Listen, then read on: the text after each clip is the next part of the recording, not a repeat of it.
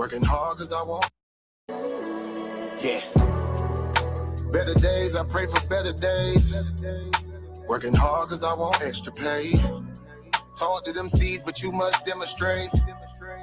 Cause it's your ways that they gon' imitate. Now I'm violent. Sometimes I wish I would've went to college. Frown proudly. Cause where I'm from, they hate you when you smiling. Your faith should be your gun. You can't leave home without it. The children being grown cause all the parents acting childish. You show them your reality, I bet they doubt it. You tell them all about your dreams just when they out it. Your own blood. Ain't no family no more. They do you badly for sure. You try to patch up your soul, Lord knows you on a mission to show him you so submissive. The prayer said it's silence, you know the devil can hear him, pay attention. Know the war's within, how much time do you spend? Try to balance your zen, then again, losses is lessons. You tell me you trying to win, we know about saving money. You tell me you trying to spend that blood on it. Sweat tears, you put that love on it. Your best years was just a dumb moment. You tired of going hungry, can't deal with fake making your life lonely. Your lack of faith that left your soul boning. But you gon' work and you gon' strive, do what it takes to survive. What is truth, what is a lie? You know that war's inside. Some get draped into the fake, they don't know what to decide. Wrong choice meet your demise, keep that between you and I. You realize some people you gon' let go, you visualize the things you need to feed your soul is on the rise. They not gon' wanna let you go, but it's alright. It's cool to bury what's gon' grow. Went from wrong to the right and to the dark to the light. It was a hell of a fight. You give it all your might. Gotta hold on tight and you stay strong and precise. You fight the war that's inside, cause it might change your life. Wrong to the right and to the dark from the light. It was a hell of a fight. You give it all your might. You just hold on tight and you stay strong and precise. You fight the war that's inside, cause it might change your life. I ain't the person that I used to be. So what I do today ain't things that you used to see. Stay the same, no, things change usually. Some folk I may know might get reintroduced to me. Yeah, I ain't the person that I used to be. So what I do today ain't things that you used to see. Stay the same, no, things change usually. Some folk I may know might get reintroduced to me. Yeah.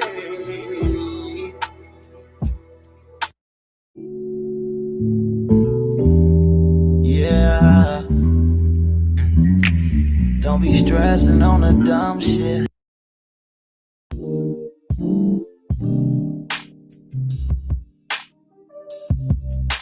The mission of the Soul Tribe social family is to empower individuals to connect, inspire, and support each other on their journey towards personal growth, self-discovery, and a positive transformation within a nurturing online community. Our vision is to cultivate a virtual space where members of the Soul Tribe family can share their stories, wisdom, and experiences, fostering a sense of belonging, understanding, and unity among diverse individuals. Our core values include authenticity, empathy, growth, and community. We aim to create a safe and inclusive environment for open dialogue and mutual respect, provide resources for personal and collective growth, celebrate diversity and individuality, and promote positivity, kindness, and mindfulness in all interactions within the community. Join us in shaping a supportive online family where your voice is heard, your journey is valued, and your spirit is uplifted. Welcome to the Soul Tribe, where connections are soulful and relationships are transformative.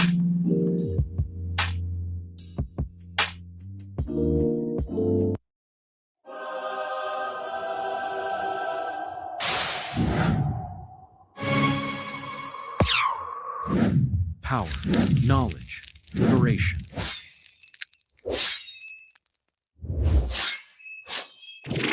Welcome to the Duel of Concepts, the arena where minds clash and brilliance is born. This isn't just talk, it's the battlefield of thought. At the DOC, we sharpen minds with debates, ignite ideas with lectures, and drop jewels on history, science, spirituality, politics, and the Black state of mind. We build, we challenge, we elevate. From music videos to quick breakdowns, every piece is designed to wake up the spirit and fuel the movement. Duel of Concepts. Where the future of Black thought is forged. Find us on TikTok, Instagram, and YouTube at Duel of Concepts and online at duelofconcepts.com. In a world full of friends and enemies,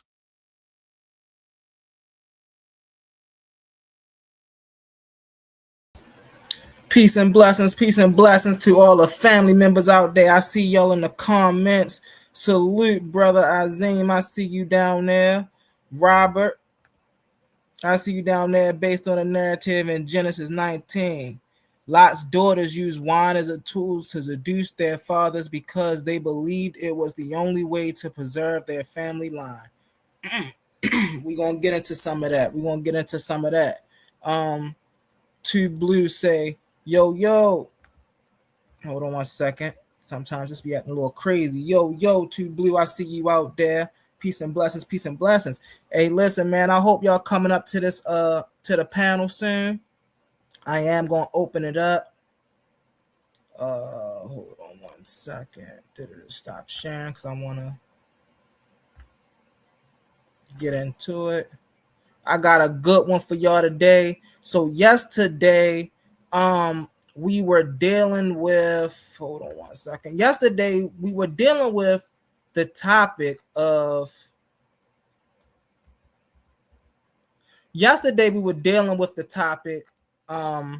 of objective and subjective, and I don't think we came to a complete foreclosed terms with what those terminologies actually infer and refer to and what we mean when we state those terminologies. So welcome to today's panel. It's an open panel. Let me get my little screen clear, y'all. Let me get my screen clear. We confront the clash between objective truth and subjective interpretation in the case of oppression throughout human history. I'm your host, Humble Mystik, repping the Bomb Squad and a Titan Debate League panelists for the ones who will come up, because I will drop it. And what's up, my brother Fusion Design? I will drop the link in the comments very shortly. So for the ones that come up for my panelists, please make your mission clear. Answer each question directly, define your terms, and ground every claim in evidence. Let's raise the standard here, y'all. Let's get to work. So what I'm going to do right now is I'm going to open up. Hold on 1 second.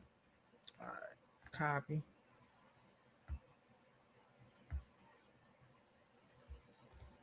All right, so I'm going to open up the panels right now. Come on up here. Feel free. I see we got 7 people in here. Come on up here. The first question: slavery. Is slavery objective or subjective? Define your terms and cite historical examples. Come on up here, y'all. Don't be scared. So for myself, I would say slavery is objective in history, but the world view behind slavery is subjective. So in the terms of objective and subjective, I'm talking about something that exists independently, right, on its own, without feeling, opinion, and outside observation. So we do know the event of slavery happened. That's a fact.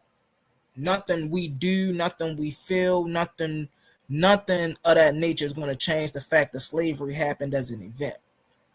Now, the world view of slavery, should people have been enslaved? That's subjective based on what a society feels in their moral code and their moral compass. I'm excited to hear some of what you brothers and sisters are going to bring up to the panel. Come on now. Question 1: slavery. Is slavery objective or is it subjective? What do y'all say out there?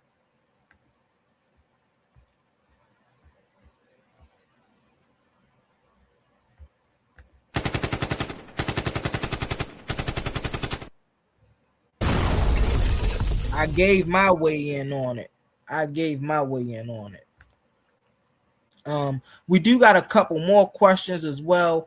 I'm gonna save the rest of the questions until we actually get some people up on a panel to actually discuss the topics, that we're going through and whatnot. I see you, brother Fusion Design, my brother Fusion Design in the building. That's what I'm talking about. I shared the live. Listen, tap that heart, share that screen. Beagle terminology, y'all. Beagle terminology. Tap the screen, send me some hearts.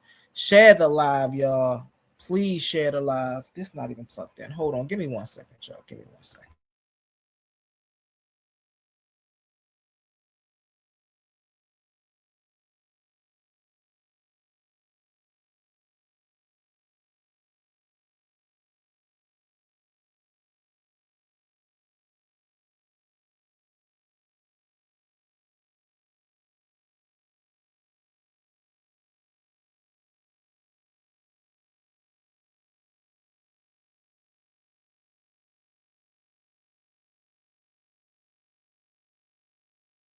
I'm back, y'all. I had to make sure my laptop was plugged in so it don't die on us.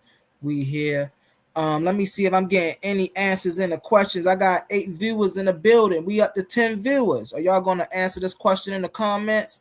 Is slavery objective or subjective? I'm excited to hear y'all answers. Like I said, I do have other questions. I'm gonna save them for when people actually want to come up on an open panel. I did put the link in the comments. Hit that link. Come on up. Let's have these discussions, y'all. Let's have these discussions. I wish I can actually see the people who was coming in, who was actually coming in, the thing, so I can give y'all some shouts out if too. Hey, if y'all in the building right now, put a fist up. Give me the fist emoji if you're in the building right now so I can shout you out.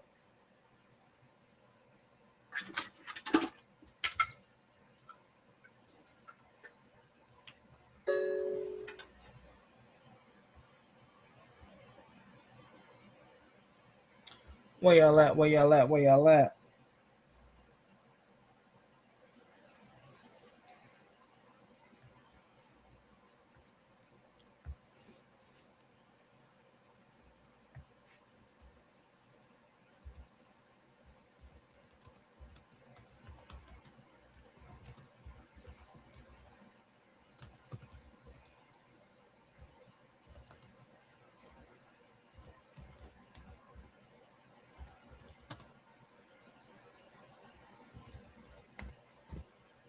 All right.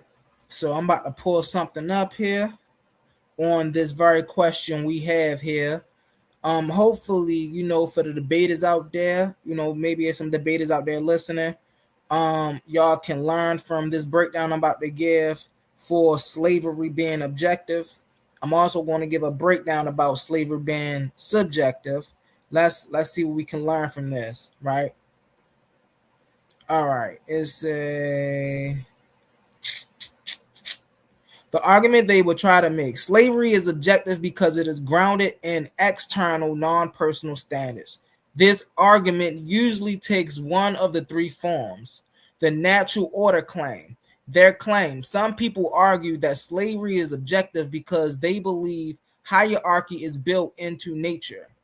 Stronger animals dominate weaker ones. So humans domination is natural. Why they think this counts as objectivity? It appeals to something outside personal experience or preference, nature. It frames hierarchy as a universal pattern. The historical university their claim slavery existed in nearly every ancient civilization, so it must be reflected as an objective human social structure. Why they think this count as objectivity? If something appears across culture and eras, they treat it as a fact of human society, not a subjective preference. The legal positivists claim, their claim, if a government legally defines slavery as permissible, then slavery comes objectively right within that legal system. Why they think this counts as objectivity? Law is external to individual opinion. Law creates enforceable standards that apply to everyone in that jurisdiction. Now, how can you, as a debater who stand on the other side, destroy each one? This is where you shine. Natural order claim, category error. You hit them with describing nature is one prescribing morality. Lion killing cubs doesn't make emphasize moral.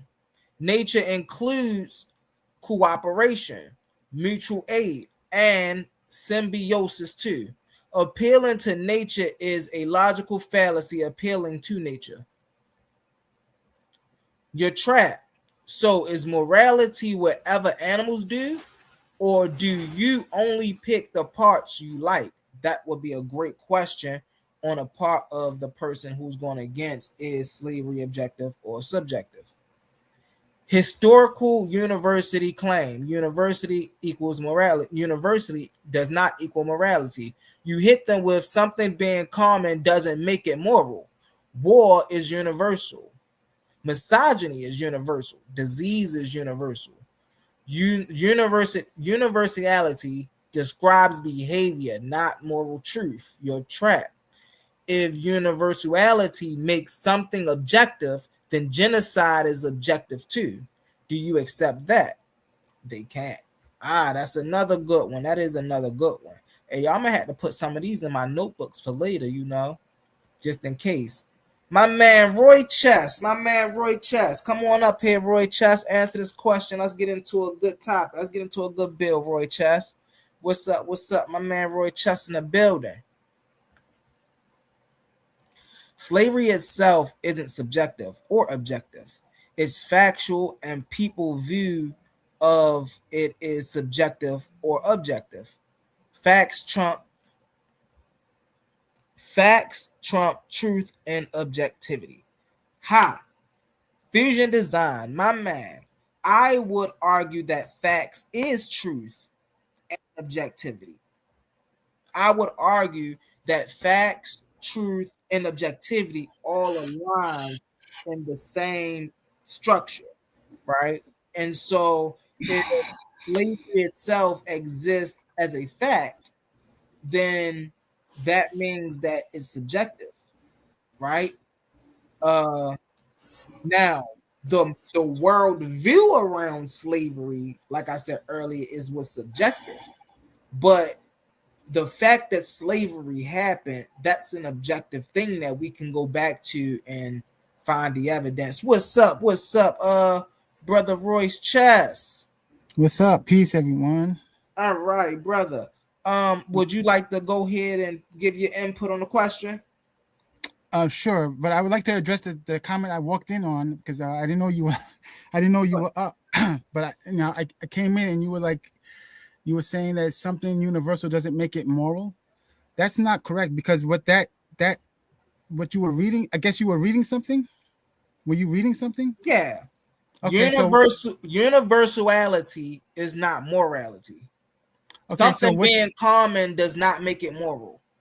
So what that's addressing is whether people accept it or not, right? So that's addressing that if people don't agree, then it's not universal. That's not how morality works. No. Morality doesn't require common. Listen to what I just said.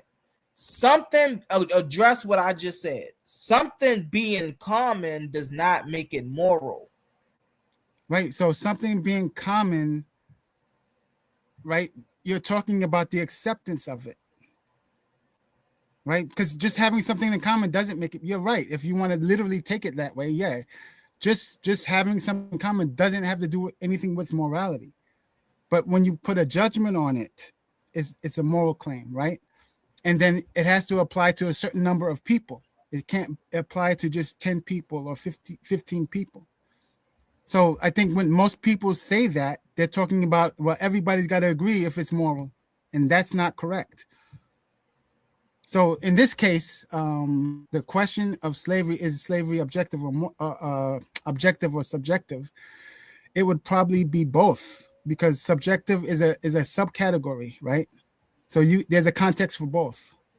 There is a context for both. I would agree with that. I actually just made that point earlier when I said my person. If I was when I weighed in, I said it's an objective event that happened in history, but the world view around slavery is subjective, right? The fact that one group of people should encapsulate and chain a whole nother group of people, that is subjective. So my brother, really fast, Chess, I'm gonna get right back to you. I just want to shout out my acknowledge my brother Fusion Design. He said etymologically they are not. Truth means faith or confidence in something. A fact is an event that has actually happened. Two very different things. So let's actually see if this is true. Does truth means faith? Short answer, no. Truth and faith are two different categories. People confuse them because they sometimes overlap in religious standards, but they are not the same thing. In religion, church fathers pass off faith as truth, but in scholastic or in scholarship, truth is one thing and faith is another. Faith equals a prototype of statement. Truth equals a property of statements. Truth is about correspondence. A statement is true if it matches reality. I'm going to say that again. A statement is true if it matches reality. A statement is false if it does not. Remember, I used that example the other day. Water boils at 100 degrees Celsius at sea level. That's a truth. The earth orbits the sun. That's a truth. Truth is objective in the sense that it does not depend on your feelings, your loyalty, or your belief. It operates totally independent of the observer's perception. So there's problems with that. Back at my man Fusion, you know it's all love, brother Fusion. You know it's all love.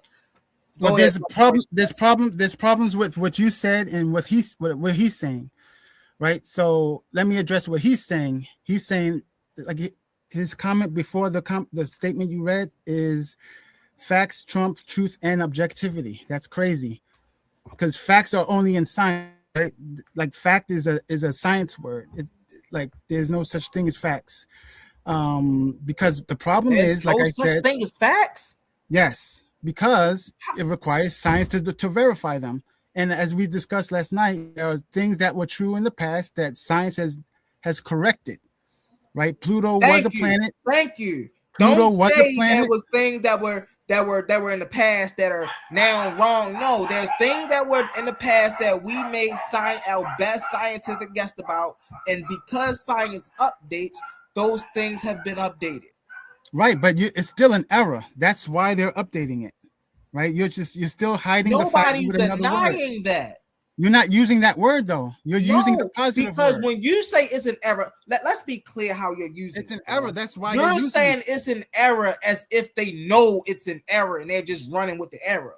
They got an error based off the tools that they were working with at the time. And it wasn't an error. It was just something they didn't know. If you don't know the color, hold on one second. That's an error, brother. Hold on one second. If you don't know the color of the car outside, but you know it's parked, is it an error that you say it's a parked car outside? No. It could be, yes. You just don't know the color. So they just it's not guaranteed that there's a car there. So they just didn't know the patterns that it was taking.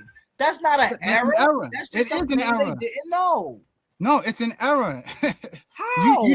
You just define truth as if it applies to Bro. reality, then it's true. And if it doesn't apply to reality, then it's false. And that didn't apply to Exactly. reality. So it didn't apply to reality. That's why they Bro. updated it. You're not understand. Again, you're putting your you're own not thing on this. understanding. No. Listen, you're saying, oh well, they just made this claim and it was false. So No, I'm not now saying later years they gotta update it. No, yes, that's exactly what happened. Hold on one second. They made a claim based off of their observation, right? So based off their observation, they gathered data. They put down what the data say. They say, okay, this is what the data tells us what this is, right? Later on, they gathered more data. So then they say, okay, well, now we got to add, hold on. Now we have to add this data to this data. When they got all the data together, they found out that Pluto did not operate like a planet. So you can't then say, oh, well, they made a mistake. No, they did the best they did at the time. They updated. They made a mistake. Got more information. Right, but you're taking it like they did it. They made an error purposely. I'm not saying that. I'm not saying that they purposely wrote an error. They didn't know they were in error. That's the point I'm making. And the future scientists later on corrected it. It was like 80 years, 100 years later, man. They didn't correct it right away. Because they had to get the technology. Exactly. That right there is what's being disingenuous. You in one sense, hold on one second. Hold on. You in one sense agree with me. Oh, well, yeah, I'm not saying they did it maliciously, but then you're like, oh, well, they didn't upgrade it until 100 years later. They did not have the technology they had then. That's so the what? problem. That still doesn't change the fact that it's wrong. It does. Hold on one second. If I can't tell that Pluto crosses 3 other planetary orbits, then how can I then come back and tell y'all that that's a fact if I don't know it yet? Yeah, but you're saying it's a planet already, though, and that there's some stuff that you didn't know, and yet you're still you're still making excuses. You're still making excuses. There's no excuse. It was a planet. It is. If we was to go, I know what happened. I know what happened. You know what happened. Then why are you saying it the way you're saying it? And you're not saying because it that's what it is. You're just changing the words. That's not what it is. So, all right, hold on 1 second. All right, so break down to me what you think happened during the Pluto thing. So what they did, like you said, they observed some stuff to the best of their knowledge. They made a claim, and that claim ended up being wrong over time. Right? That's why they upgraded it. They updated it, as you say. But it is still an error. That is why it's not considered a planet now. They didn't leave it alone. They don't say it's a planet now, do they? They changed the whole statement. Again, this is they reversed it. Hold on one second. They reversed the statement, and you're not addressing that. They made a statement, and then they reversed it. This is where you're being disingenuous. Because you said, okay, hold on 1 second. You said back in the day, they called Pluto a planet, right? Then later on, they found out that it was an error. And now they don't call it a planet anymore. No, they made a statement that Pluto was a planet without all of the evidence. Once they gathered more, hold on 1 second. Once they gathered more data, it found out how it functioned, and then they came back and say, oh, this is not what we thought it was. This is actually this. And how do we know it's this? Because we came back with certain data. It's not just, oh, well, we found an error. No. They didn't find any errors. They did what the best they did at the time. They invented new instruments to measure celestial bodies. Once they invented new instruments that measure celestial bodies, then they were able to measure or track the orbit of Pluto. Once they were able to track the orbit of Pluto, they were then able to verify that Pluto does not operate like a planet. You repeating the same thing over and over doesn't change because it. you're not under because you're. I understand. I understand just sat it, here but and asked you, Royce. I just sat here and asked you.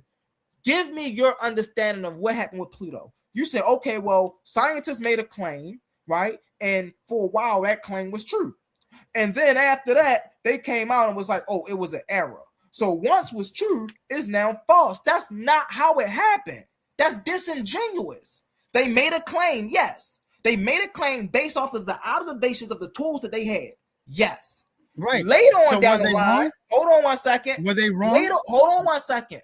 Later on down the line, right, they developed more tools that was able to measure Pluto more appropriately. After they were able to do that, right, they were then able to clarify what Pluto was, not have a vague sense of what Pluto was. That's what I think you're missing, right? I'm not missing it. I'm You not are missing it. that. No, I'm not. You Just because I are. don't agree with it. No, you're making no sense because it Bro. goes against your whole definition of objective. Because you're saying that science is objective, right? Right? You're saying science is a legitimate form of knowledge, and now you're admitting to me that at the time they didn't have this ability, so they were allowed to make an observation that they were not sure of. Then later on, somebody else finds out that the statement that was made is not correct. Then you're trying to cover it up by giving me all these inter details about what happened literally. Gosh. At the end of the day, no. At the end of the day, they made a statement and it was wrong. Listen, and they corrected it. That's You're not like, hold that. on one second, right? That's literally like the first people that ever crossed the ocean. I'm sure they must have thought at first the lakes were the only things to cross until they came across something way bigger called an ocean. So what I'm explaining to you is information gets revealed over time. Awareness expands over time. So when you're talking about, hold on one second. When you're talking about, oh, well, you're saying something is objectively true and you're using science as objectively and da-da-da-da, bro, Pluto is an object in space no matter what we categorize it as. Fact or fiction? It is fact, yeah. Okay, so the fact that Pluto is an object in our solar system, right, that's objective. No, it's not. What we choose to call it, it is. What we choose to call it is what make it subjective. If we choose to call it a planet, a dwarf planet, that's what make it subjective. But the fact that Pluto is an object within our solar system, that's a factual statement. That is objective. It doesn't matter how you feel about it. It doesn't matter if you agree with it being a planet and not being a planet. It doesn't. None of that matters. The fact that Pluto is an object in our solar system itself is a factual statement. That's what makes it objective. No, that's not correct. You're mixing the definitions. That is correct. No, it's not. You're using. Show me how that's not correct. Show me how that's not correct. I've explained this to you. Again, you're not dealing with the truth value. I'm giving you that Pluto example because I'm definitely showing you that the truth value has changed over time. So something objective that changes doesn't make sense. How could something be objective and then it changes over time? You're understand. So I see where you're making a mistake. I'm not making a mistake. Hold on one second, Chess. I'm not talking about understanding. Hold on one second. I'm not talking about understanding. Don't bring up understanding. Listen, you are grouping together the understanding of a thing and the thing itself. No, I'm not. I'm not. Because it's I'm not. I'm not a scientist. Hold on. It's the understanding that got upgraded about Pluto that made it no longer a planet. Pluto is still an object in our solar system, no matter what they call it. Yeah, but you're still not addressing the thing. That is the thing. Pluto is the thing. No. The thing, what you're telling me goes against what you defined. Because you're saying, not. Yes. So I'm going to ask you this now. I'm going to bust you here. Mm-hmm. Can you know something without sense of self-awareness of it? No. Okay, so if you're not aware of it, does it exist? Yes. How? If you're not aware of it? Objectively. If No. something is You can't have objective it both in ways. nature, whether No. you're You aware need to of answer the it or question. not, it will exist. No, you're repeating the dictionary and you're not thinking. That's not the dictionary. That's Where are you reading literally. it from? Listen, hold on, Chess. Hold Where are on. you One getting it second. from? I got you. That's not the dictionary. That's Where are you getting it from? experience. Hold on one No. second. That's experience. Just because you don't see the supermarket right now, we have no physical awareness of a supermarket right now.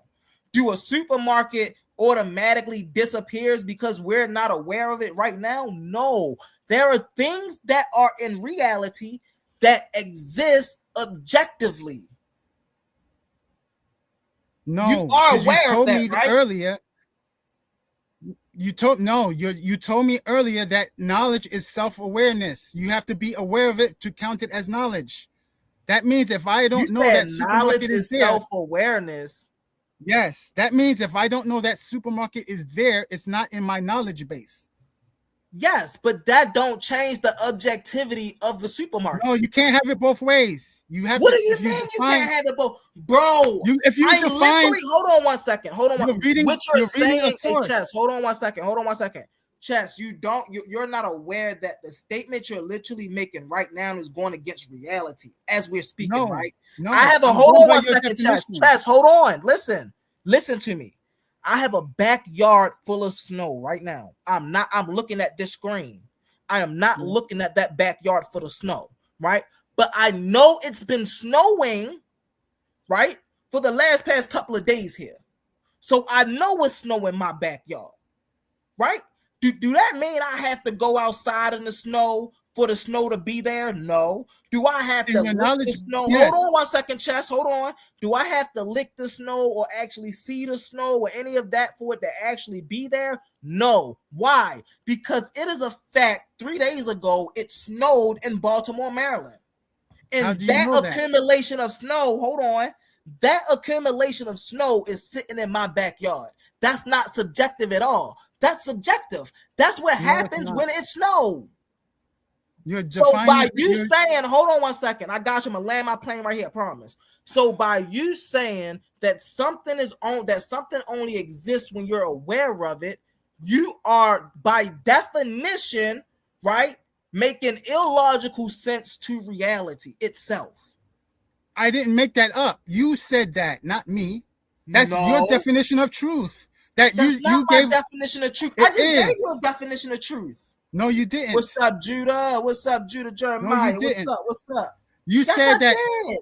You said that facts have to be verifiable. Yes or no? That there has to be evidence.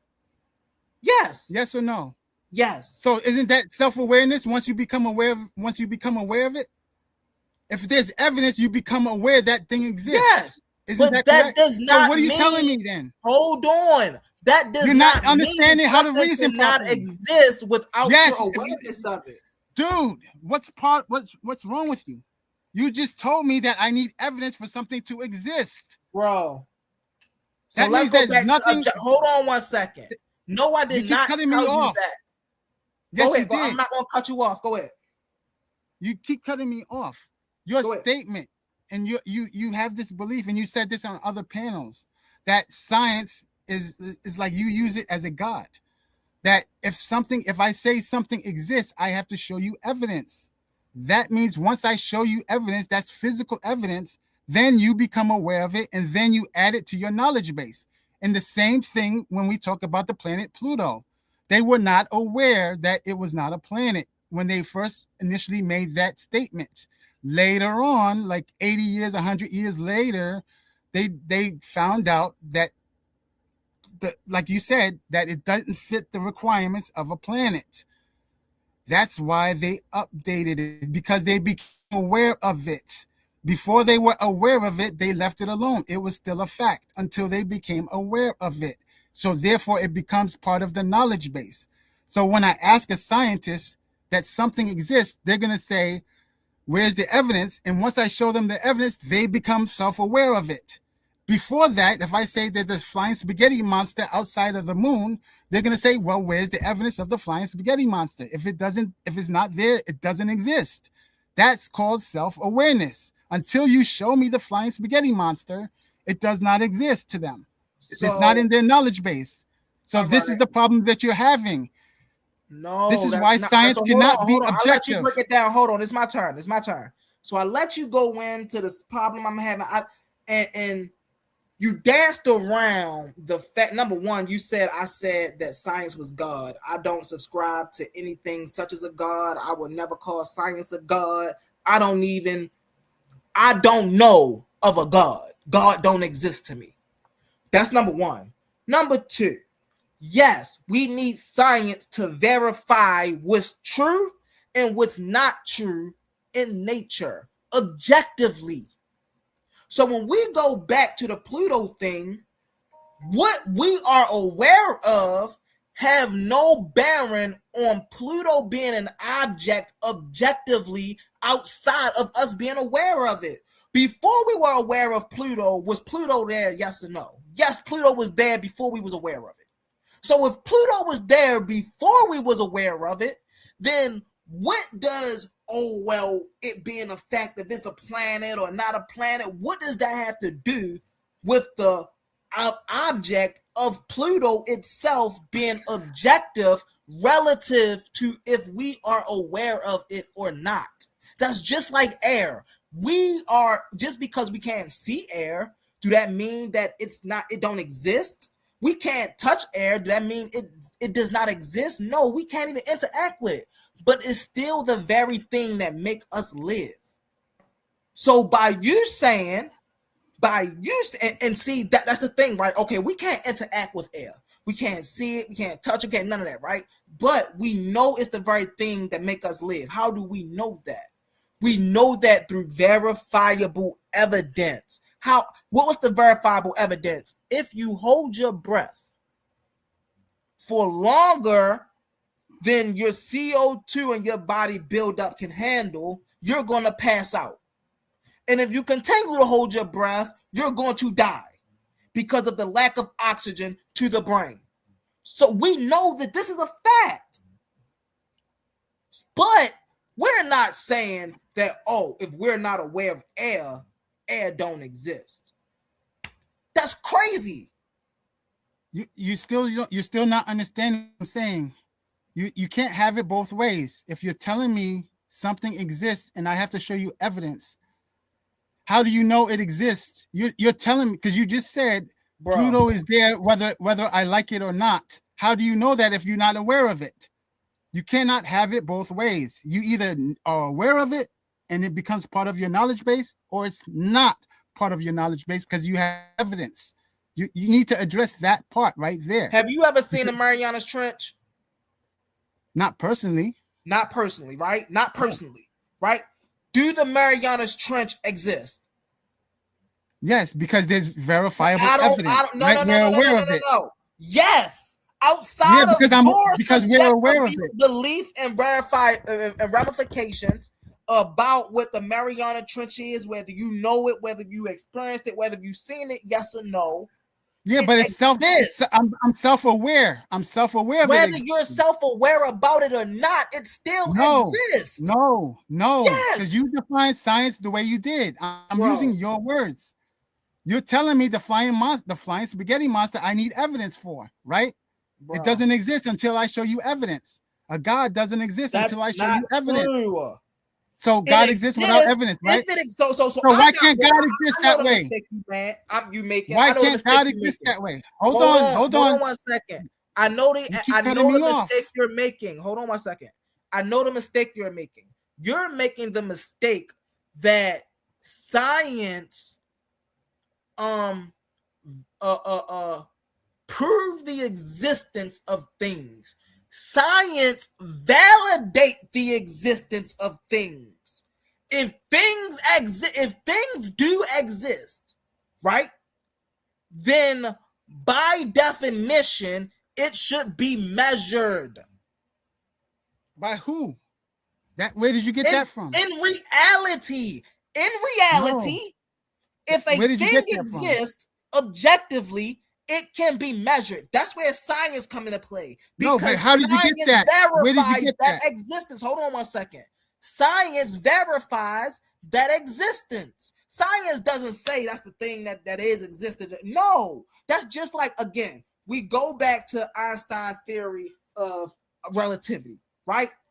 Einstein had no tools to actually prove the science of relativity, his equation of relativity. He had nothing to prove that, right? So at that point, it was a theory.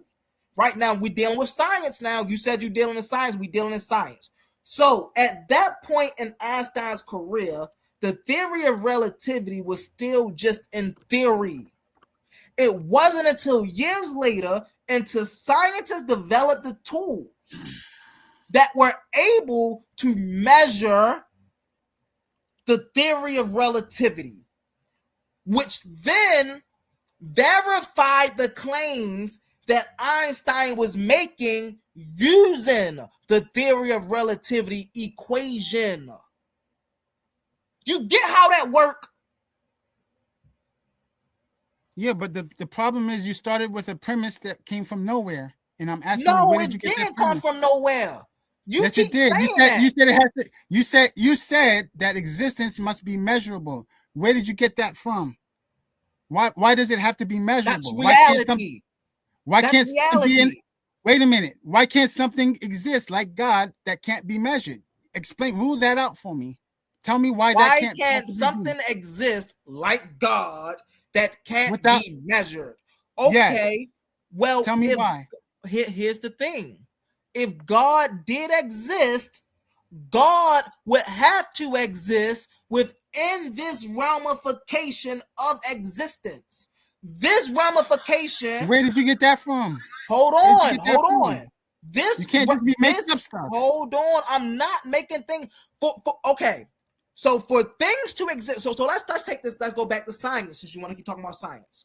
There are particles, right, that jump in and out of existence.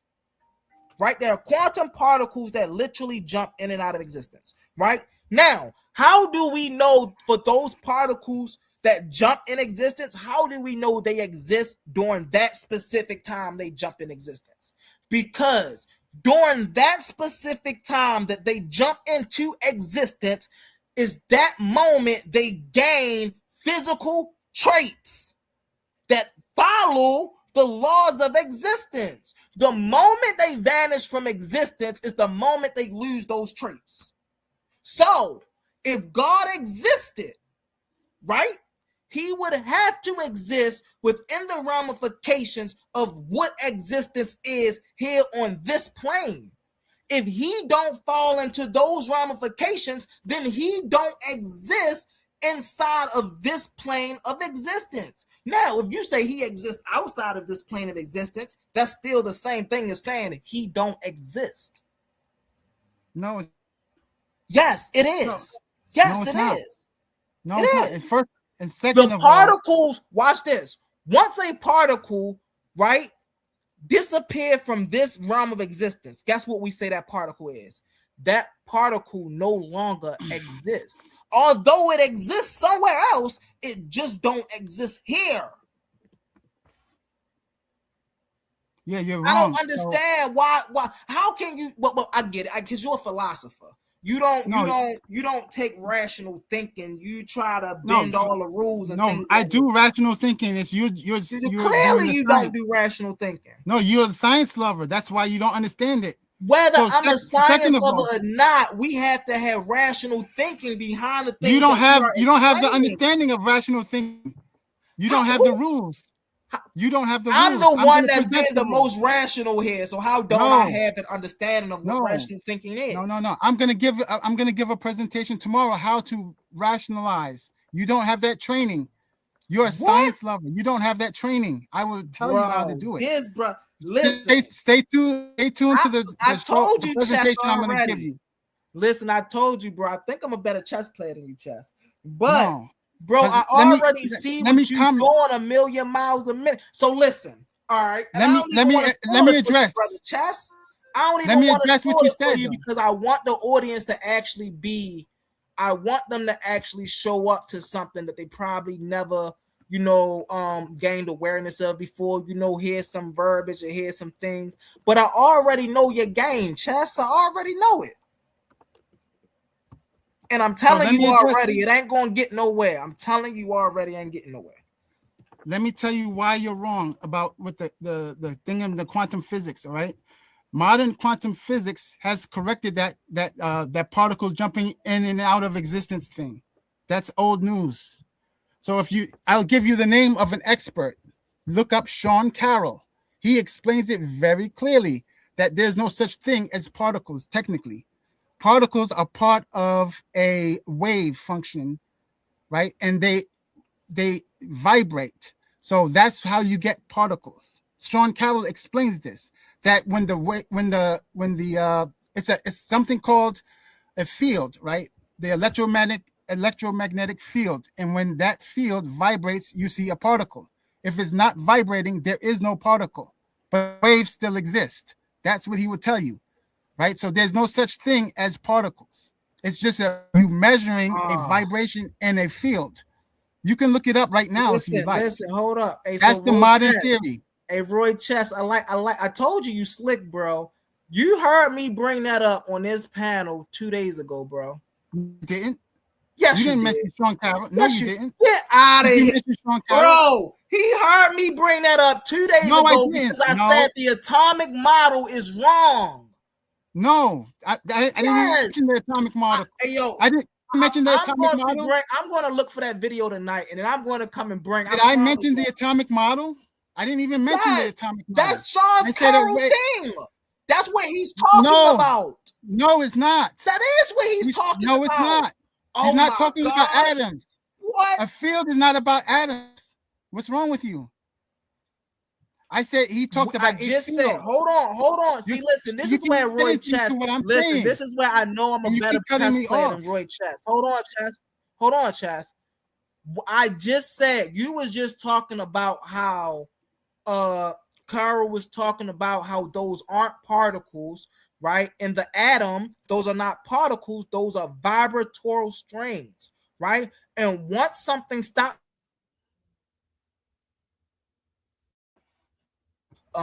vibration is something constant, but when we see the shift in vibration, then we see movements happen.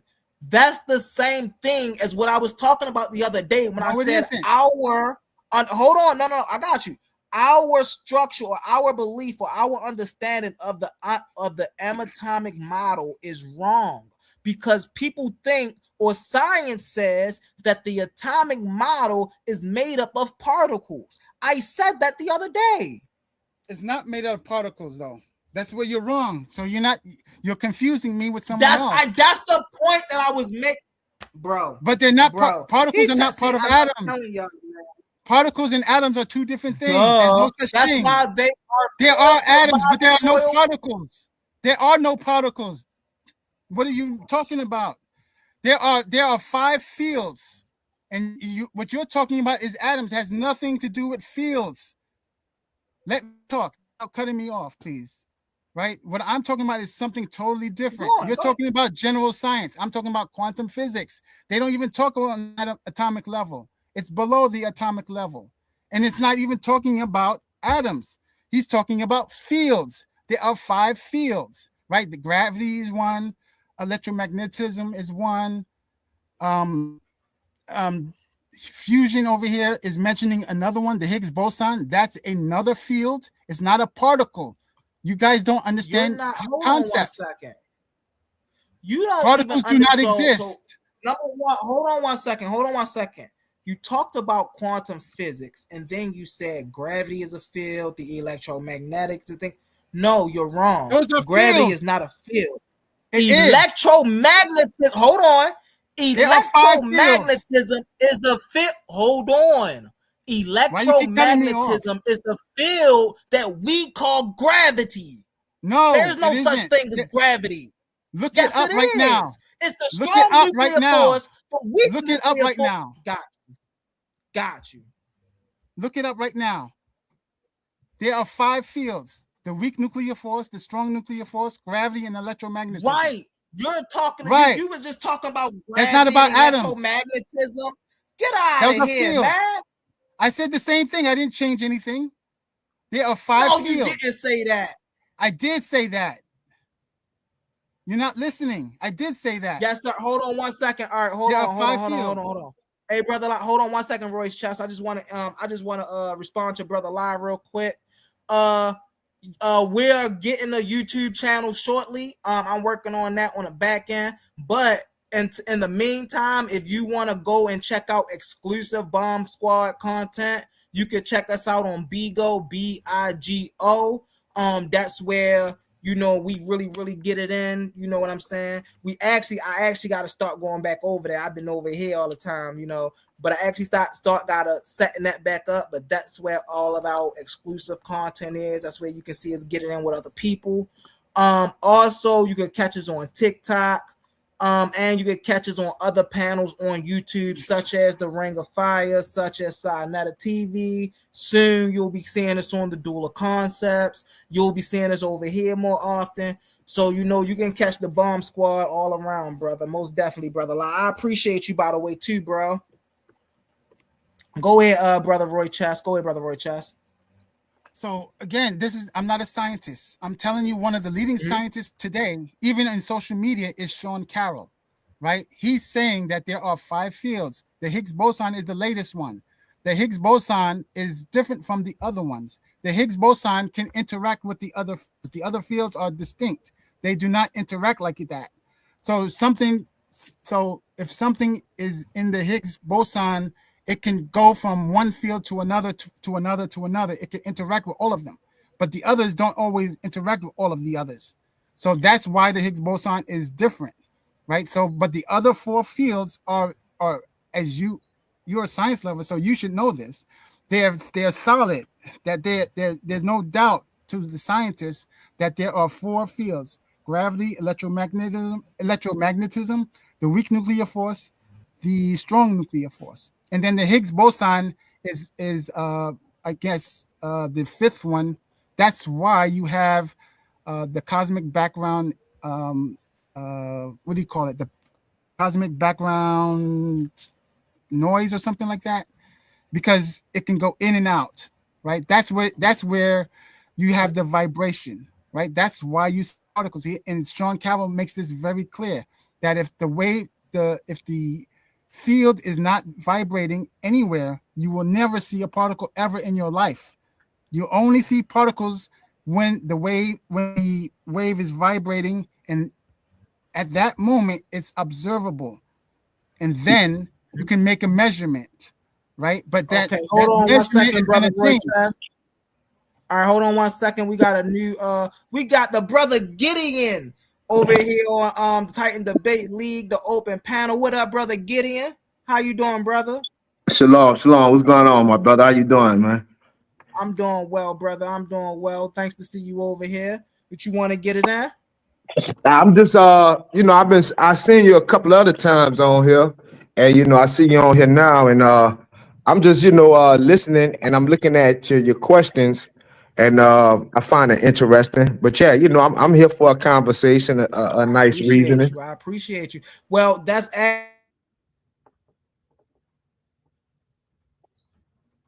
you had that? You broke up.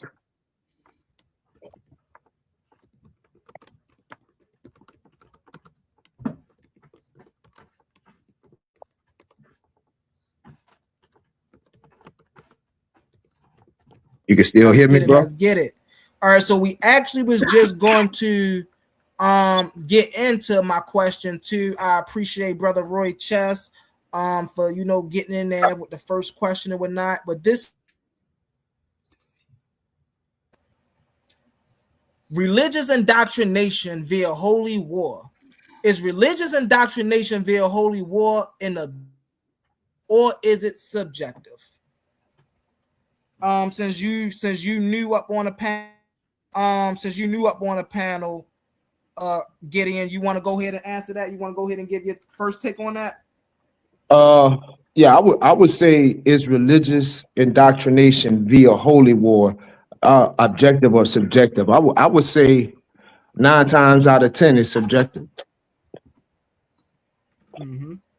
Yeah, no doubt. I mean, when you look at, you know, with the Crusades, the Muslim holy wars, you know, I forgot what they call it.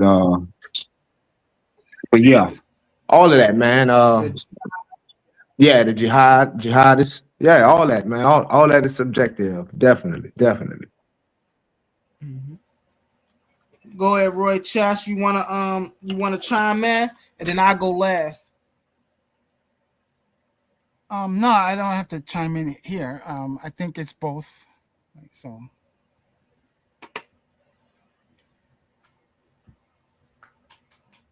Okay.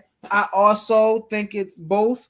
I think that because it happened, right? Because religious indoctrination via holy war happened, that make it an objective event, right?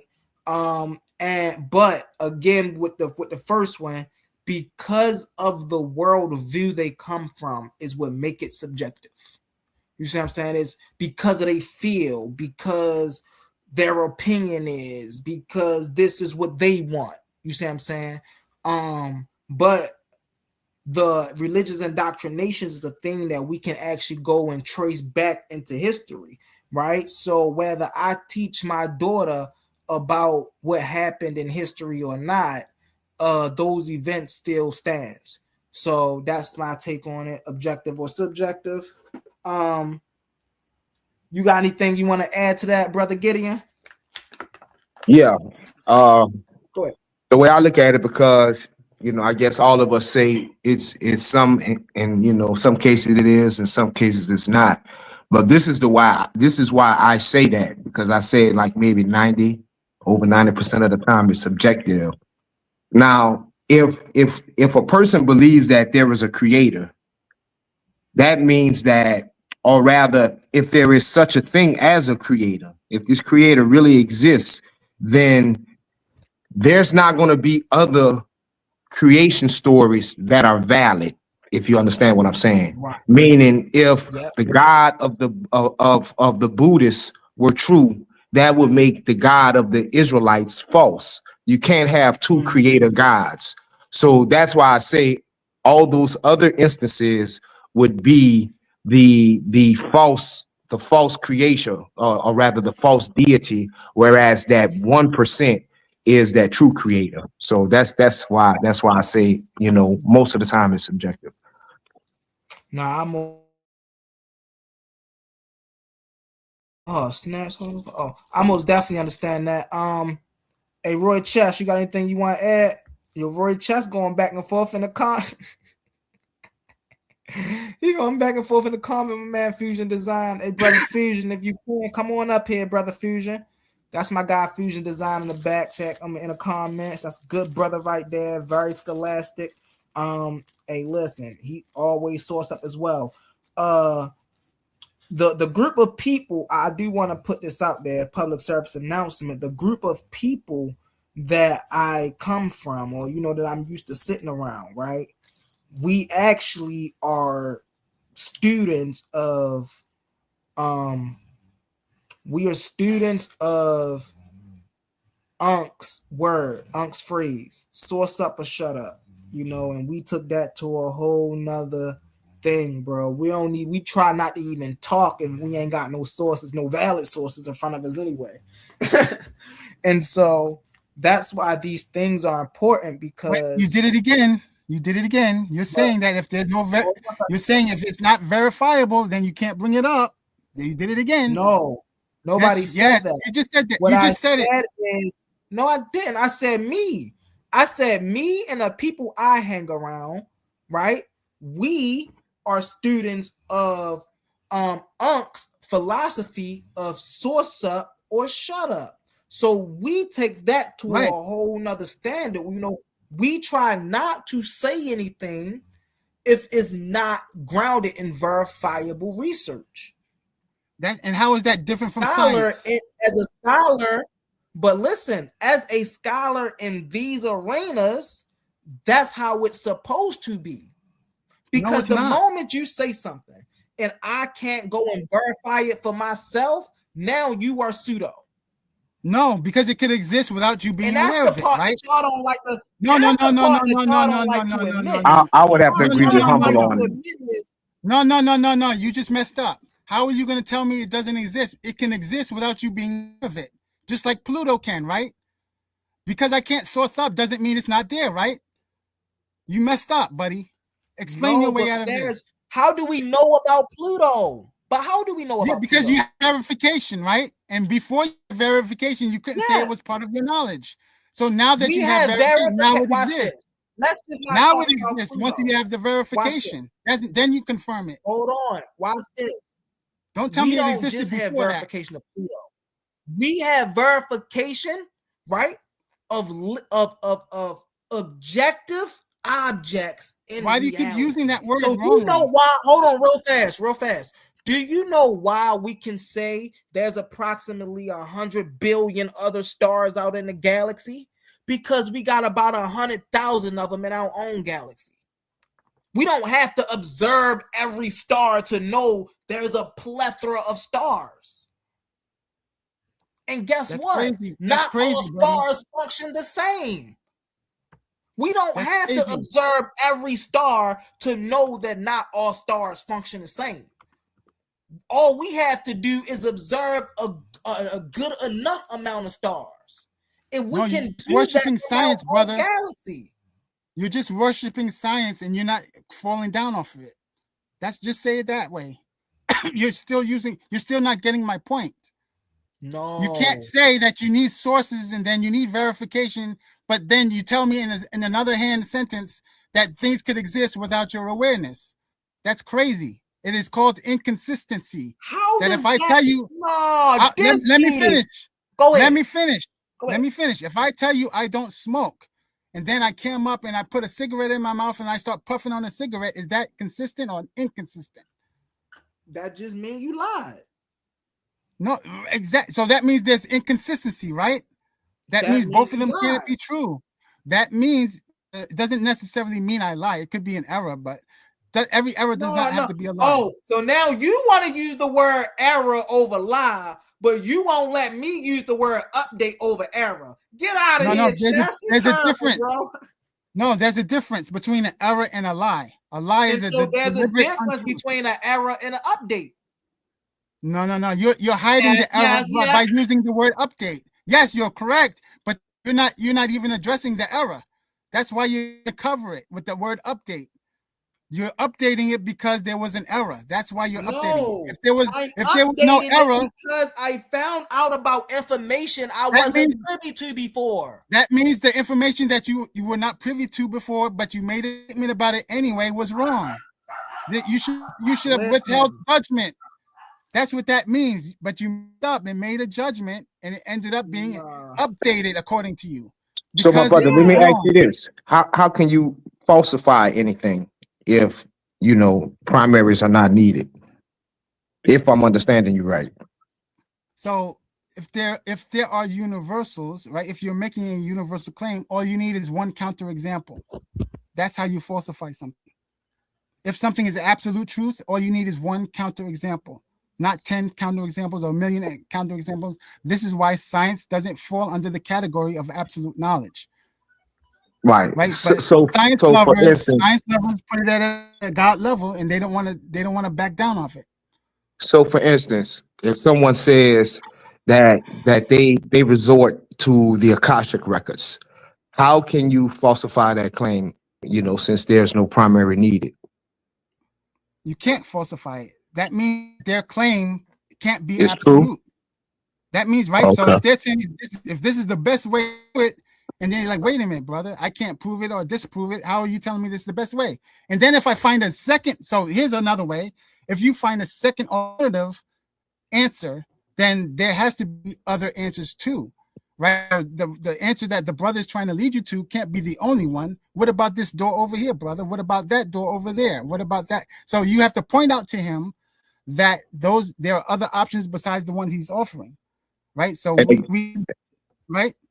And again, I'm trying to follow, and I think I am following. But when it comes to that, that's why I lean on the scriptures, because it's written and it's something that can't nobody just walk up to me and start telling me stuff, and it sound good and it sound like it makes sense, but it's not written. So that's why I'm understanding the conversation. Like I said, I feel primaries are very much needed because then you're relying on somebody else information. I mean, for all that, you might as well believe in a WASP. No, so what you're doing is, again, you're still doing the same thing that the science lover is doing, right? You're saying that there has, and then you're using everything else as, if I tell you something, that everything I say is subjective. But this, brother, science is telling you that there's objective, but then you don't have evidence. So this is what I'm complaining about. Which one is it? If you have to stop, and I don't know, the evidence is out there, but then I find it 20 years later, it's still there, he's telling me. No, it's not part of your knowledge base. You can't say it exists. If you're not aware of it, it doesn't exist. That don't make sense, brother. It does, because that's what you said. Exactly, it doesn't make sense. Bro, there's a whole life. That's what science lovers say. Hold on one second, Roy. Hold on 1 second. That you have to source up. There's a whole million lives going on outside of your awareness that you don't even know, right? You are aware of me and the brother. Yeah, but it's outside of your knowledge. You can't comment on it. Hold on 1 second. You are aware of me and the brother Gideon right now, right? But you are not aware of what my daughter is doing right now. But she still exists. But you're not aware of her. Right. You're not aware of what my wife is doing right now. But she still exists. You're not aware what my cousin, but you can make me aware, is doing right now. You can make me aware. Exist. No, you can make me aware. Made you aware. No, you can make me aware. Before you were aware, they were still existing. Right, so now they exist. They've been existing. No, not in my knowledge base. They weren't. They've been existing. No, they were not in my knowledge base. Whether your knowledge base was aware of them or not in my knowledge base. They were actual objective figments in reality. Are you saying they were not? No.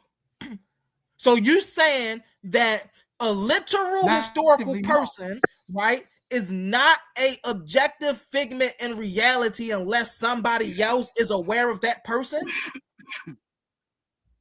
So individual limitations define I'm not proof. using my definition. Now, according to you guys, yes. Definitions. I'm not using my definition because I told you that your definition is faulty. I'm giving you the right definition by telling you it has to do with truth value, that it doesn't change.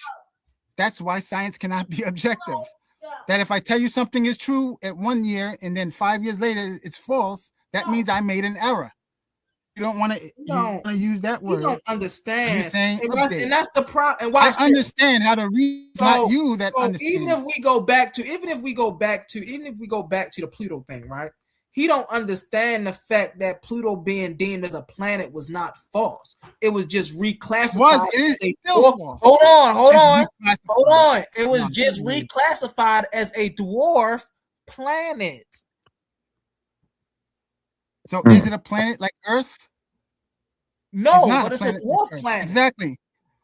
But it got reclassified because of all of the new information that came out about it.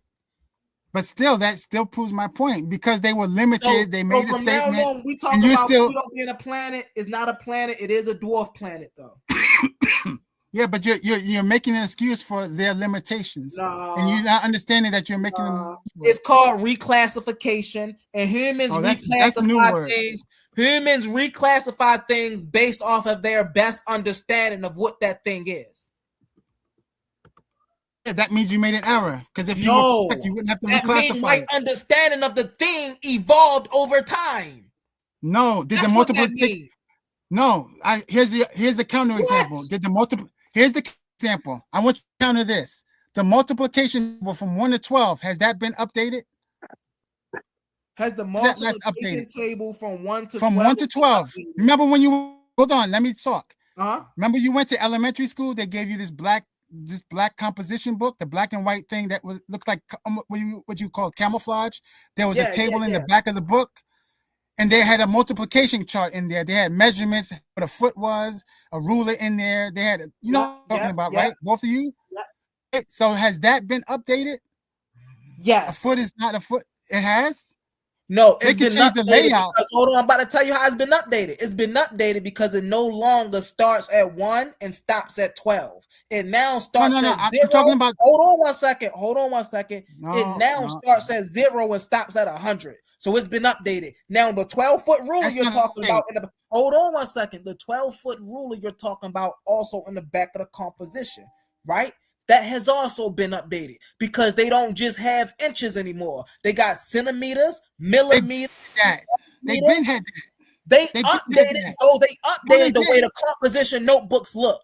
Then did they falsify? They changed the way it looks. They didn't update the information. Hold on. Did they say any of the previous information was falsified in the book?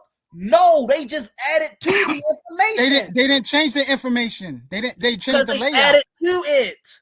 No, they didn't. They had the centimeters in there. They had the centimeters and millimeters and kilometers. They had that in there. In the early composition notebooks, no, they didn't. Yes, they just had the 12-foot inch ruler that just showed you the inch on one side and the centimeter on the other side. They didn't have the millimeter and what that was. Yes, they did. Yes, they Where did. is my book at? I wish I could have my book so I could show you what it looked like on the inside. What year are you talking about? And early as 2001 when we was getting the original composition notebooks that just had the 12 by 12 grid, the 1 times and all the way go to 12, and it only had on the back of the book, it only had the 12-inch ruler, right? That only on one side had inches and on the other side had centimeters, right? As of 2015, when I got a composition book, it had a bunch of new information in it that the original composition books did not have. But you're missing my point. The information that was there, like from the multiplication table itself, they didn't update it, right? They might the publisher. To it, is it an update or not?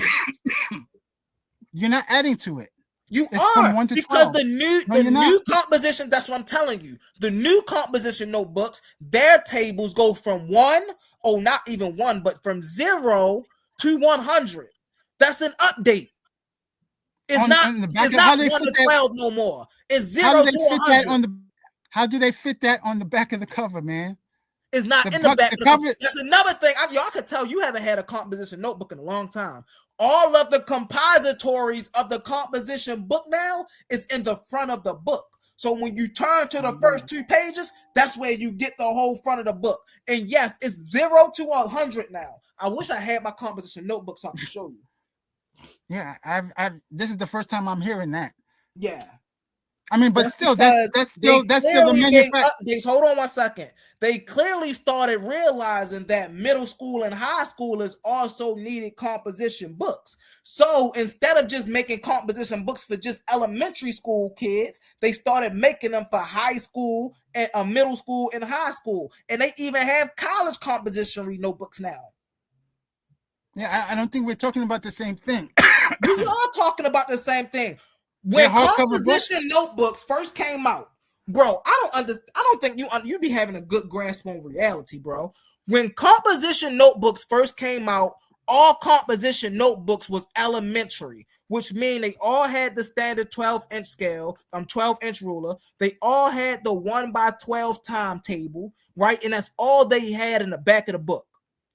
As time progressed, right, middle schools start to, we need one of these for our schools, for our kids in our classrooms. So because of that, they started adding more components to the book. So you get more information. That's called updating. Are you not aware of this? How do you call yourself a philosopher and you're not aware of the components that are taking place inside of reality to ask questions about it? Right, I'm aware of that. Now the issue is we're still kind of getting off topic because you're talking about a publisher of a book, the manufacturer of that particular book. So it's not just one publisher that prints those books. You can have different manufacturers that produce that book. Yeah. Right. So we're getting a little bit off topic of the. No, we talking about updating information. The information. Right. You can update things. Right. Book was updated. Right. So let me be clear, because there's something that you're not getting, right? when you're using the word update, the way you're saying it, it could include errors. It doesn't necessarily mean error, right? Just because you update something doesn't mean there was something was false. I agree with that. Okay. But you're hiding that fact that it could be an error. So you're just gonna say I updated it instead of saying I messed up and I corrected it. Therefore, I updated. You're not owning up to that. You're kind of brushing over that. Hold on 1 second, Roy Chess. Hold on 1 second. We got Brother King J. We got Brother King J on the panel. What it do, Brother King J?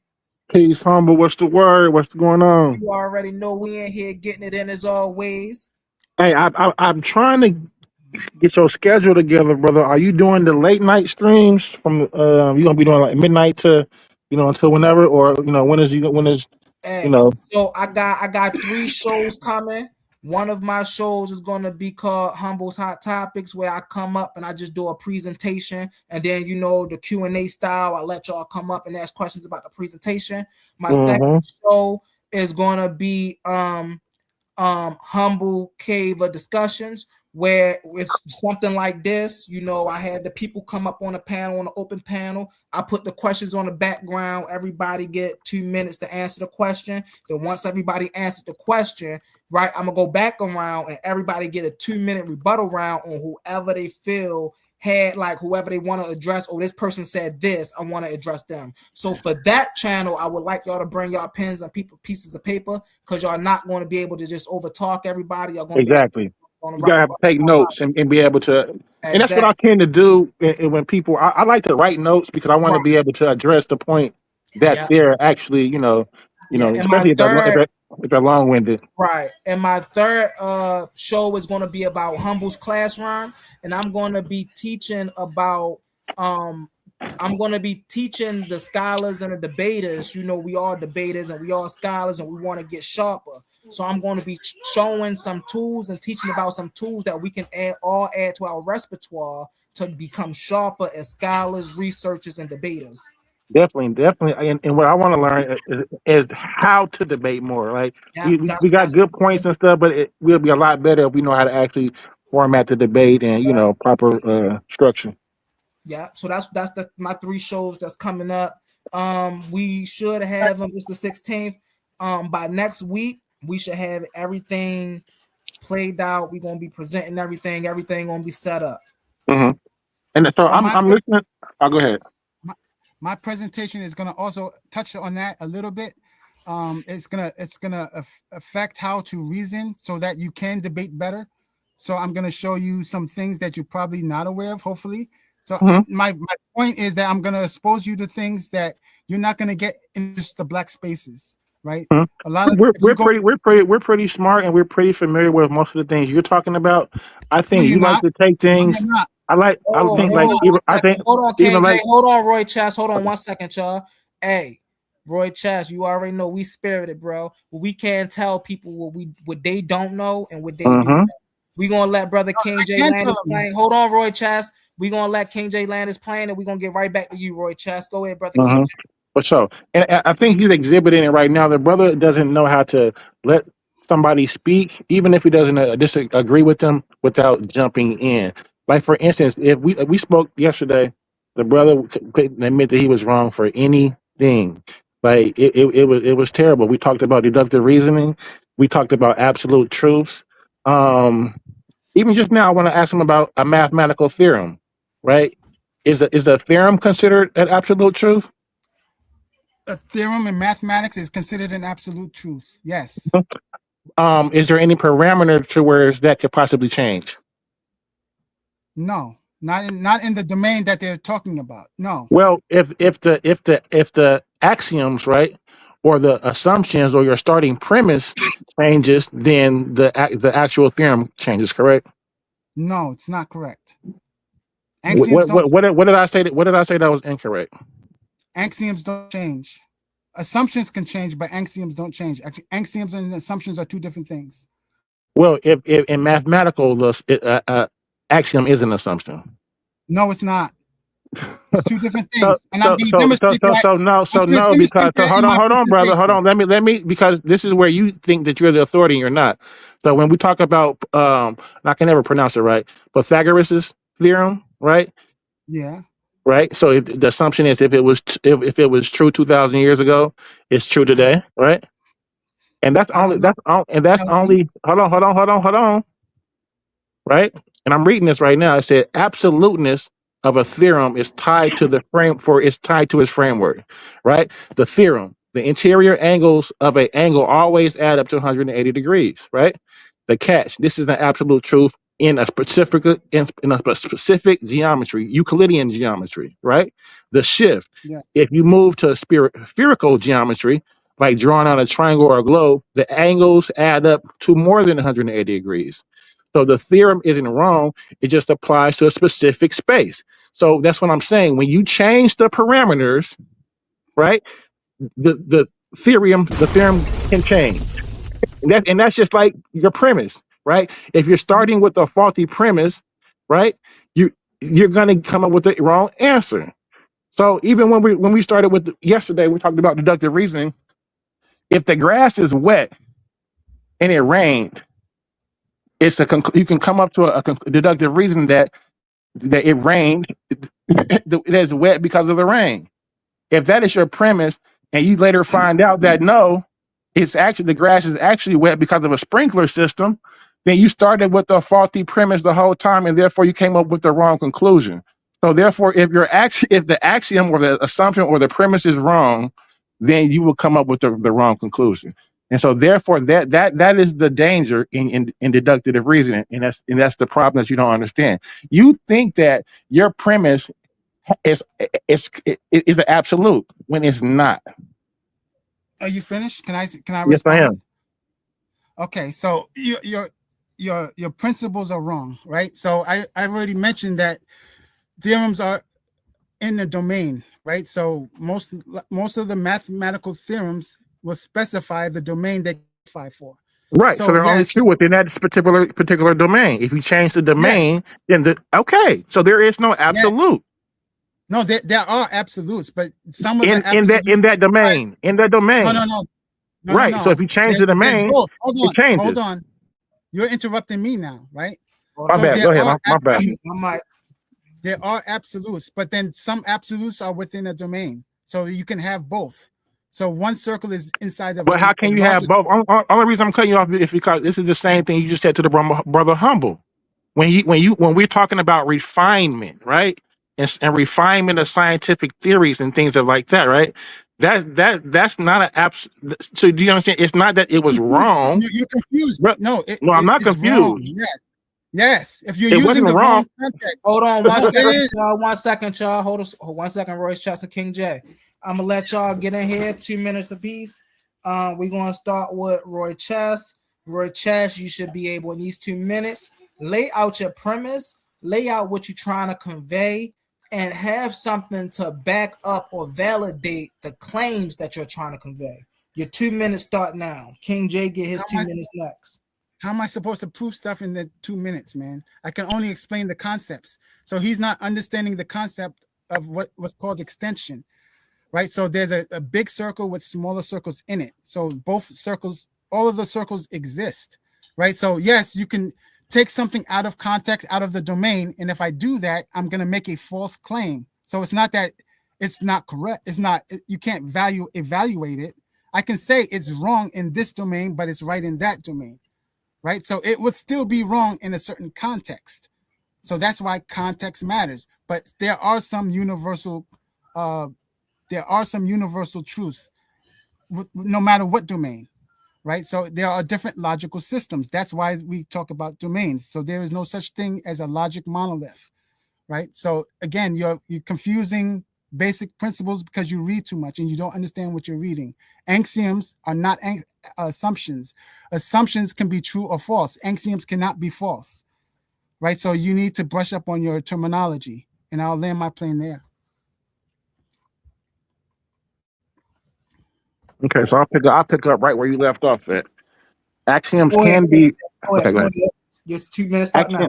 Axioms can be false if the parameters have changed, right? So and that's the thing where that you don't understand.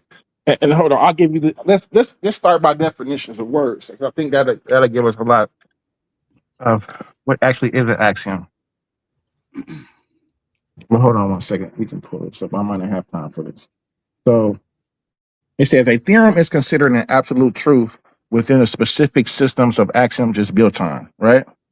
Um, let's see. I gave the example of Euclidean geometry versus spherical geometry, right? Depending on the parameters that you're being used in, the truth may change, right? So it is an absolute truth in geometry in regards to the 180 degrees, 180 degrees. But once you shift the parameters and you go into a different type of geometry, then that absolute truth is no longer an absolute truth. So there are no absolute truths in math, only depending on the parameters in which it's actually being used in. So if you change the parameters, then the truth changes, right?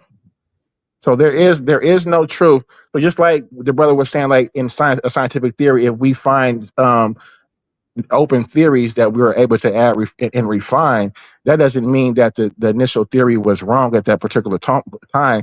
We've just found new discoveries. We've just found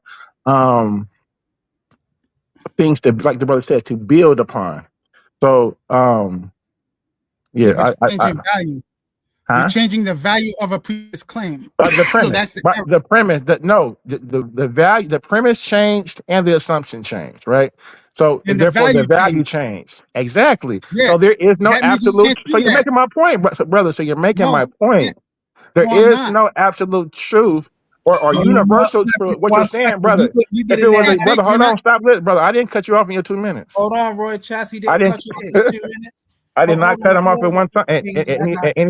Okay. Hold on So one second. if Hold on any one second. moment, go ahead. I'm gonna let you land your plane, King Go ahead. J. And Roy Chess. You get in right after him, okay? Let him land his plane. Go ahead, King J. So let's just come to this understanding. If it's a universal truth, it doesn't matter if you change what perimeters are changed, it's still going to be the same, right? So if I change, so you're saying that if I'm changing the parameters and the truth is changing, that's not a universal truth, brother. Let's just deal with that. Yeah, correct. That's correct. So, but you're still not addressing what axioms are. You just all you did was repeat what you did in the first presentation. You just repeated every word. So axiom is an assumption. I will demonstrate that there's a difference in my presentation tomorrow. There's literally a difference in a proof theory. In proof theory, they're not the same. When you prove something mathematically, there's a way to write it. And axioms are listed separately from the way you write assumptions. So So assumptions can be true or false. axioms don't require proof, correct? Correct. They do not. They are things that are assumed to that are automatically Assumed to be assigned the true. truth value of truth. No, they're not assumptions. They're authoritatively handed that this has to be true. It's not an assumption. An assumption in a proof is indicated written differently than in an axiom. So that's why I'm telling you that if I show you a mathematical proof, I'm going to separate axioms from assumptions.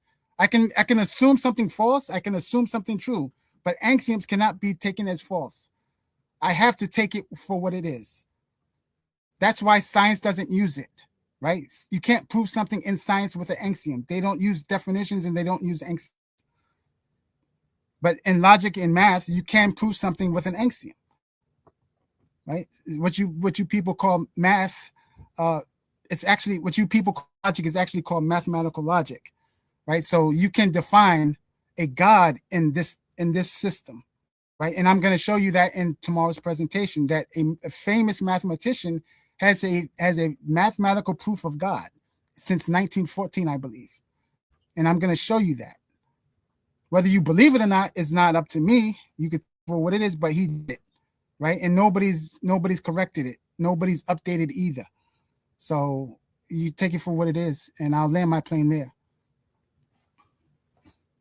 Okay, so really fast, King J. We're gonna get to Gideon. And Gideon, you got an input on what you hearing, brother? Yeah, man.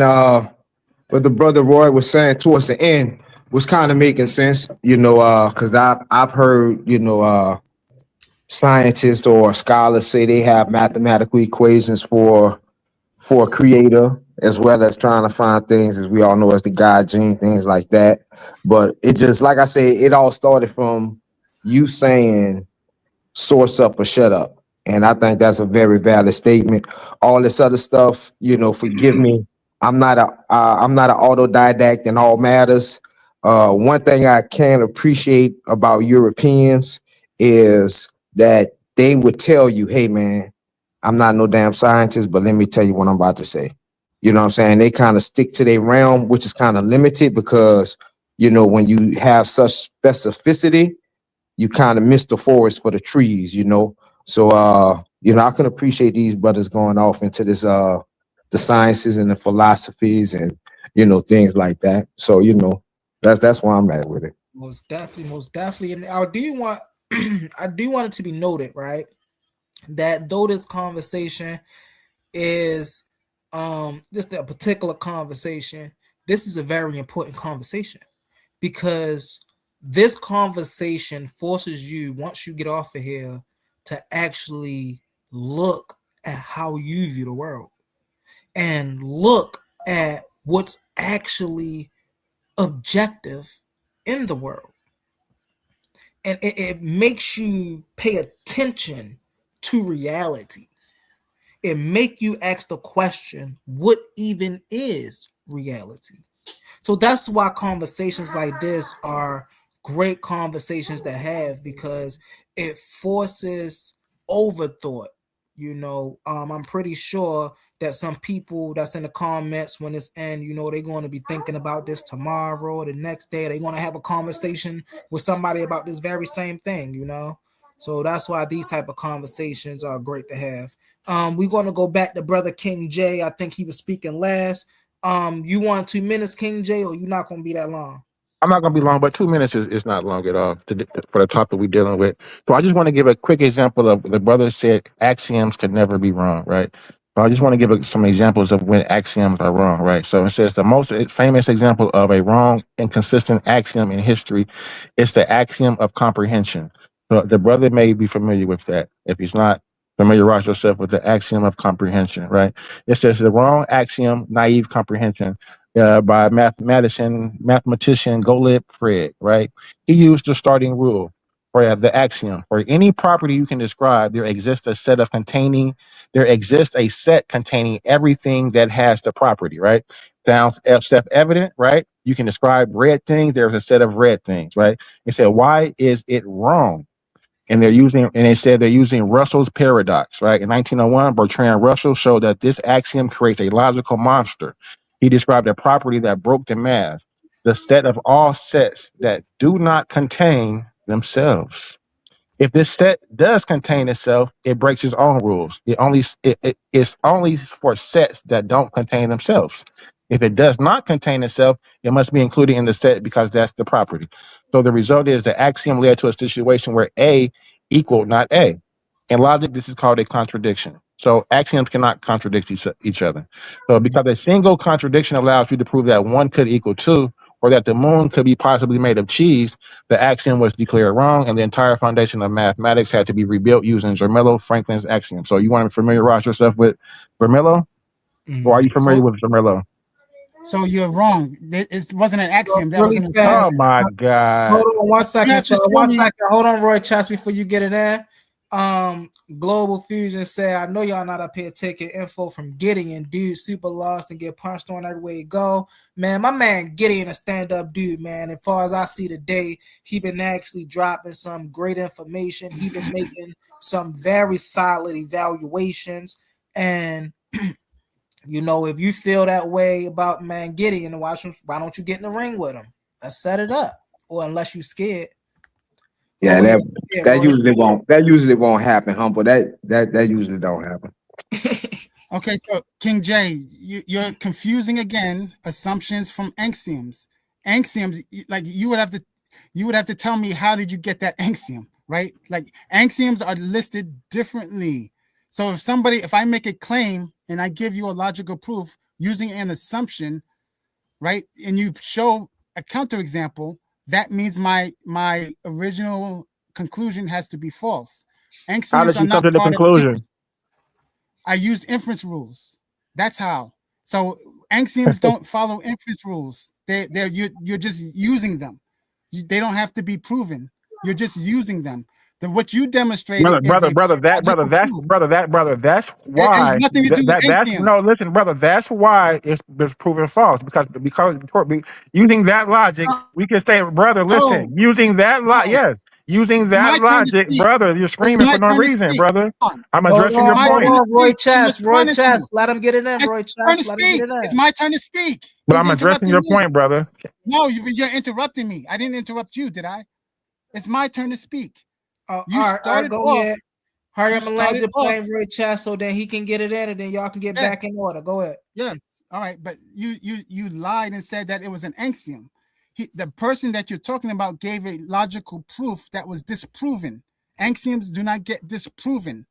That's what you don't understand. You think that axioms are assumptions. So you keep making the same mistake because your reasoning is off, because you won't accept telling you. Same way, humble doesn't accept what objective means. He's not accepting it. He's just going with the science definition. And that's it.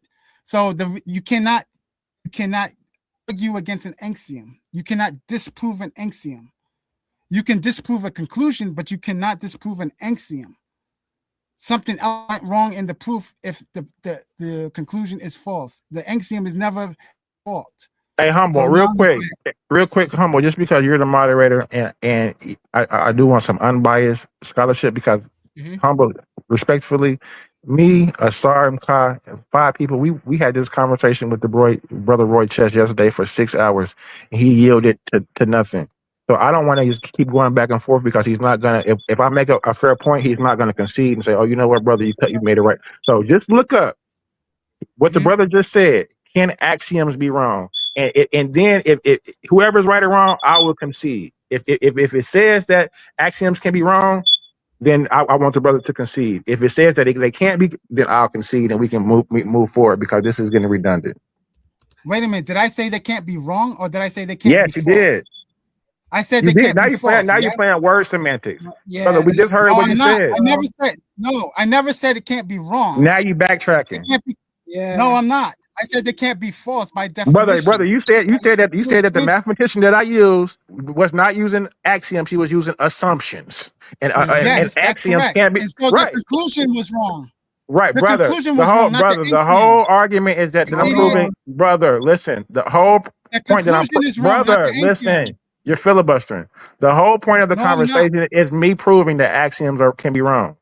You're not That's proving the it. axiom wrong. You're proving the So conclusion really wrong. fast. Okay, really fast, really fast. So I asked it, can axioms be wrong?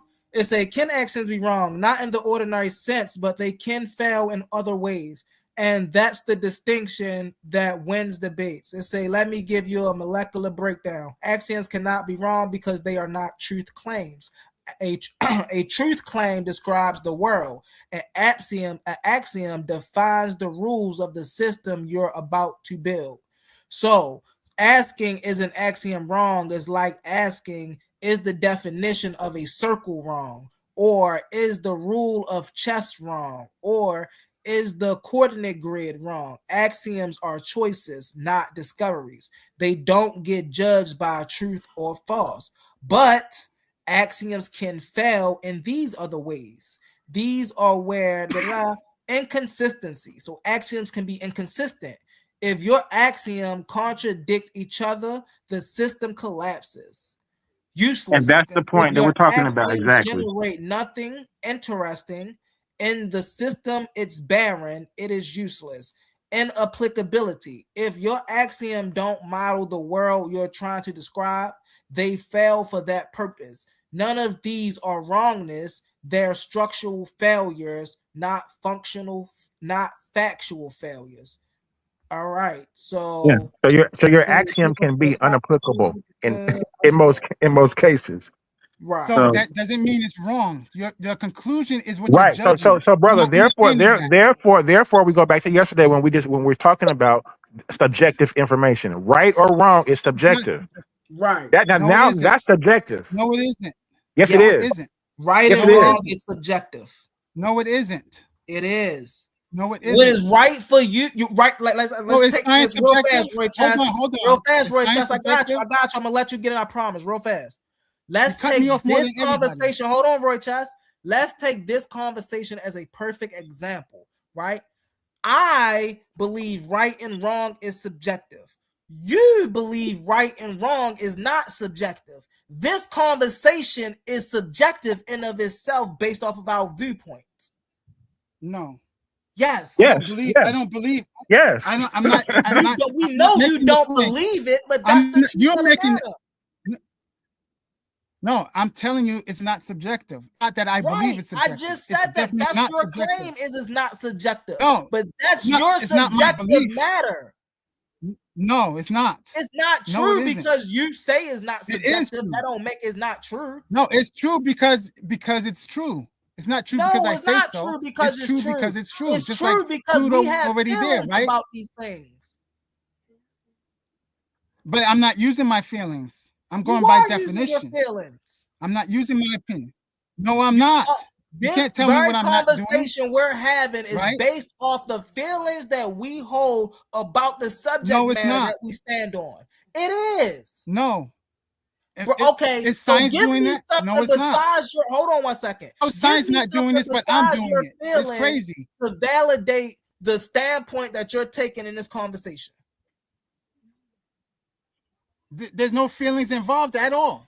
All right, That's so what I'm give telling me you. something. There's no feelings now or that there's beliefs no at all. feelings What I'm telling involved, you. give me something else that your standpoint is. That's objective. I'm giving you an objective claim. You're not giving me an objective. What make it I am. objective? What make it objective? It exists outside of your personal beliefs. It's my personal No, belief. but that's your personal belief. Right. That's the subjective view. If I can, No, can I say this? I told you it's outside. Yours. I told you it's outside. I told you it's outside. No, it's not mine. It's outside of me. That's what objective. No, it isn't. I'm not claiming that. You're saying that. You don't get to dictate what I'm. All right, hold on saying. 1 second. 1 second, I'm Roy making Chess. the 1 claim second. objective. All right, 1 keep second. We're interrupting gonna me, let is Gideon still up here? Gideon is Yeah. still up here. Hold on, Roy Chess. So we're gonna let Gideon weigh in. record of being interrupted Hold on the 1 most. second, Roy Chess. Hold on 1 second. We're gonna let Gideon weigh in on our conversation that we just had, and then we're gonna let King J weigh in. Go ahead, brother Gideon. So this is what I'm saying. So the brother Roy, obviously, I could be wrong. He believes in what we would call intelligent design or God. Would that be the case, Roy? That has nothing to do with what I'm saying, right? Okay. So I don't what want you is to the all associate right, that all right. with So what I'm reasoning. right. So this is what I'm saying I from know it how to because reason. right. No, this is what I see from it because I'm from the belief that morality is objective, meaning that it's a evident truth on how to be moral all across the board. I say that because I'm rooted in the Torah, and I point to the Torah as being objective. I see you are trying to make the same claim, but you don't have any source material to show what is objective in your worldview or your paradigm.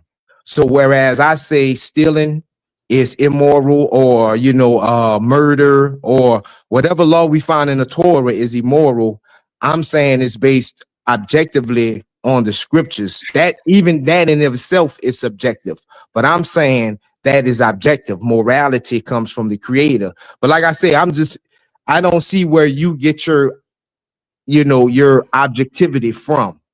What do you call moral? Because if you like, for me, if you had the time, you can read our book and see everything that I deem is moral. Whereas with you, where do you get your morality from or your objection towards oppression? That's what I'm listening. That's what I'm hearing. But let me respond to that real quick. So again, a lot of you because as kids we're raised a certain way in the Black community. We're raised to listen to authority, right? So you're asking for an authority for every little thing. When you say source, so when the Hotep say source up or this or that, they're talking about trumping someone, right? So if I say something and then you go look it up, you're gonna say, see, you're wrong. It's never gonna be the other way. That I say something and then you go to the book and then say, you know what, Roy's right and the book is wrong. That's never gonna happen, right? So you're kissing up to authority. I do this by reason alone. So there is a way to reason correctly. It is not subjective. It is universal. That's what makes morality what it is. And I've said this over and over again. You cannot make a moral claim unless it is universal. That if I say to you that everybody on the panel has to wear a bow tie, I'm not talking about everybody in the world. I'm just talking about what, 3 people, 4 people possibly. I don't know if King Jay's here. I can't see if he's here or not. Right? That's not a moral claim. You know, what's your name again? How do I Gideon. pronounce It would be Gideon. Gideon. Yeah. Gideon. Okay, so if I say, Gideon, I want you to wear a bow tie, is that a moral claim? I don't think you would say yes, because I'm talking directly to you. So when you make a moral claim, you have to be, that rule to apply to everybody, men, women, children, everybody, no exceptions.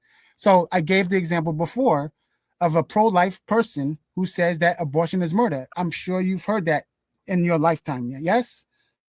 Right. Right. So that, are they talking about just the women that they're talking to?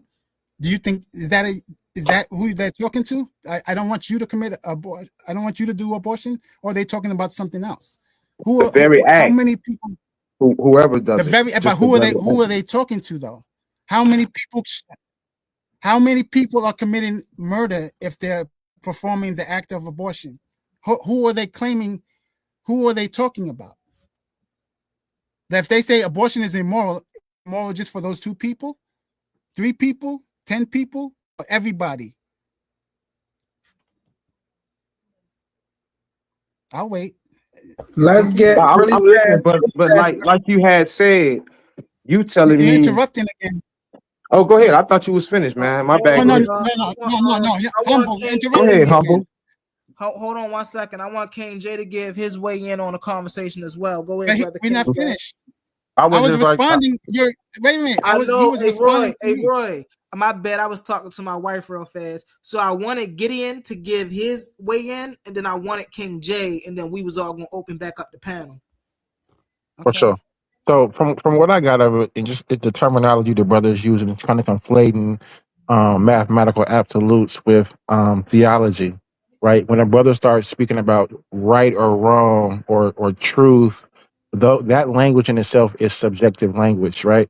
So if I ask everybody on the panel, we looking at a table, and I ask them their opinion of the table, and I say, is the table pretty or ugly, right?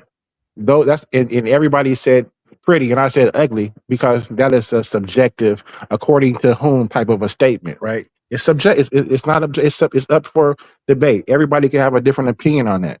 So that's when you say words like truth. I can ask you, what is the definition of a good life? Well, what's a bad life? Like this, so your answer may be I may be different than what I may consider a good life. So the words you're using is subjective, and it conflates, and I think you're just conflating the two, mathematical absolutes and theological and ethical subjective vocabulary. Yeah, and Can I Global, respond? feel free to come up. Global is open to all. Don't be scared. Can I respond real quick? Yes. You can get it in. Go ahead, Roy Chess. Yeah. Not conflating anything, and I don't know why you guys keep bringing up religion. I don't even mention religion. I might answer a question or two, but I don't really talk about religion here, right? Unless you can show me where I've done that. I mean, maybe. Well, you keep saying truth. Yeah, but that's nothing to do with religion. That has nothing to do with religion. And I never say truth. Truth is subjective, right? Truth is relative. Truth is relative. Truth is relative. Some truth is relative. We can agree on that. I don't say all truth are relative. Some truth is relative. Yes. Right. So I don't even. That's because. Hold on 1 second. Hold on 1 second. That's because we have something called subjective truth and objective truth. And you're not defining objective. Is relative truth. Objective truth is not relative truth.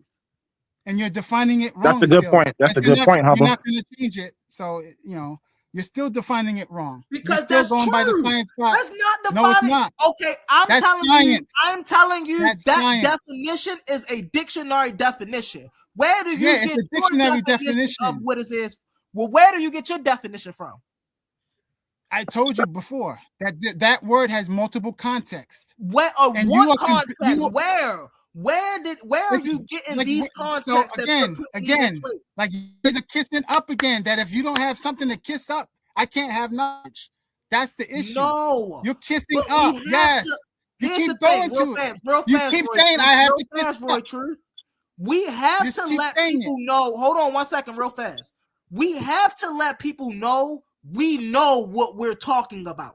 We can't just be up here talking and then hold on 1 second. When you ask me, right, just like when you ask Brother King J, how do you know these are the definitions of the words you're using? We're able to go back to lexicons and dictionaries that give us these appropriate definitions. When we're asking you, hold on 1 second, hold on 1 second. When we're asking you, where do you get these ideals and definitions and the way that you're formulating these from? You say there's many ways, but you're not giving us not one way or nobody that's giving bro, you're not giving us no solid foundation on where you're you're asking me to kiss ass, basically. No, I'm asking you to validate the statements that you're saying. That's kissing ass, basically. That's kissing not ass. Kissing ass. Yes, it bro, is. Listen, we got something. Hold on, real fast, Roy Chast.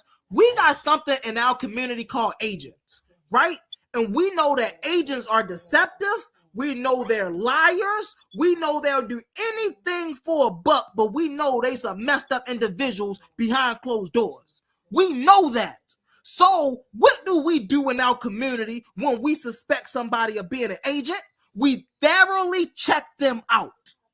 We see what your foundational moral ground is. We make sure that you ain't doing nothing flim-flam behind the scenes. We make sure that when you come with arguments, they are scholastic arguments that can be challenged. See, that's the thing between our arguments and your arguments. Hold on 1 second. No. Our argument is based in scholasticism, which means it can be challenged because there are a group of people who are making this claim. There's a different, smaller group of people who are making these claims, right? So these people can challenge each other. When it comes to you, we don't know who backs you're standing on. So we can't challenge your claim. I'm not standing on anybody's back. Keeping your authors anonymous.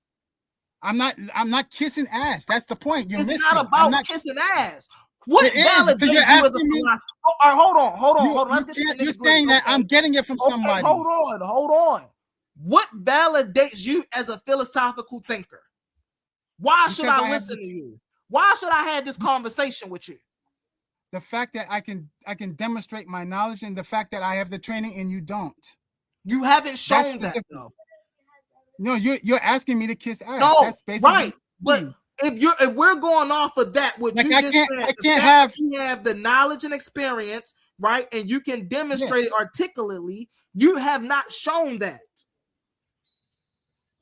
What do you mean? Because I'm not kissing ass. No, you're requiring me to kiss ass. Not kissing ass. You don't even know you asking how for to put objectivity in a proper framework. You don't know what objectivity is. I've been telling you that. You keep mixing the context. No, brother, so this absolute axiom that you keep talking about is subjective in itself. I keep telling you that. There is no such thing as a subjective axiom. Brother, yes, there is. Yes, there is. So listen. I'll just read this. I'll just read this, right? So because it's the terminology that you want us to use correctly, right? So it says like the brother said, in the strictest sense or formal logic, an axiom cannot be false because it is the definition of truth for that system. You don't prove an axiom, you assume, right? But that you said the axiom. Wait, brother, you keep cutting people. Hold on, let me get it out. You said axioms are not based on assumption. So that would be incorrect. They're not assumptions, not based on assumptions. Hold on, Royce. Let him land his plane, bro. You can get in there as soon as he land his plane. Go ahead, King J. So axioms are based off assumptions because it says you don't prove an axiom, you assume, right? You assume it to see what happens, right? So humble. Me and you, we make it assume, okay, we take a straight line and go straight all the way. We apply that logic, right? It sounds sound. But when we apply it, and it doesn't apply correctly, then we've seen that the logic was false, right? It showed to be inconsistent, right? So therefore, the axiom is not true outside of No, the that's not right. conditions that what That's not right. that You're not is proving the right. axiom. You're not disproving the axiom. You're not We proving are axioms and you're not disproving them. That's what you don't we're understand. the assumption was wrong, It's not an assumption. I told you that. It's written differently in a brother. proof. You need The to be a proof. assumption was wrong. Let me hold on 1 second, both No, of y'all. Hold on. Let the me read axiom this is real not fast. wrong. Hold on 1 second. Hold on 1 second. You keep What is interrupting an me more than axiom? anyone. Hold on. I got you. What an axiom really is, or actually is. An axiom is a starting point, a foundational assumption you choose before you begin reasoning. The In premise, math, through your any premise. 2 points, No, there it's is not. exactly one straight line. In logic, if A is equal to B, then B and B is equal to C, then A is equal to C. Axioms are not proven, they are not discovered, they are chosen. So what Subjectively, we're saying, right? subjectively. So Hold now on. here's the thing right here, right? In logic, right? If A is equal to B and B is equal to C, but A is not equal to C, then something is wrong. Exactly. Right, but you You didn't say that was an axiom. you've assumed That is an Axioms are listed. axiom. incorrect that it You was just an not No, axiom. reading it. Oh my god. that's not an axiom, brother. That is It's not an an axiom. axiom. Your starting No, it's premise is not. your axiom. Your starting No, it premise. isn't. Yeah. No, Oh my god. show me documents of that. I I can give got you you an right here. argument. Let me read it again. Hold Hold on, on, hold Roy on. No, Chess. no, no, no. Hold on. Let me talk for a second. Uh-huh. He's under the impression that if your first president has to be an axiom. That's not correct. I can give you examples of a argument that has no Brother, axioms. so no, it's called the All right, axiom of. hold I'm on one looking right at second, it, brother. King James. Listen, Hold it's on one called the Like second. you don't axiom. know what Hold on, you brother. don't know what Listen, you're talking about. Hold on, both of y'all. Both of you made a y'all. Hold on claim. one second. Stop over talking me. It's You my made turn a to false talk. claim, brother. No, I Hold did. on, Roy Chess. Hold on 1 second, Roy Chess. Hold on. 1 second. 1 You second. keep All interrupting right, me. hold on one Him. second. We're gonna read You this do it more. again You so do we it can every 5 minutes, hold on, bro. Roy Chess. Hold on. We're gonna read this again so everybody in the comments can have an understanding of what we're talking about. We're not the only ones talking here, Roy Chess. We gotta make this understandable to the Mm-hmm. people in the conversation, to the people in the comments. Mm-hmm. What an axiom actually is. An axiom, Humble Mystik is not making this up. An axiom is a starting point, a Yes. foundational assumption you choose before you begin reasoning.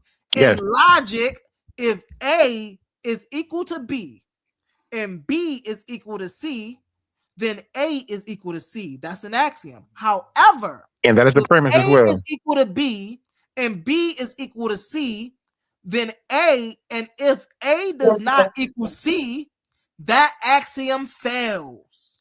That's what we're talking about. Mm-hmm.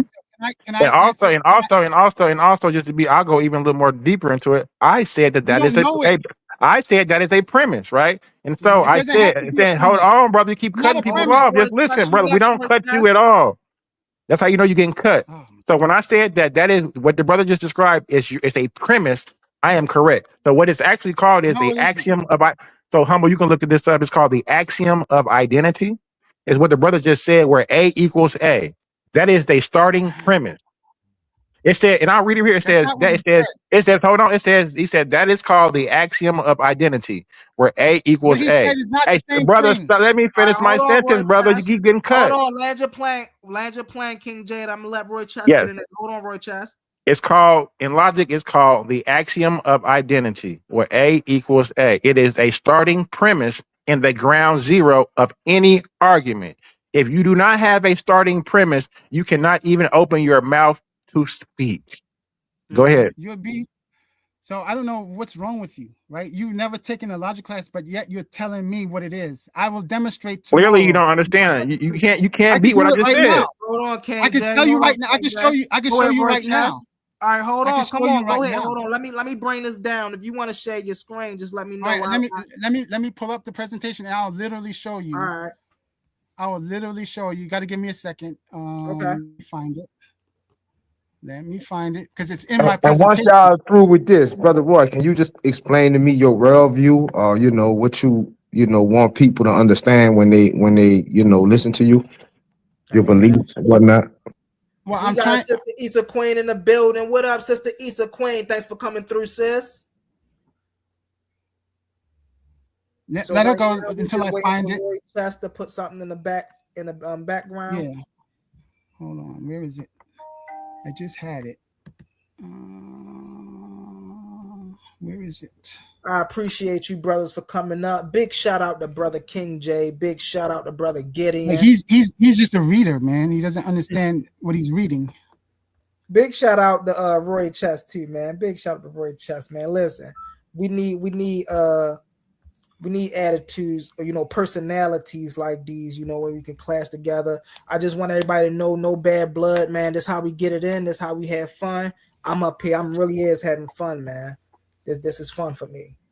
Yeah, maybe you can get your fellow bomb squad brethren up here, man. We can have a Bro, I'm trying.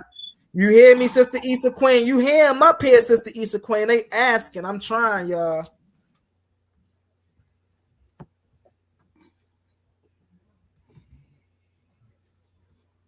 Hold on. I don't know why I keep doing this. Yo. So y'all could talk while I find it, and I got it crazy. now. This man Tahuti saying that veracity and asking is definitely objective. Right. I'm gonna show you why. Yeah. Here we go. Here we go. Can I share my screen? Yeah, of course. Just put it in the presentation. I got you. All right. So give me a second. Let me click the right buttons, and I'll ask you if you can see it. Share screen. Hey, I'm jumping. Hey, Humble, I'm jumping off so I can add my laptop. All right, I'm in the back chat. All right. So hold on. I'm trying to. I can't see it yet. Yeah, hold on. Let me see. Oh man, come on. Can you see anything now or no? Nope. You're gonna have to go to you're gonna have to go at the bottom to share your screen and then go to your open panel. I mean go to your open tab, whatever was open for your presentation. All right, I think it's this, right? Share. Can you see it now? Let me see. Hold on. Yep, I can see it now. Can everybody see it or just you? Everybody can see it. Okay, can you see my mouse moving? Yep. Okay, so this is what a formal proof looks like. All right, this is why I'm telling him he's wrong. Do you see anything where it says axiom up here? The answer is no, right? Mm-hmm. Do you see anything where it says axiom here? Right, so let me show you where axiom proof is. Hold on, is it this one? No. Hold on. I got an axiom proof. Where is? I just gotta find it. Well, matter of fact, let me spoil it. Let me show you the. This is an axiom proof. This is the proof of God that a mathematician, a famous mathematician, right? These are the links that you can copy and paste right here. I'm gonna spoil it. I'm gonna give this presentation tomorrow, but this is Kurt Gödel's proof of God. He's a famous mathematician that if you look at the word, the name Kurt Gödel, he's amongst the goats of mathematics, right? He's in the top 10 of mathematics, of all mathematics. This is his proof of God. You see where it says AX? What do you think AX stands for? I don't know. Axiom, maybe? The proofs that I just showed you do not have axioms in it. I can show you this proof. Hold on, let me go to this slide. Can you see this? Where's the axiom? There are no axioms, right? All proofs do not require axioms, right? So he doesn't know what he's talking about, right? He's reading stuff and he doesn't understand. This line, I explained this before. You see this line, this L? That is called an assumption, right? It's called the scope line. So they are literally written differently. You see, these things don't have that line, but they're within the scope of that line. They're called something different. There's a methodology to this. So you can't just confuse the terminology, the axioms or assumptions. No, there's a way to distinguish them, right? And that proof that I showed you, it didn't look like this, right? Because there were no assumptions, right? So this proof here, this has no assumptions, no axioms. So he doesn't know what he's talking about. He's just a reader, right? He doesn't understand. Because he's never interacted with somebody who knows what they're talking about. He's just reading. And the point I'm trying to make here is just reading is not enough. That without the proper training, you will be misled. Why when we ask you, you was just talking about some dude that had the math of God or the X or the formula of God. Why when I we just showed it to you? Hold on, I just real showed it fast. to you. Why when we ask you, well, who foundations are you coming from? You act as if There's no foundation. So then There why? is no So then, do you say this is correct? It's formally correct. No, Yes. do you say this is correct? Yes, I'm telling you, it's So formally then correct. you are following this brother's methodology. No, I'm not. Yes, you are. No, it's not my belief. It's an objective thing. No This mathematician. is your belief. No, it isn't. You can't tell me Bro. what I believe, bro. I can't tell you what you believe, can I? Do you believe in the flying spaghetti monster, right? You believe that, right? You can't do that to me, and I can't do it back, right? This is not my belief. This is hold on. You're interrupting me. Go ahead. Is objective. This is mathematically objective. No mathematician has disproven this or updated or anything. They just don't accept it. They like I don't care what the proof says. I'm not gonna because believe it's subjective. It's not subjective. It's mathematically sound. It's mathematically sound. You can't find any error in it. That's your opinion. You're giving an opinion right now, brother. You're giving an opinion. Show me it's wrong. Tell me Hold where on it's one wrong. second, y'all. It's not an opinion. Hold on 1 second, y'all. It's not an opinion. Listen, It's are within you the sure rules of this is mathematics. mathematically sound? Hold on 1 second. Are you sure this is mathematically sound? Yes. Until you tomorrow, show me something you doing a not. presentation on this tomorrow, right? Yes, this is in the presentation I'm giving you tomorrow. This better be mathematically sound because I'm checking it out, and you know I'm showing up, and I'm gonna be in the building. This better check out because I'm doing some research for this tonight. Okay, find me a disproof of it for me. That's all you got to do. Find one. Nobody, no he want me to do his homework for him.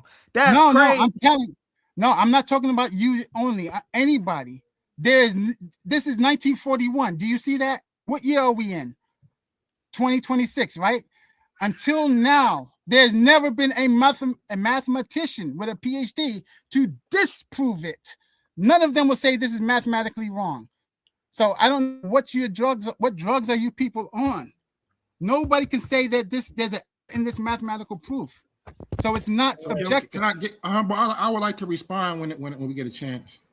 Who that? That's King J. Yeah, because he made a claim. Now I'm ready to address his claim. Yeah. All right. We see the mouse. Let King J respond. We see the mouse, and so I've looked it up, and so you like to say I do like to read, brother, and I comprehend a lot better.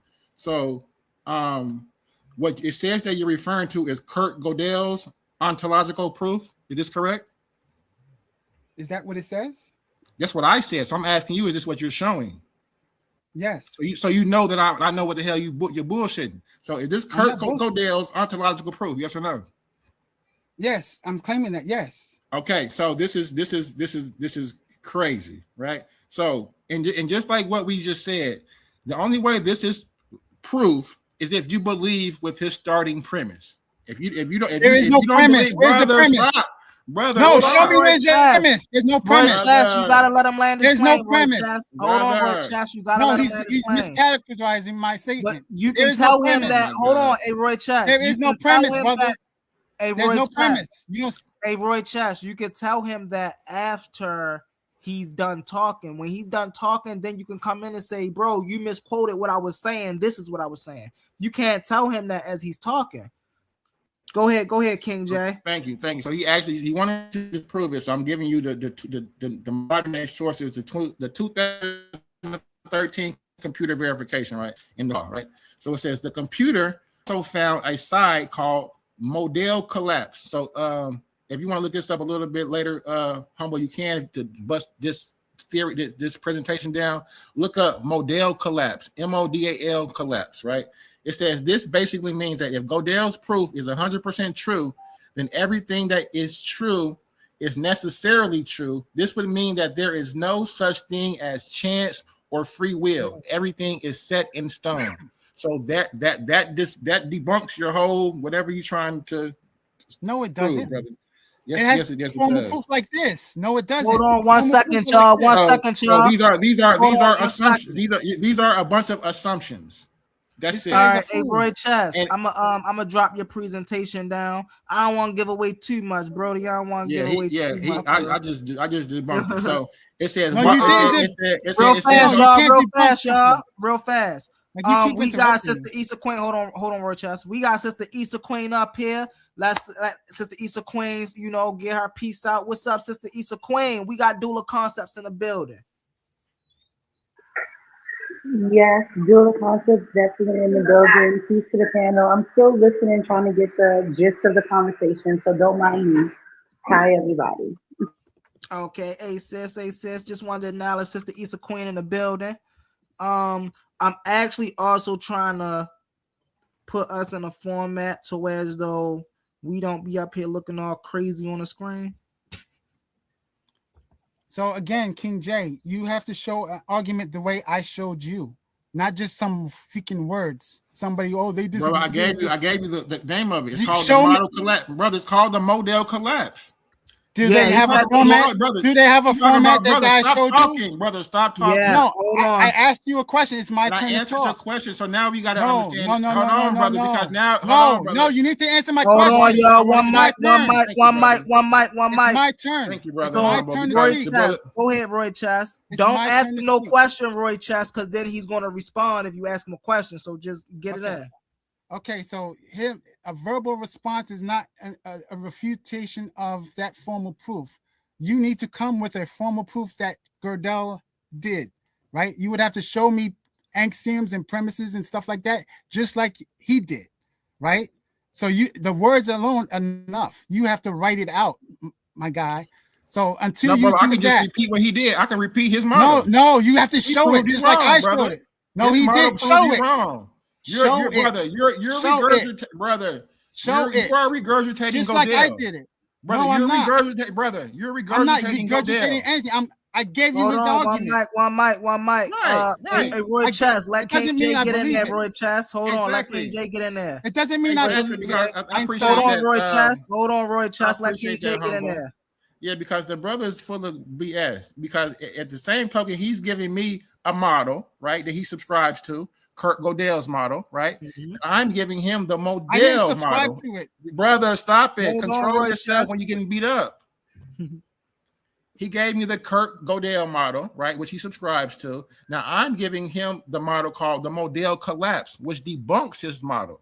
So you didn't can show look it up. So you want me to get, so do you want, if you want me to give you the specifics of the model collapse, here it is. What is the model collapse? No, you need to show me the formal argument. I need you to shut up. You gotta break down what the model collapse is, bro. Hold on. You asked for it, he gonna read it to you. Hold on. Not read it, show it. No, not read it. Show it. Hold on. Hold on. So Roy Chess, he might be on a phone, bro. He might not have the ability to actually share screen and things of that nature like we do. So he might have to read it to us. We just gotta accept the fact that he reading a source to us. One thing I will ask the King J, what you read and just source up, bro. Say, hey, listen, this is hold on. You can't read so a formal. The name, brother. Listen. Hold on, King J. Hold on, King J. You can't. Hold on. Don't take yourself off me. Hold on. I'm saying what I am saying so we can understand premises, right? Yes. He can't. If King J has a premise he's coming with, we have to allow him to express his premise, right? We have to allow him to tell us. Hold on, Roy Chess. We have to allow him to tell us where his premise is coming from. Then, right? If you agree, hold on. If you agree or if you don't agree, when he's finished, then you can come and you can say why. No, I showed you a physical proof. He needs to do the same, not words. Not words. He can't use verbal words. He has to show a proof. We can't use verbal words. I didn't. Hold on, Roy Chess. This right here is not. I didn't use verbal words. Roy Chess, come on. No, I did not use verbal words. Hey, Roy Chess, chill out. I did not use verbal words. Hey, Roy Chess. I chill did out, not use Brody. verbal words. He All right, cannot use hold verbal on. words. Chill out. Hold on, bro. You're not gonna. No, man, you're not being fair. I did am not being use fair. verbal words. No, Hold you're on. not. use verbal So number words. one, I'm being fair. Hold Hold on. on, You King keep J. interrupting. Hold on, King J. Hold on, King J. So You number keep one, I'm being interrupting fair. me. Hold on. So number one, I'm being fair because I ain't kicked you off the panel yet, bro. Hold on, bro. I'm going to get to you. I just want to make everything clarified so even the people in the chat can know where we're going, right? Like I said before, King J might not have the tools to share his screen like we do. So we have to accept the fact that if he have a proof to read or something to validate his stance, we got to let him bring that out whatever manner he's bringing that out. I've been reading stuff all day long. So if I'm reading stuff, you reading stuff, we can't tell him that he can't read stuff. That's number one. Number When did I two, read stuff? the thing, hold on one second, Roy Chess. What the things that we're reading and bringing out, please make sure they have sources so we can know where to look for these things. Okay, we don't want to just be here blind and okay, they saying these things, what's this, what's that. Please bring us some sources, excuse me, so we can know on our own due diligence to go and know where to look for these things. That's number two. Number three, Roy Chess, you gotta let people talk, man. I know we all getting up here, we all getting passionate. This is what we do, but we also have to have a level of decorum, Roy Chess. We also gotta have a level of decorum, bro. You're also letting him dictate. I gave a I'm not. I'm letting both of y'all get it in equally. Dude, did I read anything or did I show a proof? Did I goddamn read read anything? what you were showing no, on the I screen. didn't. I didn't read anything. You what did. I read? I showed you a picture. He needs to do the same. I didn't But goddamn you read read that. off of the picture though, Roy Chess. No, I didn't. I did So not you read lying a now, fucking bro? word. Come on, What are you Roy talking Chess, you about? gotta be You want me to honest show it now, to you bro. again? Where did I read it? It's a picture. Hey, Roy Chess, you I know didn't you read on a candy picture. camera, bro. You know Yeah, you on I know candy I'm on. camera. I know I'm on. This is recorded. Show me where I read it. How do I read that proof? There are no English words on there. What the fuck are you talking about? He needs to do the same. No, don't read anything, King J. Show me a written proof. Show So me a once written again, proof. right? What we have to do is we have to respect, right? And even let me say this really fast, right? Because you show and prove something, right? And then he's coming and reading, right? You probably have the edge in this particular argument because more people relate to what they can see and hear more than what they can just hear. So you trying to stop him from presenting something, and No, it's he's like, not bro, presenting let the him same present. level. They probably the people that's He's not rocking presented with on the you was same already level. rocking with you. No, he's not presented on the same level. He's gonna goddamn read something. But ain't no I rules showed here. you a Hold on proof. one second. Hold on one second. I showed a There's proof. hold on He's one not second, showing Roy a proof. Test. Hold on one second. Hold on. There is no rule in Humble's open panel that states that people have to present on the same level. You present what you got. If that's the best you got, you can only come with what you got. Yeah, source is a source. It's he put actually that person putting their integrity on the line when they stating it as a source because it's on us to go back and look at it and see if he said was true. So, No, he's not presenting a proof. He's You giving don't a know what he rebuttal without a presented yet, proof. Roy Chess. No, You won't let him get it out. No, you're not understanding what means. What I showed you is a proof. It is Roy a formal Chess. proof. What you do is not a formal proof. What debaters do are not formal proofs. That what I showed you Roy is Chess, a you formal switching up proof. the comments. You moving the No, goalposts. I'm not. You You don't are have doing to that. move the goalposts, Roy Chess. That's what a proof is. Hold on, I real fast, demonstrated real what a fast, proof real fast, is. real fast, Roy You can't Chess. do that. Hold on, 1 second. So Roy You keep Chess, interrupting me. you're gonna because number one, I'm the host, right? So I'm actually trying to do you a due diligence, right? So we won't have to get all messy with this. That's what I'm doing. I'm trying to give you a due diligence. That's number one. Number two, I just want King J to be able to present what he have so the people in the audience can understand where King J is coming from. They don't have to be able to see it. As long as he has something, then they probably have that he has something that they can probably relate to. It don't have to be on the same level of what you did. So what I want right now, instead of going back and forth, hold on, Roy Chess. Instead of going back and forth, I just want to give King J right now the opportunity to present what he wanted to present. Go ahead, brother King J. I mean, I definitely appreciate that, Brother Humble. It's definitely fair scholarship. If I was able to present it on my screen, I would. I'm actually doing more than the brother did. He posted the source, but didn't tell us the name. I actually named the source, and it was Kurt Odell's ontological proof. That is the actual name of what he presented. What I'm presenting is the pushback from scientists and modern day scientists in today. So what happens is called the Model collapse, right? In 2013, a bunch of scientists, they put this paper through a MacBook, and this is what they came up with. The flaw that the computer found was called the Model collapse, right? It basically means that if what Godel assumes, right, from his initial premise is to be true or necessarily true, this would mean that there is no such thing as chance or free will, and everything is set in stone. It says, what does this do? How is this flawed or disproven, right? You attack the assumptions, the definition of positive. Who decides what a positive property is, right? Godel, in his model, assumes power is positive.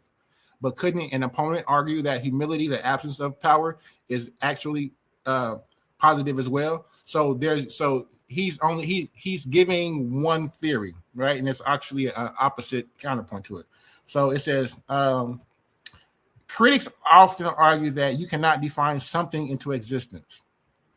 Just because I can define a perfect island as having the property of existing, it doesn't mean that the island magically appears in the middle of the ocean. So this is what Godel does in his attempts to prove God, right? And this is where his theory, his model collapsed, right? Was his theory flawed? Yes. No. Yes. You have to show a formal proof. That's not a formal proof. It says the main disproof is the Model collapse. The idea it has to be a formal proof. I'm giving you the proof right here, brother. No, I'm you're giving not. you the proof. It has to be a logical proof, not a scientific Can you let me finish the sentence, or you don't want to hear it? There are no sentences. It's a logical proof, brother. It that says, you need to show. brother. It's don't called, show me what it says, brother. Don't show you. I have to read it, brother. I cannot read. No, Why can't read? We're talking because it's a formal proof. It's not written in English. All right, hold on 1 second. All right, hold on 1 second. So Roy Chess, hold on. So Roy Chess, what is your position? The whole point of this is not me saying it. The whole point is me showing this nigga don't know what he's talking about. He doesn't understand what formal proofs are. That's why I'm showing it. He's saying that axioms are assumptions. He's wrong about that. I demonstrate by showing some of my presentation that all arguments do not need assumptions. Some of them do. You're talking about contingent truths, brother. No, I'm not. I'm talking about formal proofs, which you have no freaking idea what they are. Godel did not have formal proof.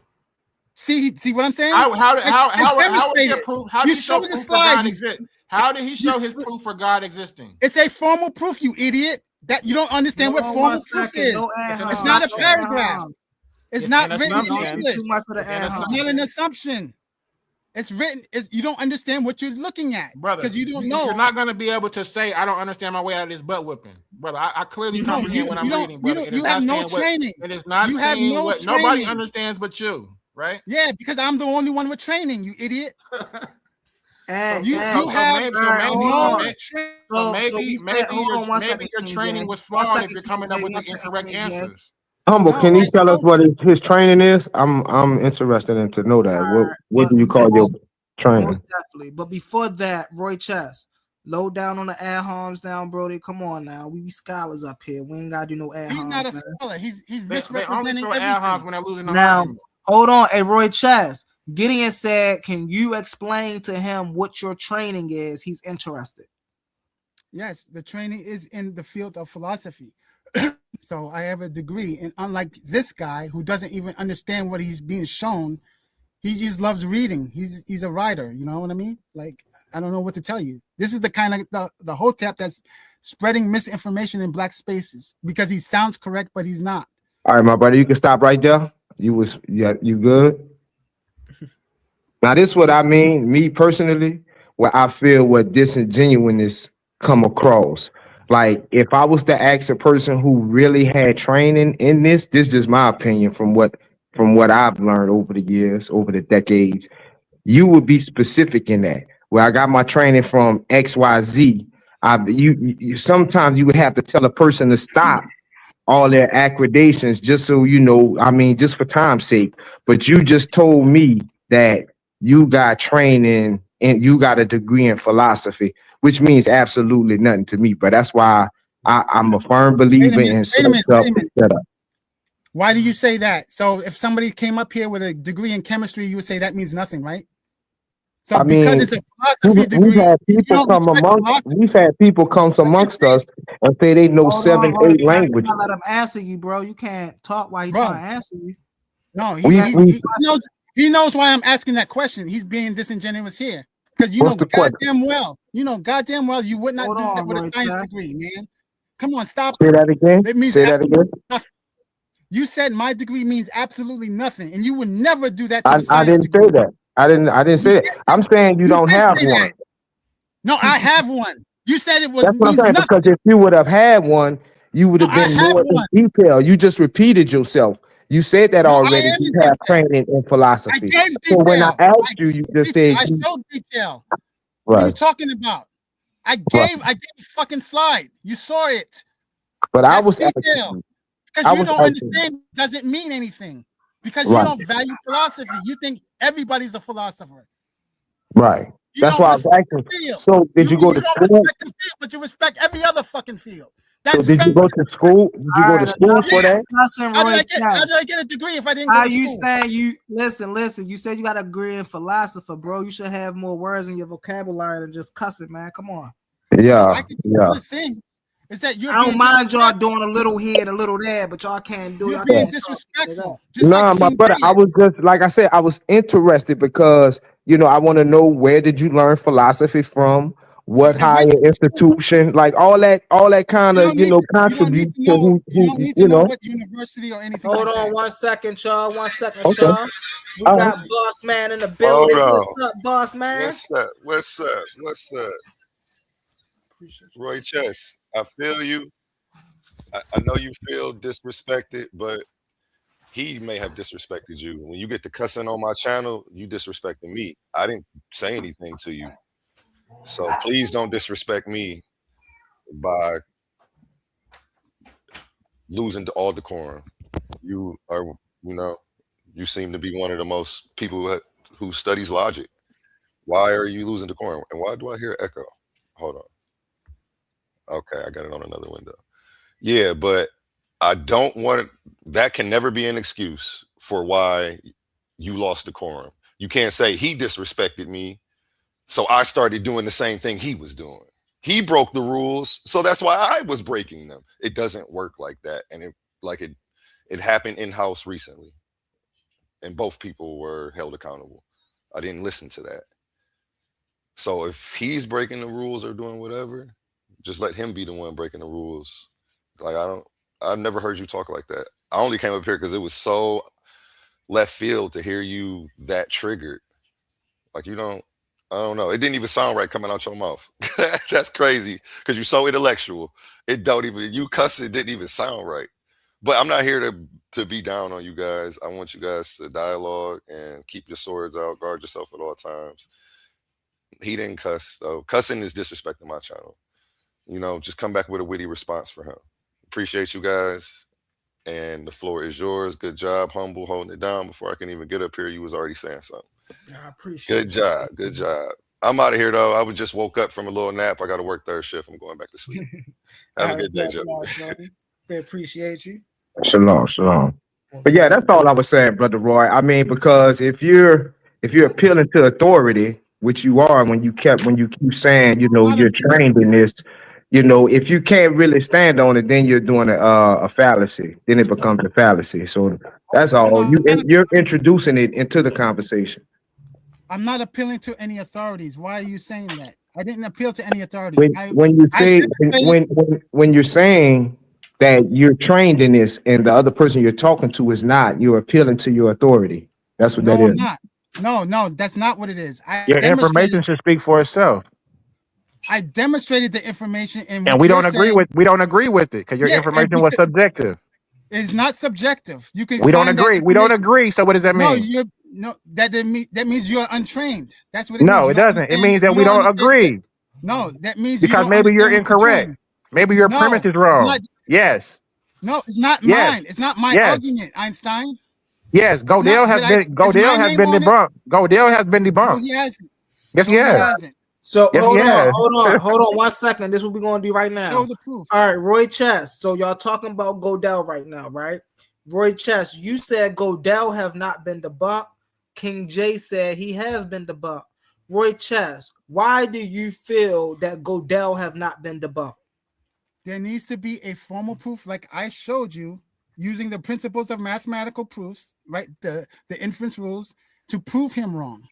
You have to demonstrate the way he did, not use English words, not paragraphs.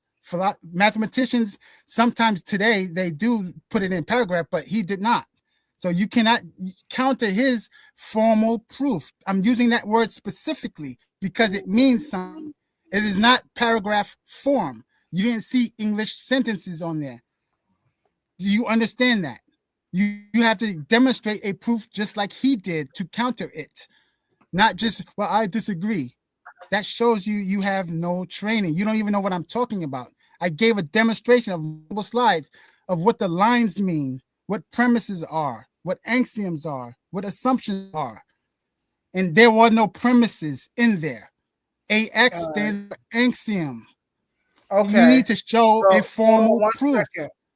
All right. So now, King J, why do you feel as though Godel was disproved? Or what information do you have that shows that Godel was disproved? So I referenced it already, and it's called the Model collapse, right? And the Model collapse shows all of the flaws in Godel's ontological arguments, right? So it doesn't really deal with the theorems; it deals with his initial premise, showing that his premise was flawed, and so and that's it. If your initial premise can be shown to have flawed in it, then that's good enough. So I can and I only have the ability to refer you to the primary or two. I can't show you, so I'm telling you the name of it so that you can go It's not so that you can act, brother. You keep cutting. Hold on, Roy Chess. Let him land his plane, and I'm coming back to you.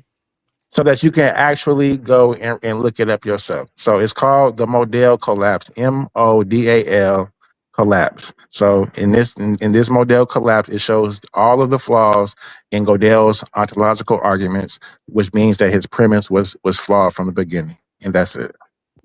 You keep using the word premise. There were no premises there. They were axioms. They're not the same thing. You can have an argument. Well, with both brother, that's premises what we can go. We can go and debate if your initial thought is a premise or not. It's not a premise. It is your premise. No, it isn't. Your Premises are listed starting point is always going to be your premise. You're going to have premise, like, and even in when we talk, brother, stop. Yes, brother, stop. Even in basic deduction and reasoning, you start with a premise. Brother, stop. Brother, even in deductive reasoning, you have. Hold on, King J, Roy Chess. Hold on 1 second, both of y'all. I think I heard somewhere in all of that a debate challenge. No, I don't. If I'm not mistaken, I wouldn't debate this guy because he doesn't have the ability to concede when he's wrong and made a point an error. He's just going to keep going on and on and on and on and on, brother. So his scholarship is disingenuous, brother. So I wouldn't even entertain this, brother. He said I wouldn't even. You don't even know the proper terminology. All right, so he's into psychology. I mean, both of y'all. But here's the thing. So, Roy Chess, would you be willing to sit with another philosopher? And if you was, do you think they would say similar things to what you were saying now? If they're trained correctly, yes. So I say that because there's certain fields of philosophy where they may appeal to what King J is saying, but they're not the same. They're looked at as a little bit different from everybody else. Those are the philosophers of mind. So they're not the same thing as regular philosophers. But King J doesn't know what he's talking about. He doesn't even. And I'm just curious, bro. That's all. A regular philosopher. is something different No, than a I won't philosopher. even consider. No, there is no regular. What do you mean by regular philosopher? That's what you say. I was just I don't know.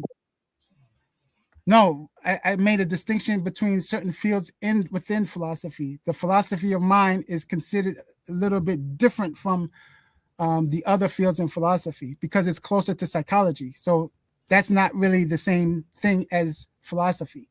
so. What field would you do They're you like specialize in? in philosophy, not philosophy of mind or psychology. It's like taking both kind of, but it's more psychology though.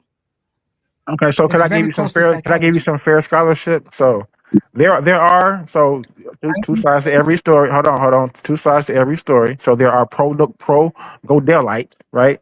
Which would be Dana Scott, Alvin Platinga, D. Anthony Anderson, and people of that nature. Now, the critics, on the other hand, are J. Howard Sobel, the most famous critic who proved that Gödel's axioms lead to modal collapse. So I'm referencing you to the people who've already debunked this theory that you keep Okay, insisting on, look right? for authority So again. so I asked you for a proof. J Howard Sobel. So this is who we are. I say I I didn't don't know ask what you I'm for talking. authority. So I didn't ask you for authority. listen, brother, I didn't ask you brother. for. You Hey, keep Roy, cutting me hold off, on. I did Gotta not let him, ask gotta for let him land his authority. plane, but Roy Chess. You could say, listen, damn. hold on 1 second. Hold on, King J. Roy Chess. If he is saying something against you that is not accurate, you can say that when he land his plane. You can say, bro, what you just said is not an accurate statement on me. Bye, bye, bye. And then you can go in and you can clarify what it is that you really meant. So whereas though you don't have to say it as he's speaking, that's going to cause confusion, and we ain't gonna be able to hear what King J got to say. Go ahead, King J. He going soon as he land his plane, you gonna get your chance to go in, and then I'm gonna move it over here to Gideon, and I'm gonna see if Sister Easter Queen got an input. For sure.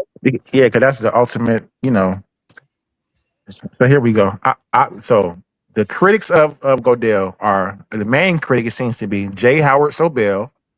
It said this is the most famous critic who proved that Godel's axioms lead to the modal collapse, which effectively deletes free will and the contingency from the universe. So they don't agree with that. Then we have Graham Oppie, a leading contemporary critic of ontological arguments. He argues that they are essentially question begging. They are assuming the conclusion they are trying to prove, right? They start with whatever premise they are, and now they're trying to find the answer to prove that premise. This is what Graham Oppie says. We have David Lewis, a prominent logician who argued that these proofs are either invalid or depending on a definition of possibility. So there are a lot of critics out there that disagree with Godel. And so you have to get both sides of the coin to do fair scholarship, not just promote one side and say everybody who disagrees is wrong. Everybody disagrees is wrong because I'm sure J. Howard Sobel knows more than you. Correct? You're not making sense, brother. I don't know Making what you're sense. talking about. You're not You don't. even making You said that sense. hold on. You're saying that I'm not qualified, so I'm giving you a scholar who disagrees with what you're saying. Who's actually debunked the person you presented. J. Howard Sobel has debunked Godel's axiom. Yeah, So but what? It's not. Yeah, but what field is he in? What field? Wait. What field is that scholar in? Is he in mathematics or something else? What field is he in? That's the expert, right? What field is he yeah, in? these are Tell me there's that. several experts. There's several experts. There is No. I'm Emmanuel. asking what field. They're Emmanuel. They're in the same field he's in. No, I need you to show me that. They're in mathematics. They're in the field of Brother, now mathematics. you playing game. How can I show you Are anything if they? you said I can't? You said I can't use words. Well, you've been doing it, right? So show me that those individuals are mathematicians that's showing Godel wrong. Show that. Are they mathematicians? Basically, you're showing your I don't incompetence think they're on the subject mathematicians. matter because you're not aware No, of you need to answer that you're not question. aware of the No, you need to opposition. I answer that named them. What do you question. mean? Hold on, one mic. I'm So, asking. Royce, I'm asking you what Go field. ahead. I'm asking for the field that they represent. Okay. They're experts, all right. But what field of experts are they? Are they in plumbing? Are they in law? Are James they in Howard mathematics? James Howard Sobel is an analytical philosopher who specialized in logic, philosophy of religion, and decision theory. He is a prominent professor at the University of Toronto, where he became known for applying rigorous, formal, logical methods to complex ethical and theological problems. He wrote a book called Logic and Theism in 2014, and he also is responsible for the model collapse, which debunks Godel, your dude. Okay, thank you. That at least you answered the question. However, the So issue there's is no he has to ever. show. He's known for debunking the dude you presenting. Oh, So he has study to up on show. it. So first of all, No, no, you no, wouldn't have no. He known has that to because show you it weren't from the familiar proof. with the name. No, I don't have to know every So you're philosopher. arguing an argument that's already been debunked, and you're just arguing out of No, ignorance because you're not familiar with the it subject has matter. not been How are debunked. you? How It is has this not your been field? debunked. How is this your field? But yet you don't know the renowned leading scholars in the It field. has not been debunked because it's not. All right, He didn't hold show on, proof, y'all. did he? Hold on, Roy Chess. Hold on, King J. Roy Chess. Hey, brother Gideon, I know you've been sitting back listening for a minute, man. You want to you want to give an input on this? Yeah, man, it's interesting, man, because like I say, man, I think the brother he's just like one of us, just a regular person that's interested in the information and study it to the best of their ability. You know what I'm saying? Without really going into no halls of academia. Some of us do, but a lot of us don't, and a lot of us are competent who don't. You know what I'm saying? But since he made that claim, and like me, I'm the type of person like I listen to what you say from the beginning to the end. I just don't like so when he's talking and he's asking King J like what field is he in? First of all, to me that's diversionary. But other than that, you know, like I say, since he appealed to his own authority, I'm listening to him. And when people study a certain topic or subject matter, they have certain vernacular and certain concepts that they know. So when he's asking Brother King J, what field is he in? And he goes to break it down further. He says, I mean, like, is he a plumber? Is he a lawyer? Like, why didn't you bring up the actual different fields of that, you know, discipline of that science? So I'm vetting you, like, because all of this is subjective, you know what I'm saying? Whether you disagree or not, I'm just vetting like your methodology and your you know, how genuine you are towards the subject matter. So that's what I found funny. Most definitely, and I can agree with that. Hold on 1 second, Roy Chess, because I want to get to Sister Issa next. But I can most definitely see where Brother Gideon is coming from. I had some of those same questions, and this is why scholarship is so important in these arenas, right? So when we go back to your foundation, we know what you stand for. You know, we know how you utilize what you stand for, and again, for me personally, it's all about for the protection of our community, because I was just talking about agents earlier, and we gotta weed out all the agents we can. You see what I'm saying? We see what happened to the Black Panther Party. We see what happened to the NAACP. You know, anything, we see what happened to Black Wall Street. Anything powerful that we get, we always have to hold dear to, because we know they come in to infiltrate. So this is why we give people the rundown that we give people, to make sure they're genuine about their scholarship and their craft the way they say it is. I'm gonna go to Sister Issa Queen. Hey, Sister Issa Queen. I know you've been sitting back listening. Is there anything you want to chime in on? Not really. I feel like this conversation has kind of gone circular, because people are standing on, 10 toes down on what they presenting. And without trying to intake information while giving out information, the conversation is just going to go nowhere. And I feel like now we're nowhere for about 10, 20 minutes now, because at the end of the day, it's not like the channel of information isn't reciprocal. That's just how I feel. I would have to agree with that. It's been circular a minute. And you know what? And you know what would really help? is because we're both just presenting two other people's arguments. He's taking the position of Godell. I'm taking the position of Howard. We can literally just show their work and go through it ourselves. We're competent enough on this panel to show Godell, and we can go through his ontological arguments, and then we can show my opponent and why Howard's uh, um, contention, and show his model. Right, and so it's not. We can show both sides. So what's the problem? We don't have to say I'm wrong, you're wrong, because we're both just regurgitating somebody else's models. Let me ask y'all this real quick. I feel all of that is rooted in Greek and Roman understanding. Well, I'm not. Well, Godell. So let's pull up Godell's argument, right? Because that's kind of what we need to familiarize ourselves with what the actual argument is. Because a lot of the pushback, a lot of the formal pushback, proof, brother. a lot of the pushback that people in his field give him is that his argument, his initial premise is subjective, and that's the whole thing. There's no premise. All right. You're gonna keep taking How do Godell spell his name? Godel. All right. Right, but it's not in English. You're still not Brother, understanding we English, have brother. we can translate anything, brother. You're making excuses. We can read German, Dutch. What You don't understand. You don't understand. Why what don't we know formal about proof why means. nobody understands but you? That's a Because problem. I showed you what a formal proof is, and you still refuse to understand what you No, saw. we're gonna peer review it right now. You're not doing the same thing. We're gonna peer review it right now, brother. We're not You're gonna not gonna take show the nobody's proof I word for showed. it. We're just gonna review it and go over it. We're gonna go over Godell's It's not written in ontological. English, We're Einstein. gonna go over. Well, why am I reading It's not in written. English? You're reading in English? Yes, Really? Formal yes, proofs don't have to be written in English.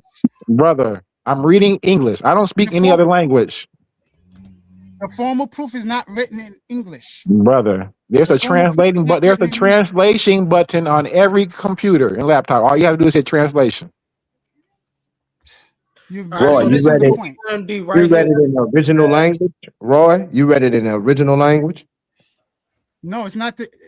It's not anything to do with language. It's not anything to do with language. There are rules to it.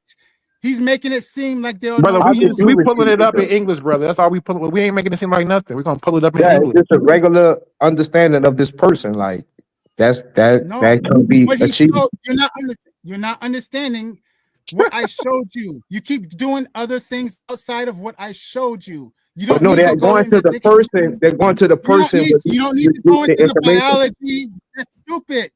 That's not what proofs are. Mathematical proofs are.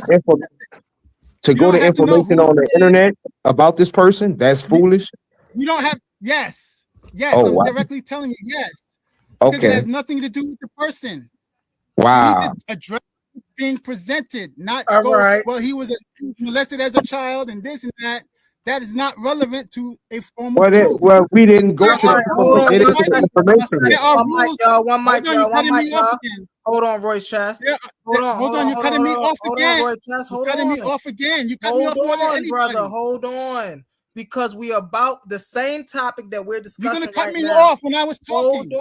Hold on, Roy Chess. I just sat here and let y'all get it in back and forth. Hold on. We are about to read. No, you haven't. They were talking, not me. Hold on, Roy Chess. Listen, hold on, brother. We are about to read about the proof that we are all discussing on the panel. So the people in the comments. No, you're not reading the proof. You're reading about the proof. You need to read the proof. Bro, brother, this have the proof in it. If you let me read it, we can get into it. Hold on. It doesn't. No, it doesn't. This bro, chill. All right, hold on. It doesn't. Hold on 1 second, Royce. Listen again, bro. Brother A1 came up. He said, "Hey, listen. I want to keep you up here. You keeping the conversation going. I just want to get into this so the people in the comments can have a little bit more of a grasp of an understanding of what we're talking about. If it's real, if it's not exactly. real, things of that nature. You're not addressing the argument. Hold on, Roy Chess. I'm gonna let you go as soon as I'm done. Godell's proof of God is highly formal version of an ontological argument using model logic, okay? in which, all right, hold on, in which God is identified as being that has all positive properties, and form of set axioms about such properties, he derives that God-like beings exist necessarily. What Hold on, I Gödel's gotta drop proof off. Okay, I'm is gonna come back. informally. Okay. I'm gonna drop It's off. I'm a gonna come back, but it's gonna be a all while. right. Hold on, I'm gonna come back though. Okay. All right. So it's a what Gödel's proof is informally. Stripped out of technicalities, the structure is roughly introduced positive properties. Gödel's assumes there is a distinguished class of positive properties: good, perfect, making, etc. You said Godell. You said I'm not cutting you out. You said Godell what? He a what? It says He assumes. Gödel assumes Oh, there is a distinguished class of positive properties: good, perfect, making, etc. Close under entanglement of excluding their own negotiations. Define God-like entities is God-like if and only if it has all positive properties. Axiom being God-like is itself a positive property. now would that humble be subjective in itself? What is a positive God like the describing, or what is a Right. positive God like? Yeah, So let's property. go back. Real fast. Okay, so it's a define, right? God-like.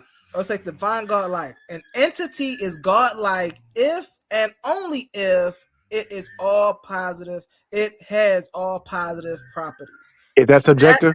is subjective Thank you. because we can't confirm that or deny that because we don't know what God-like is. That's not an objective thing. God-like is not an objective thing.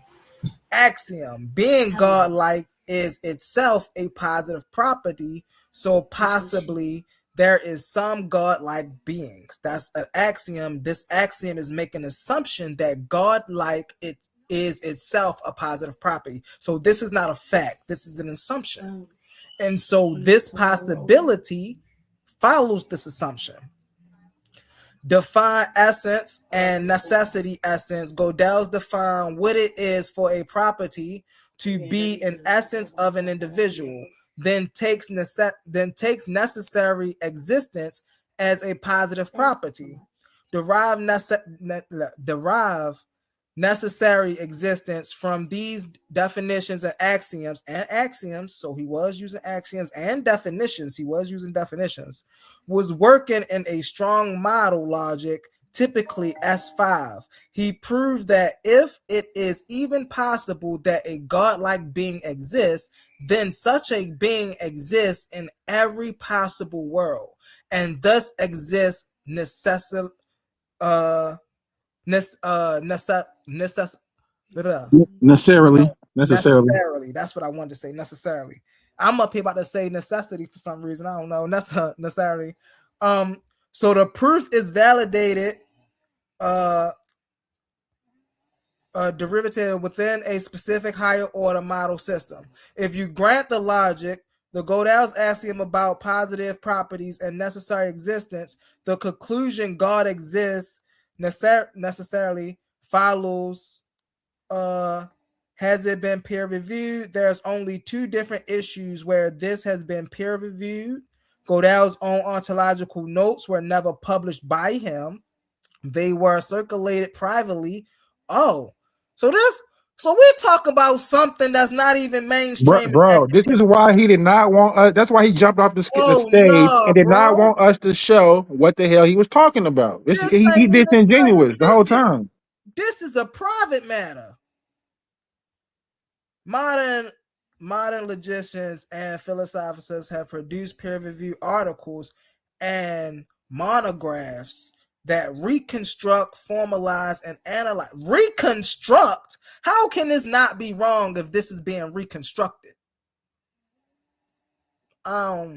See, this is why I asked him about. See, listen. Now, the only person I can say really fast. I'm gonna stop sharing my screen. I'm gonna say this really fast. It's the Issa Queen on the panel. Now, the only person, oh, she just dropped off too.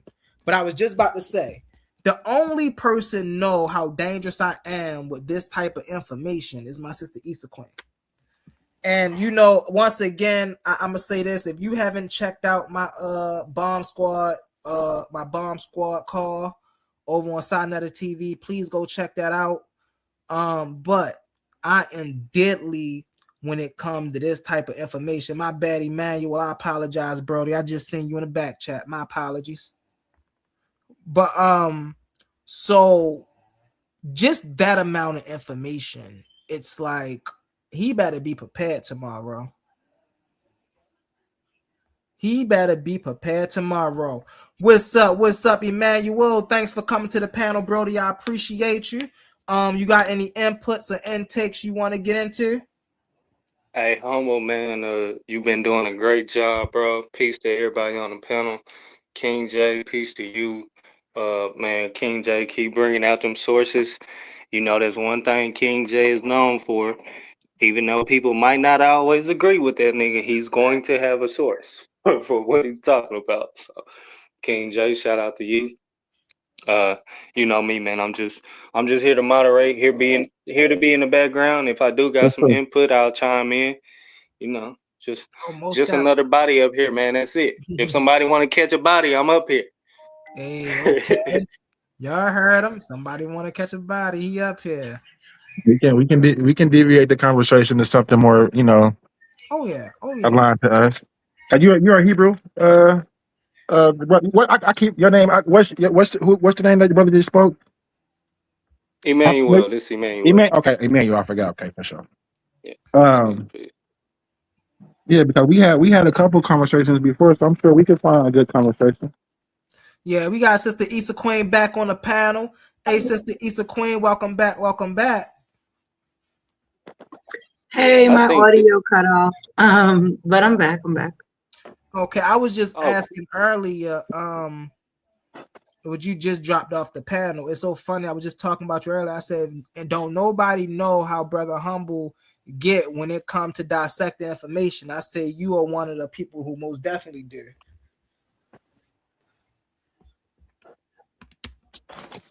Oh, absolutely, because I'm the same way. I just don't like repetitive statements. By the way, I also have some other debates on YouTube on Duel of Concepts. This sister right here, Sister Issa Queen, she done held some amazing debates over on Bigo. I'd have been in a couple of them, and so listen, she's an amazing moderator when it comes to debates.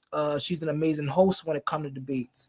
Also, she's an amazing impartial judge when it comes to debates.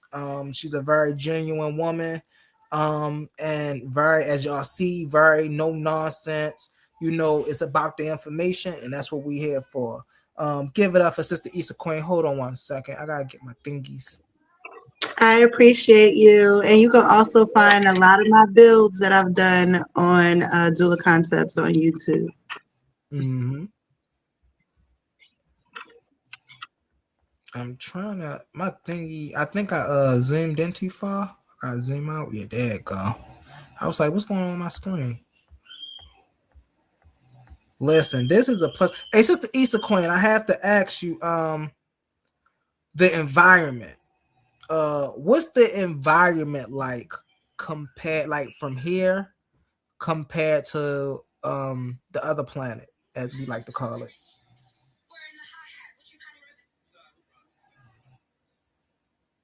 But Humble, I hear you mention Bigo all the time. What is that? So Bigo is a broadcasting app that if you want to practice this or get ready for something like this or on a YouTube, Bigo is a great environment broadcasting app to go to.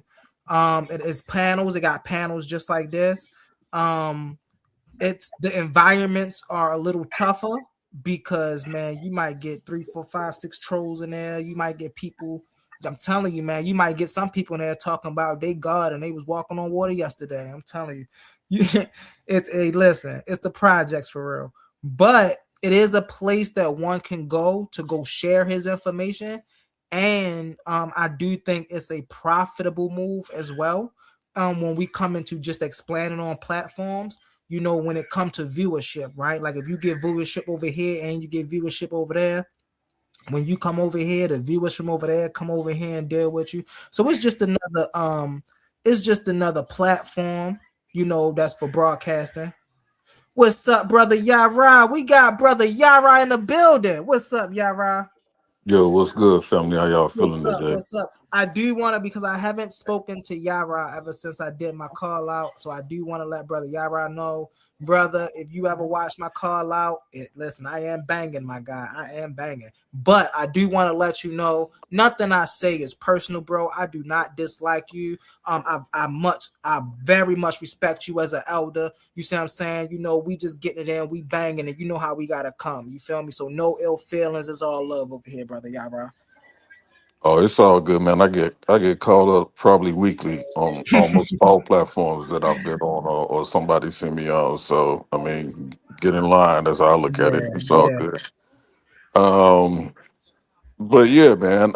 One thing I do definitely respect in these spaces is consistency. So I see you trying to do that and putting information out consistently, whether I agree or disagree. I respect it because I know it's not an easy thing to do. And definitely keep people engaged. So shout out to you on that, man. Shout out to Gideon, man. I see Gideon on the stage. I don't know if he's there or not. Um, Oh, what's good? Yeah, hey, this is me. Shalom. Hey, Shalom was good to you. King J, you know what it is. Peace, I shalom. don't know the other people on the panel. I really can't even see their name, but peace to y'all anyway, too. Um, but yeah, man, I just caught the tail end of what y'all was talking about, so I didn't know if y'all was ending that conversation or not. Or oh, I see the Issa. I'm assuming that's the sister. Okay, peace to you, Peace to sis. you. Yeah, peace to you and Emmanuel Holloway. I'm assuming that's Israelite brother Shalom or Shalom. Everything is peace to you. But yeah, yeah, I mean that's one of the arguments when you're talking about the ontological argument. Um, I see a lot of people who hold a high regard of faith. They do use an ontological argument, right, against a usually an atheistic, narrative or point of view. To a degree, they use that. But just using it on its face value. Most people don't really understand the methodology that you really have to use when you use that argument. So they always kind of, it sounds a little funny coming out, when you're trying to argue it, right? So I don't know why, man. I got to fix something. I can't hear you anymore, brother. But I might have to Oh, go I'm out and. muted. That's probably Oh, okay, something. okay, okay. No doubt, no doubt. But yeah, no, that's all. I just wanted to come on, man, and see what y'all was talking about, man, and chopping it up, man. Oh yeah, this is an open panel. Started Monday Madness. I actually started out giving 3 questions. And they all was based off we was talking about yesterday was subjective and objective. And brother Roy Chess came up here. He started kicking it off. Of course, he said, I don't understand or I don't have a grasping on what objectivity is. We went back and forth. Brother King J came up. We got into it. Roy Chess got off the panel, so I guess we can go into another subject. And hey, what y'all wanna talk about something? Y'all wanna get it in? Go ahead. Uh, I mean, I feel like me and brother Yara had a good 3 hour build yesterday. We just talked on random topics and stuff. It was pretty positive. I'm on the panel. I think a lot of these brothers are under the same Hebrew Israelite religion doctrine. So maybe we could talk about something along those lines. Now, Question: Are all of you guys? So I know where Yara is from. Are Gideon? Are you guys under the same camps? Are you like ISUPK or are you just independent? Believers.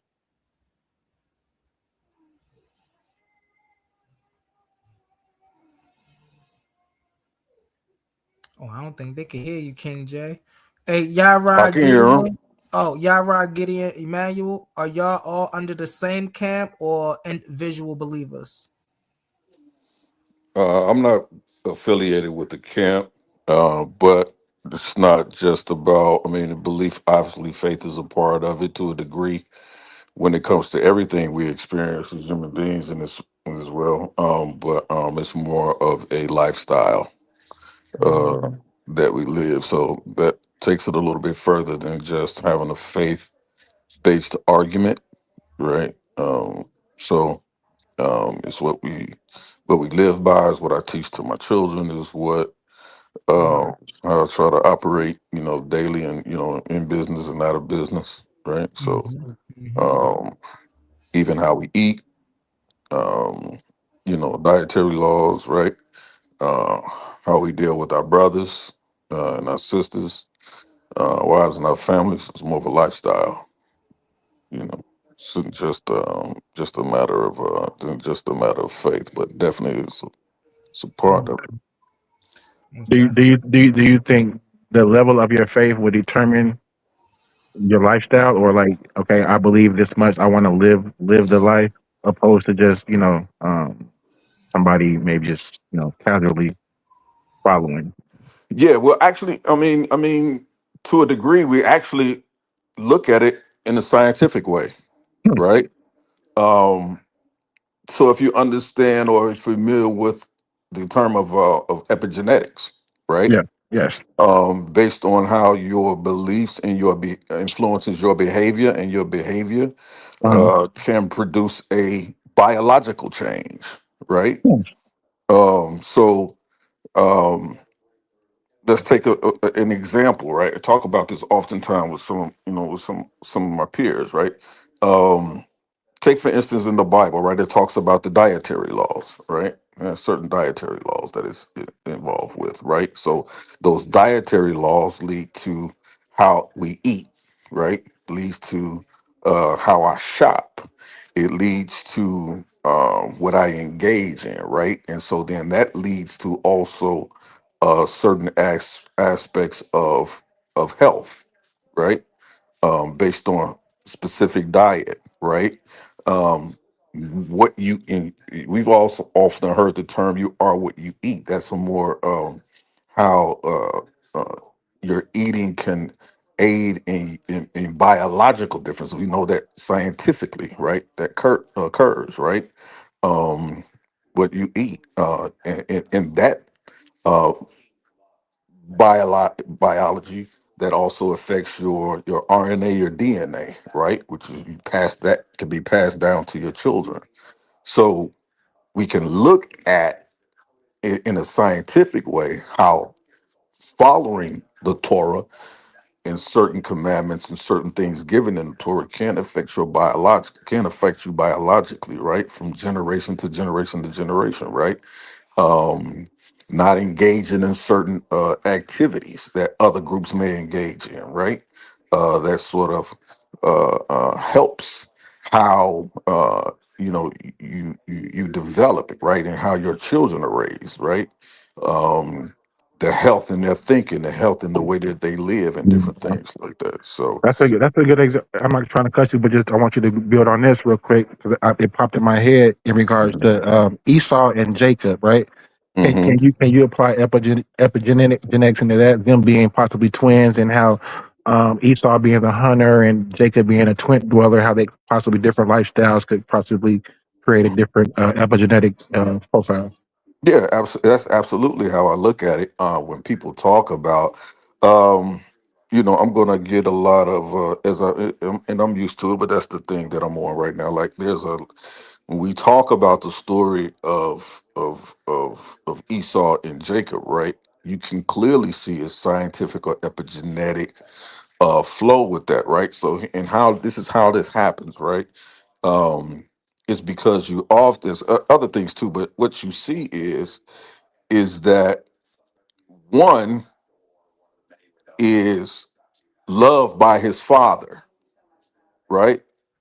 Which was Esau. And most Israelites or Christians never talk about this, but I'm gonna give y'all this, right? And it was because of his game, the food that his wild game. Yeah, the food he could Exactly. cook. Exactly. And so watch this. He was a hunter. So what does that look like to a father? You have a son who is capable of conquering his environment and his elements. In order to be a professional, a proficient, I should say, so like a proficient hunter, right? You have to be able to study your prey. You have to be able to engage. You have to have an instinct, right? Which even from that time as a hunter gatherer, even till that day, that was the bar for manhood, right? How well you can Right. hunt, Right. And you right? know what, y'all right? Go I ahead. get excited when I learn because now you're Mhm. just making me feel like, okay, Jacob was a mama's boy. Exactly, because in the story, that's what it tells you, right? That his mother favored him, right? So now it's making sense now. And Esau was a man after his father's own heart because he was a E- hunter. Okay. Exactly. And here's another thing: the Most High never chastises Jacob for that. He never calls Jacob evil for loving what most people try to project that Esau was an evil person. You understand what I'm saying? Yeah, because I tend to take that stance because I look at the name Jacob as the deceiver. The- And here's it. You And know, here's you see what I'm saying. And yeah. here's why that is, right. So what we get out of the text oftentimes comes through Talmudic commentary, right? And they tell you that Esau is the firstborn, but Jacob grasps his heel, right? Right? In that concept and in that understanding, you have to understand in that particular culture, it simply talks about one who is destined to be the greater, right? Now, if you study the biblical motifs, now if we can go down that path, and I'm gonna come back around to your question, we always see the younger outdo the greater or the older son, right? We see it with Cain and Abel. Whose sacrifice is accepted? The younger, right? We go through Jacob and Esau. We go through Isaac and Ishmael. Ishmael is the older, right? But which one gets the promise? Who does the promise seed come through? The younger, Isaac. So you have to understand in that particular motif what you're looking at throughout the authors of these texts is that in the book of Deuteronomy, Israel is always, or that particular nation is always looked at as the youngest nation. And then in its story, it looks to become the greater nation. You see? So, Could that just be because of the regime change and not necessarily this hierarchy system? but regime change is a hierarchy. Not So necessarily, look, because you real don't have quick. to Go ahead. change into a hierarchy. Well, you have to change it to a hierarchy because in regime change, you have to have someone who's at the top. And then you So, have No, to have those who are subordinate. so Yara, do you no. think that's why Rebecca stole the blessing?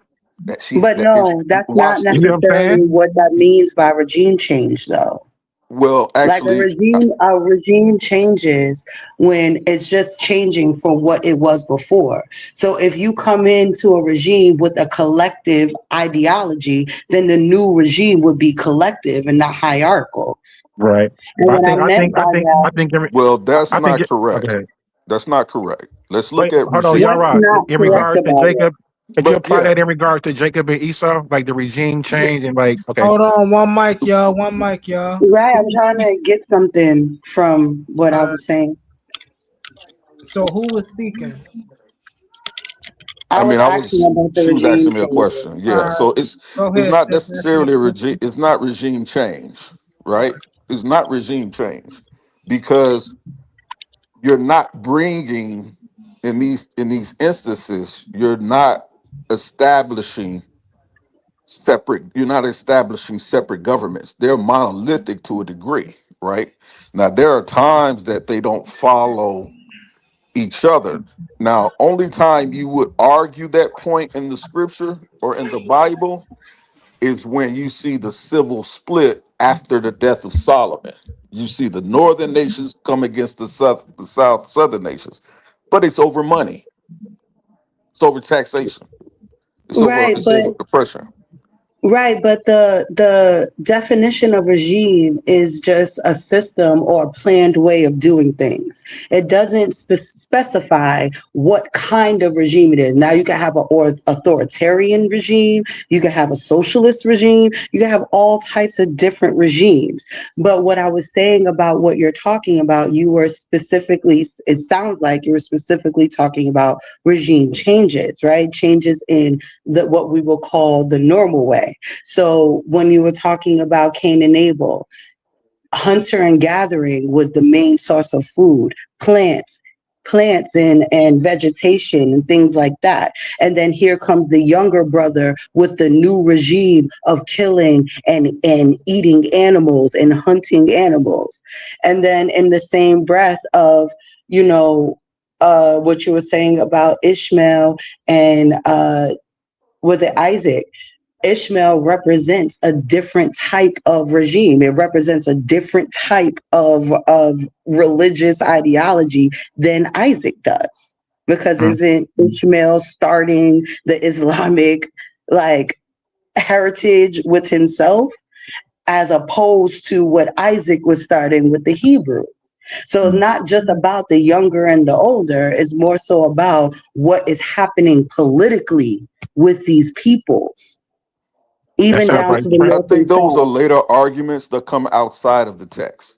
And here's why I say that, because Isaac, and it's all Ishmael, I should say, it's always a misconception that Ishmael is the one that started this Islamic religion, that's where it comes from. That's false, right?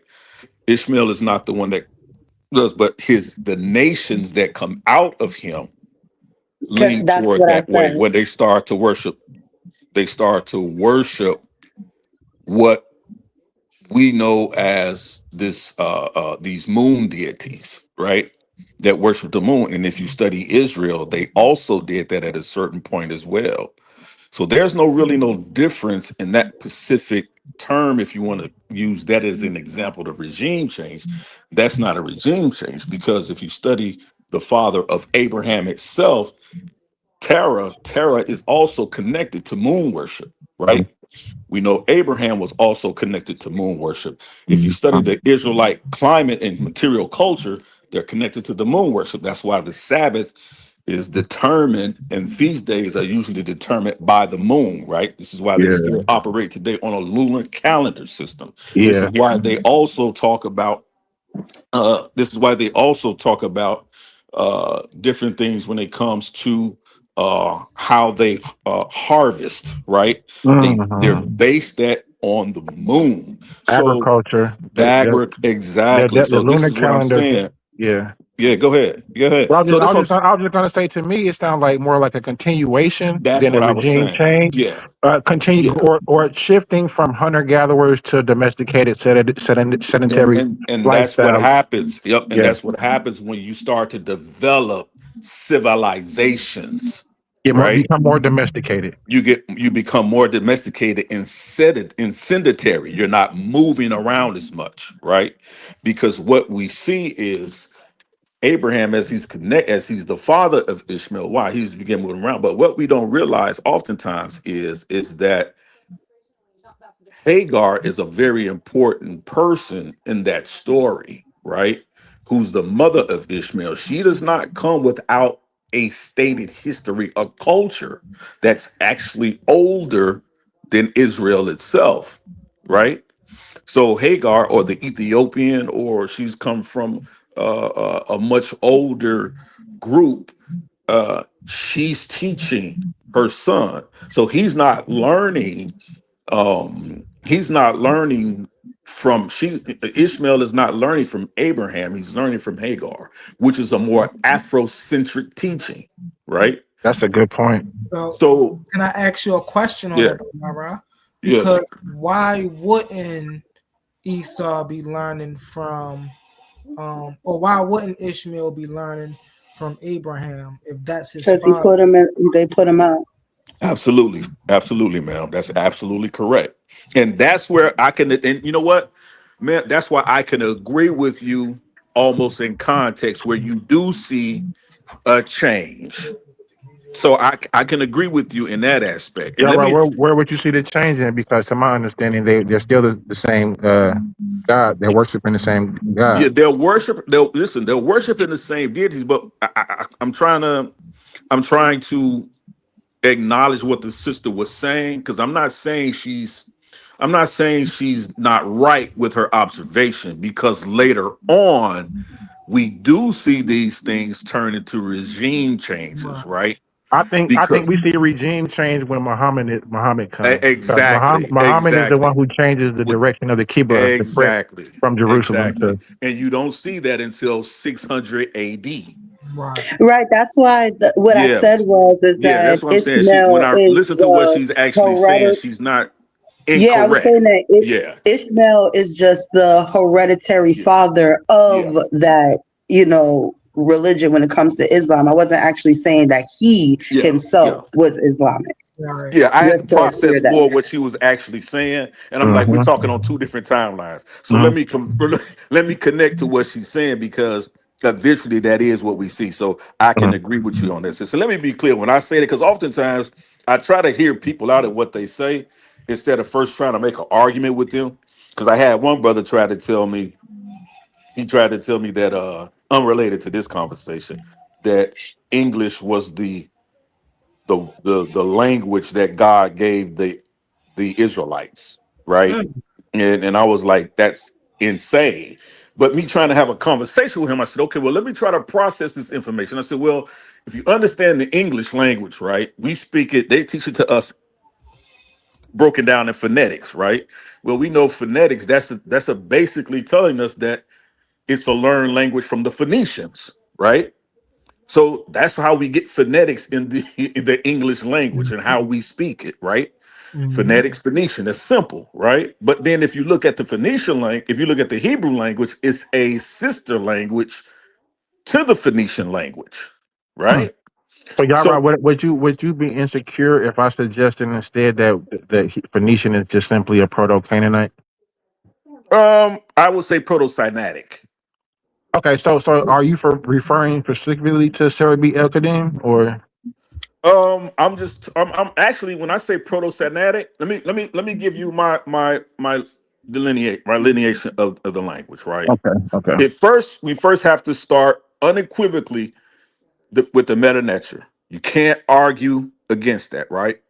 So you have the meta netter, right?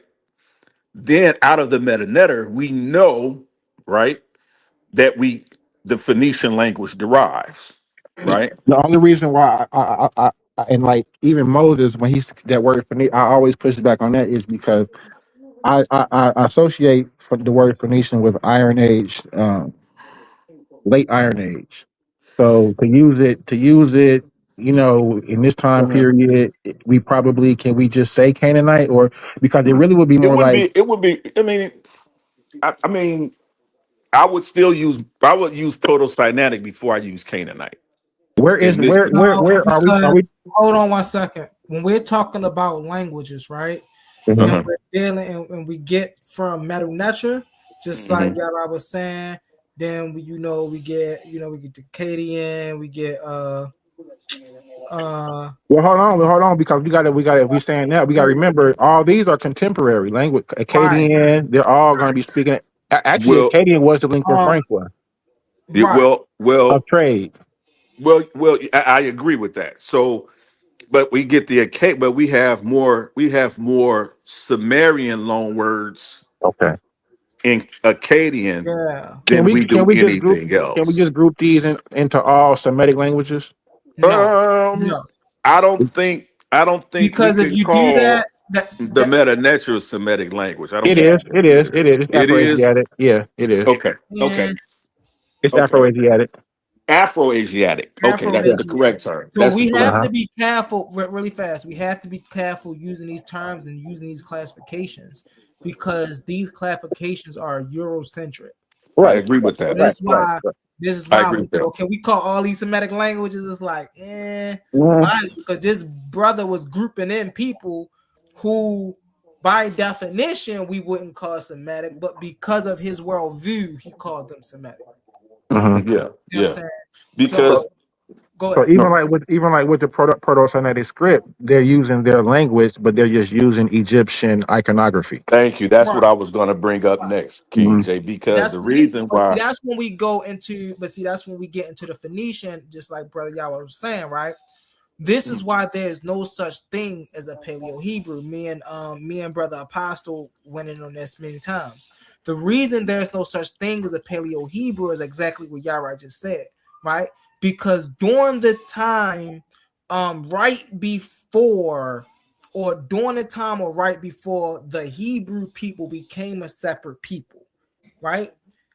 Phoenician was introduced to the land of Canaan and it got mixed up. This is why we see the loan words and things, right? And that language, right, is what we know as Phoenician Canaanite. So this is what people or bibliographers they would call Paleo Hebrew.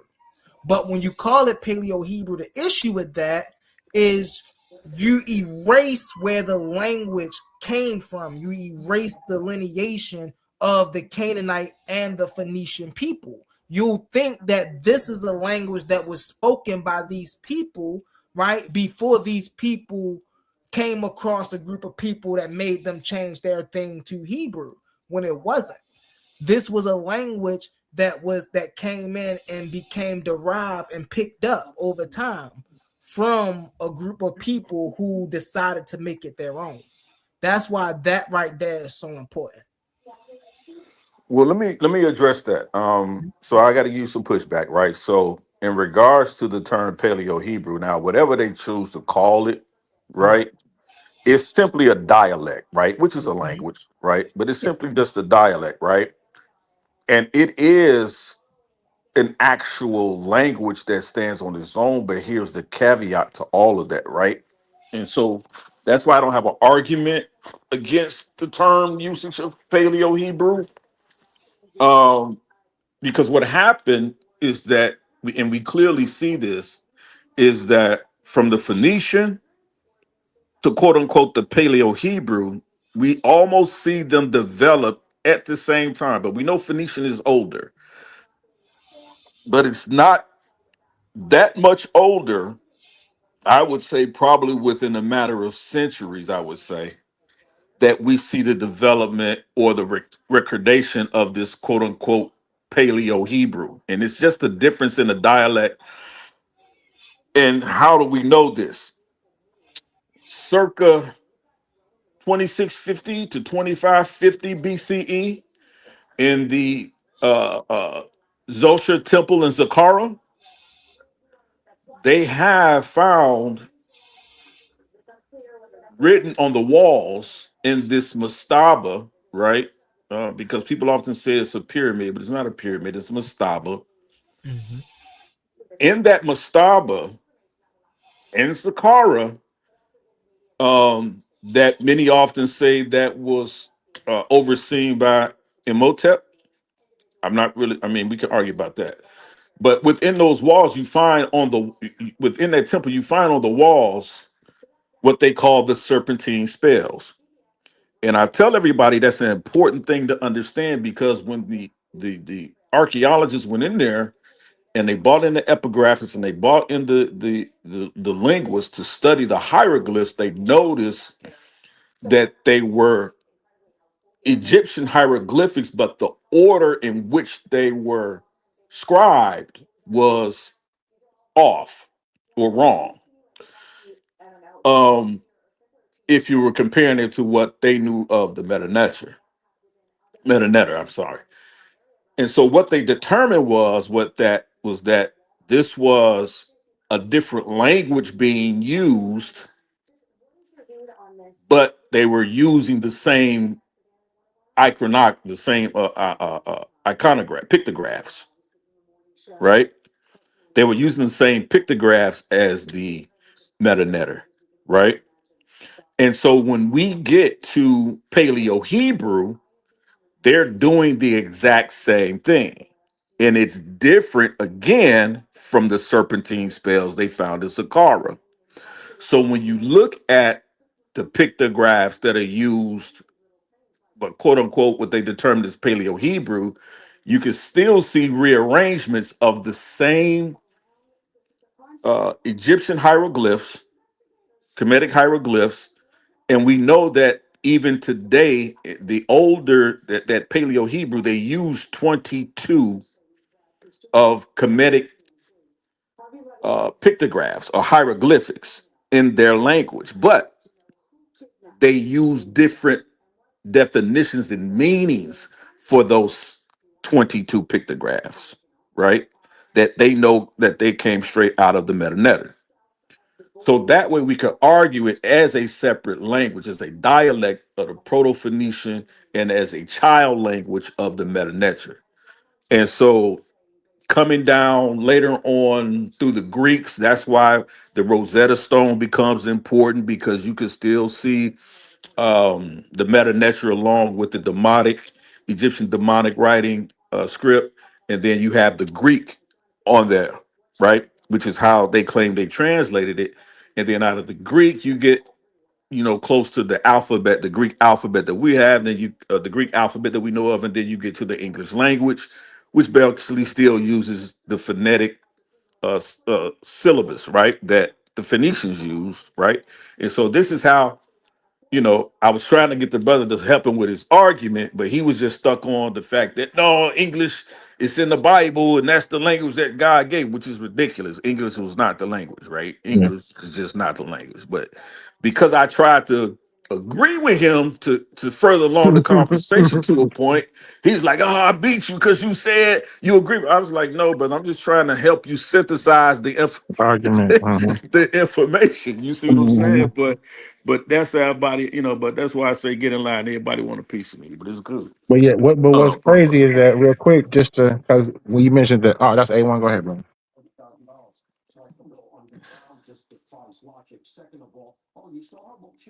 man, for some. That was y'all. Go ahead. Oh, Go my ahead. bad. No, I was just going to continue in regards to what he was saying in regards to like the Aleph bet. We Mhm. just say the alphabet. You know Right, what I'm saying? We exactly. still even to in the Hebrew it's probably like Aleph, Bet, Gimel, Daleth, and then the Hmm. Greek we just go straight to Alpha, Beta, Right. Delta. You know what I'm saying? Yeah, and then we just Yep. say ABCD. It's Yep. still nothing's really changed. Right. Well, Yep. that's the thing though, because the bait make two sounds. The bait makes a V sound and a B sound. But And according to how the olive is used, the olive is silent.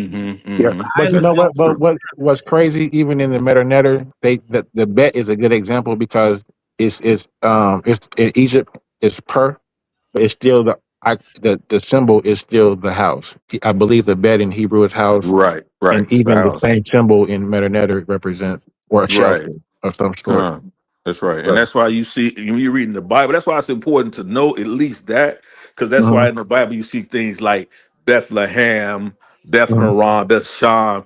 hmm That's that. You see what I'm saying? Yeah. It's the house. Yeah. Anytime the word I mean, I see bits or bet, Yep. I Yep. associate the house of, Yep. Bet Yep. Yep. Omri, or even Bethel, Yep. house Bethel. of God. Absolutely. Yep. So Yep. you can House of just El. a Yep. combination of where you can kind of, it's fun learning. Yeah, Yeah. absolutely, absolutely. yeah, But I went there because I wanted the sister. I was just really trying to connect with her information, because sometimes people be like, I don't understand what you're saying, but like, nah, like, no, just let me slow down and be like, yeah, I see where she's going with that. So she's right. It does become sort of this regime change um, at that point in time um, where King J was saying, like, when you see the 600 rise AD. of Islam, 600 AD, you see the rise of Islam, but there's a build up. There's a build up to that, right? And you see, like you said, a lot of that stuff is it's environmental change, right? A lot of that stuff affects like how the older hunter gatherer old hunter gatherers, they have to change because they're migrating to other lands. Now they can't, they're not agrarian. That's what I was trying to say. Mhm. Agrarian cultures anymore, right? Because Mhm. now you have famines that have set in. Now they don't know how to, now they have to learn how to irrigate, water, which they didn't necessarily was not really on that. But you see a lot of that in Mesopotamia because they were building in those deserts. At some point, we know like you have to your environment changes how you hunt. It changes how you eat. Um, it changes how you see things. It changes what your God does. Yep. Your migratory patterns. Right? You see what I'm saying? And, Yep. and listen, it even changes your language now because you're coming in a different contact with other Other groups, other people. people you're trading. And then now what also happens? Long Now they word. start looking at what? Your Halpo groups now, right?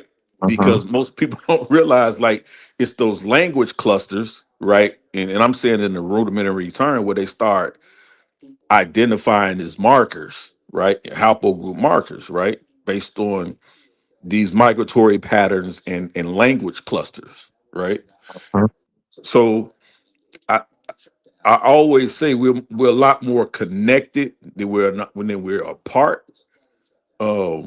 But you know what we have to do is like peel back the onion, right? Peel back the layers of the onion to really get to what was there, right?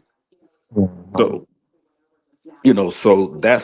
so that's just and then going back to the biblical narrative, this is it's still what you see all the time. It's a motif that's there. Once you see something that recurs in the story more than once, you should look through that, right? So what do you think about those stories and parallels that existing in older motifs in different cultures? Like I found the story of Noah in Sumerian text uniform where they Hmm. mention where they have the tokens, the clay tokens, and they Yep. have it on it's a map, and they have a circle, and it's called the bitter water. Hmm. And around the bitter water, they have supposedly eight big, you know, objects, and it's supposed to be where one of them went through the bitter water, and upon they found, supposed to be like a ship from, Noah's Ark, like. So Yeah. that's a story they have on those clay tablets. They also Yeah. have a story of Daniel. Hmm.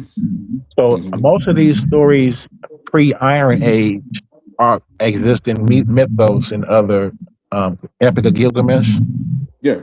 And Atrish I, Hashish, you yep. know. Yeah. Yeah. So And what I do we say about that as far as like validity of like either patriarch? Yeah, if you're asking me, my understanding on that is this is why I say I don't really deal with people talk about this was plagiarized from this and this was plagiarized from Mhm, that. There's a very low rudimentary argument, mhm, right? Because mhm. it's not plagiarism. What it is cultural memory, right? Exchange, shared So culture. yeah, it's cultural memory and exchange, and a lot of it is based on what trade, Hmm. access, people coming in contact with each other, excuse me, it's like it's sharing stories, Hmm. sharing truth, sharing understanding, right? Let me show you, let me show you. There's a lot of stories that you can find. There's a tribe of Dan, right? That Hmm. are in the west coast of Africa. And part of their cultural history is that their ancestors were from the east. They migrated into West Africa, but they had to learn to live off the land from the people that were already there. Hmm. So how do they do that? They don't just teach you how to live, or they don't just show you how to dig a hole and put a seed in there. They show you how to dig a hole, put a seed in there, and how to pray to the God that they know that they give preeminence to that makes the crop grow. Hmm. Hmm. So Hmm. then they're telling you, as the newcomer, this is how you do that. You can't, it won't, even though you dig a hole and put a seed in there, you have to recognize this deity. But you know what's funny is that you But didn't you that's don't not even realize it. necessarily how it was done, though. But hold on, real quick. I just want to suggest that you're speaking about them not separating their science and religion. Like Exactly. Exactly. Right, but Go that's ahead. not necessarily how it was done, though, right? And this is why people talk about it being copying, because they take the stories, don't tell that these stories are coming from other places, and they rearrange the story to uh-huh. create a whole political ideology that suits themselves. Or that fits So the current population.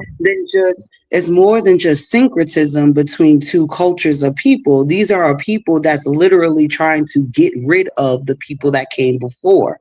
So there is a lot of copying and rearranging stories to make themselves be at the top of a hierarchy system that didn't exist before. Well, I wouldn't say get rid of. I would say assimilate, because if they're just getting rid of them, Right. they can come up with any story they want to. So they want to kind of fit the story to narrative for the people to kind of, you know what I'm saying. So change it a little bit, but not Yeah. I totally. mean, All yeah. right. Hold on Yeah. one second, y'all. But One it second, was. y'all. Hold on one second, Sister Easter Queen. Hey, brother A1, you there?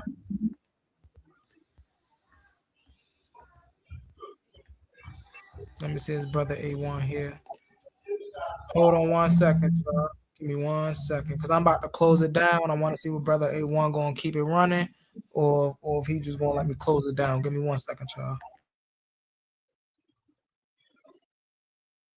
Y'all can go ahead, have y'all You comments. jumping back on tonight, humble? If you're gonna jump off, we'll just all jump off with you then. Yep. But I want to see what brother A1 gonna do, because brother Yara, you supposed to have you supposed to be on here tonight, right? Yeah, I'm supposed to be on there tonight, so I got to reach out Yeah, I was to about to A1 say, and get that might done. Yeah, just make what this. y'all talking Oh, about? brother A1, I'm I actually just about came to back hop in off. from letting the dogs out. Got you. So I'm about to hop off. I just wanted to see if you wanted to keep the show going, for brother Yara, or if you was gonna close it down and reopen another show for brother Yara. Yeah, we can keep it going. I'll reopen something else around then. All right. All right, y'all. This been Brother Humble Mystik, Monday Madness Open Panel. I appreciate everybody that came through. I appreciate all the viewers in the chat. I appreciate Brother King J, Sister Easter Queen, Brother Yara. You already know Boss Man A1 and others that came up on the panel. Hey, I'm looking to do this again tomorrow. Y'all most definitely gonna see me. And I'm out. I'll catch y'all later, y'all.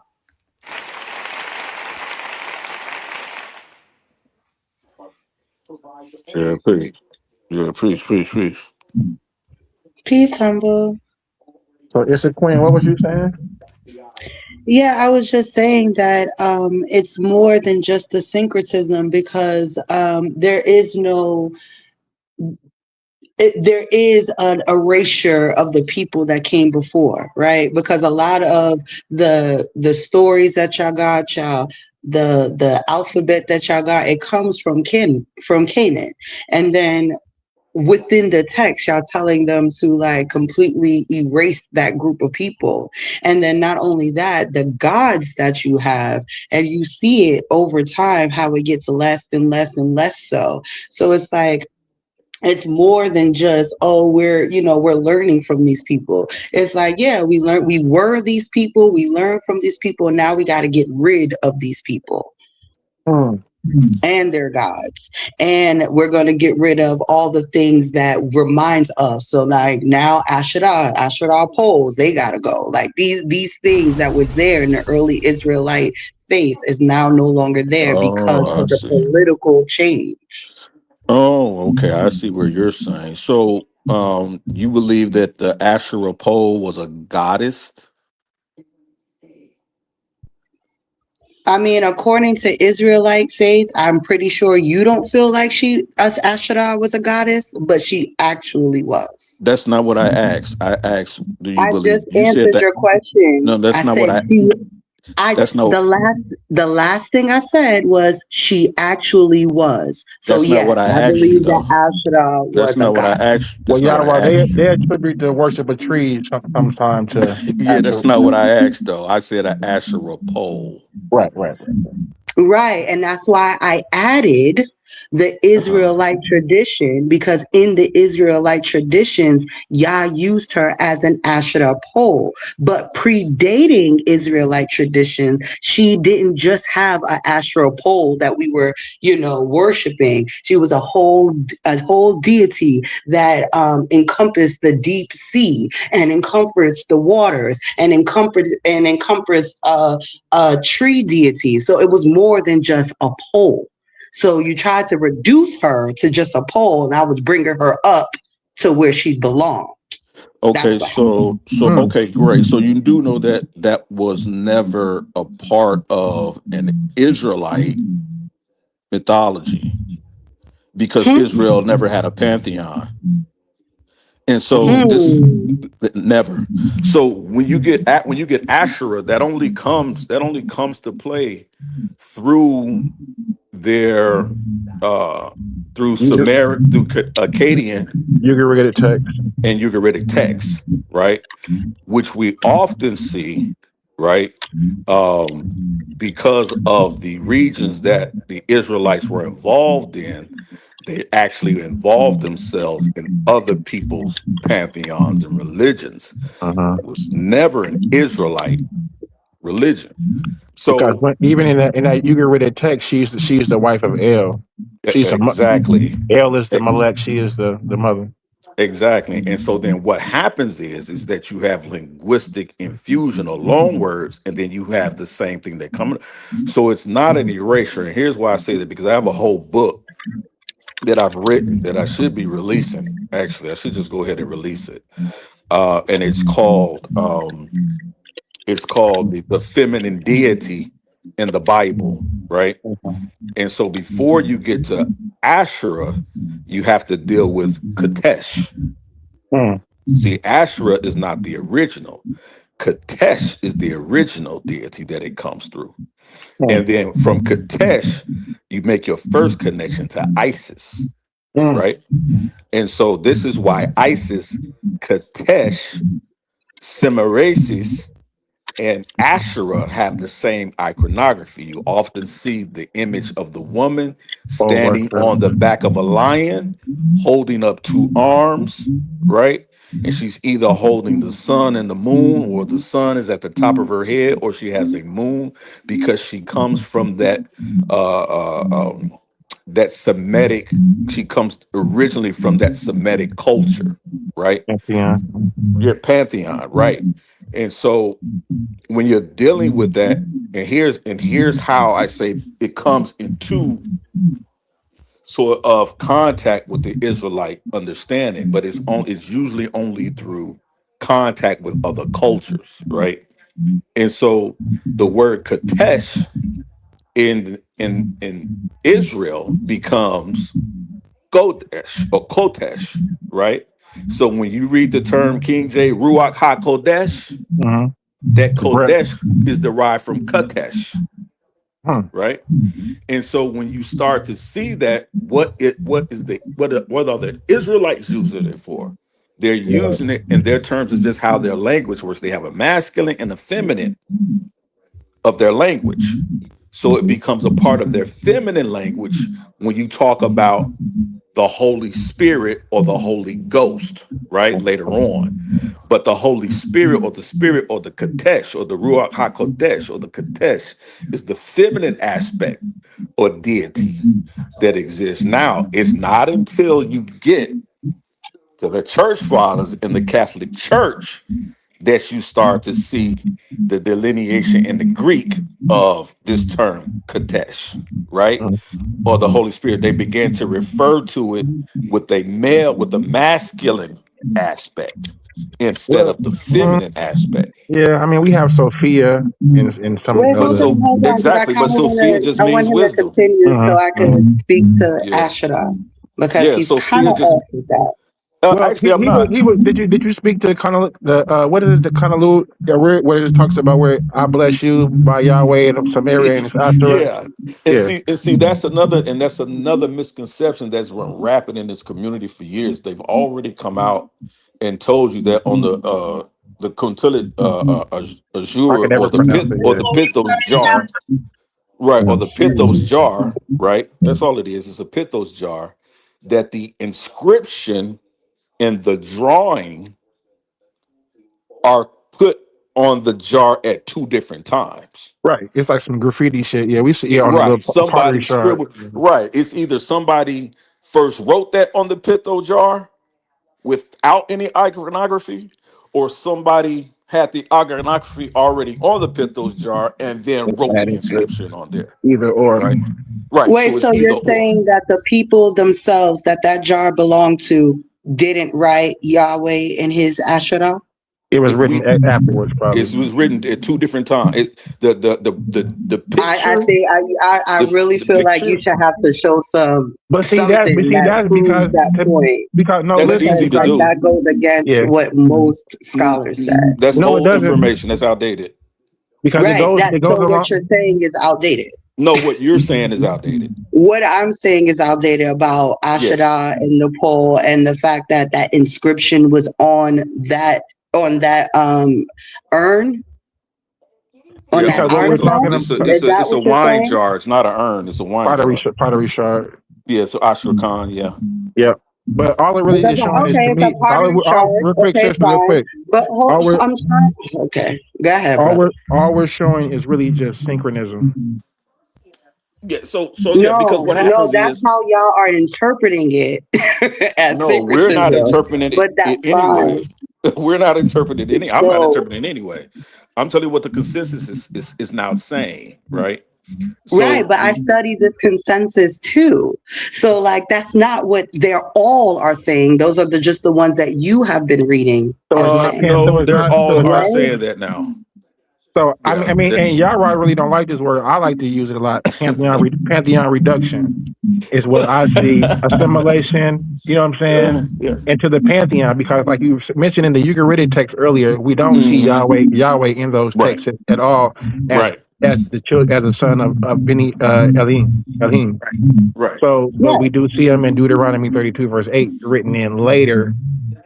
You know what I'm saying? right. So Because that he's a shows when the Yahwist exactly entered the scene. Right. about 800 And BC. what I'm saying is that before monotheism entered the scene, Right. these deities had wives and people absolutely Yes, worship them. So to consort say for that, sure. oh, that this pottery shard could have never said what it said, when we know that at one point in time monotheism didn't even really exist, that would be a little disingenuous to the No, but sister, information. you already said Well, it yourself when you mentioned right. El and Asherah being the consort of El earlier in the Ugaritic text. So that's showing you already Exactly. that Asherah was El's consort. He later Right. later Yahweh assimilates, through the pantheon, takes his wife, right? And so now we see Yahweh with the Asherah, assimilating Exactly. all of And the then epitaphs of El and his powers. And even with Baal, we see the same thing with Baal. He takes, exactly, exactly. So, and then during that time period where you see Yahweh taking on his wife of uh, Ashara, you see the people worshiping in that way, and you see her poles next to Yahweh, and you see people worshiping the both of them until monotheism comes in. right? Right, and But then we're now she can't be seen, now she can't be worshipped, and then you have all of the Old Testament, what is that, Kings, that talks about getting rid of these poles because we're no longer worshiping this woman. yeah, And because then there is no and God then but you God, go only one God. further, and then you have you encompass Sophia, but instead of saying Mhm. Sophia, you just call her Holy Ghost or the Holy Wisdom. Spirit, right? Because worshiping women are no longer okay. It's no longer okay to do that at this time Well, period. So no, then well, you see actually, them Sophia. being Well, actually, overwritten. that's not the case. That's really not the case. That's really oversimplification, right? So let's Uh-huh. go back. Let's go back to this Pithos jar, to this Astrakhan, right? And how we know these images are not related. Because what we can clearly see is that on the Pithos jar or on that Astrakhan, we know what those images are now, right? Because what someone did is they saw the inscription and they made a gross assumption that this has to be God and Asherah based on the inscription that they read. But after more study has been done, we know what those images are, and we can clearly see those images. What we see on those images, right, are first, the most important one is not the seemingly two male figures, which no one likes to talk about when they talk about this. There are two male figures that appear on there. There are actually three figures, but there are two male figures that are prominent. One standing in front, one standing in back. That's not a male and a female. Those are two males, because how do we know? We could see two penises, right? Sorry if that's vulgar, but we can see two penises on these two prominent images. But in the foreground of the drawing, what do we see? We see the seated image of a female deity playing a lyre or a harp or whatever that instrument is. We know what that image is today. That is the image of of best, right? In the entity. So we know that the inscription and the iconography do not go together, right? That's how we know they weren't put on there at the same time. And that's how we know that the images have nothing to do with Asherah, because we know what that symbol is. We know what those drawings are, right? So moving forward, what you see during the time of in the Bible, what they talk about Joshua's reform, Joshua talks about the removal of the Asherah poles from the temple, right? That were a part of the holies of holies. Why is that? Because before, and if you read the story, Joshua talks about how his forefather were doing the evil things, bringing these idols that they had learned from other cultures and placing them and worshiping them in the temple alongside Yahweh. The reason why he understood this to be evil and said, I'm going to go back and do what my forefathers did, because they were already a monotheistic society at that point by the time we get to Joshua when you talk about the book of Kings. And so it is out of those expelled persons or priests that brought the Asherah temple into the pole.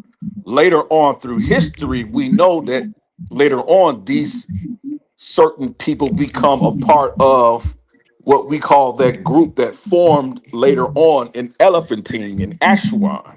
And this is why when they entreated King Darius to be able to build a temple there, one thing we know that they did, they had Yahweh, Anat, which is a variation of Asherah, Anat, Yahweh, and other deities that they had in there.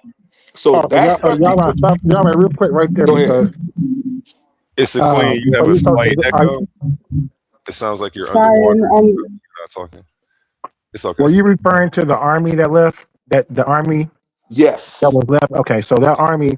Now I wouldn't say they worship Yahweh, but a form of more of a Yah, just Yah, Well they call it Yahweh or Yahoo. That's the difference in dialect. Yahoo. Yes, Yahoo. Yeah. Yeah, Yahoo. It's the same deity. It's the same deity. They just work, it's just a different But dialect. the significance is, I would argue that because they came in, that military army that came from that time period, they had the older form of worship as the I original. Just agree. yeah, okay, just yeah, Yeah, I and agree they with the worship term Yahoo. Yeah, I agree. yeah. It was, and then you mention they worship by not Yes. as a consort as well. So Yes. yeah, so what do you think about that? It's like that we showing just the different time periods how the worship evolved. Right. Because what we had is it's just like any Wait, hold culture on. I that wanted comes in to say contact something with about another the best culture. thing. Before y'all move on, I wanted to say Uh-huh. something about the best thing because you Uh-huh. are presenting an argument as if it's solidified, and we got to do the other side of it because there are scholars, Pirahaya Beck, I believe that's how you say her name. She argues that the ancient people often use existing templates to draw their gods. And we see this all the time. When y'all was talking about the Paleolithic, Paleo Hebrew, and how, they use the hieroglyphs from the Egyptians to create words, but the words that they created didn't match what the Egyptians were saying because they were creating something new. So when you see Bess, right, it's the same situation where they're using a picture that they were using from before and creating a new deity or a new story underneath it, and that's why it could be the same. And they do that again with there's a Greek pagan, the Good Shepherd, that people used to use to represent Jesus, and that was a Greek pagan god. So, like, you can't just use the fact that it looks like Bess as a debunking mechanism when we know historically that it happens like that over and over and over again, because even you said it with the hieroglyphs. You Well, got to use both sides of the argument. that's really not a coherent argument, in all due respect, because we don't see any other images in Israel drawn like that of Asherah ever. Doesn't exist anywhere. So, and we don't even hear any arguments or there's any connection of Israelites worshiping Bess. So, The for sister would probably argue that that would be more But I like wasn't the tree of arguing life. that they were, I you said wasn't what? saying that the Israelites were honoring Best. That's not what I said.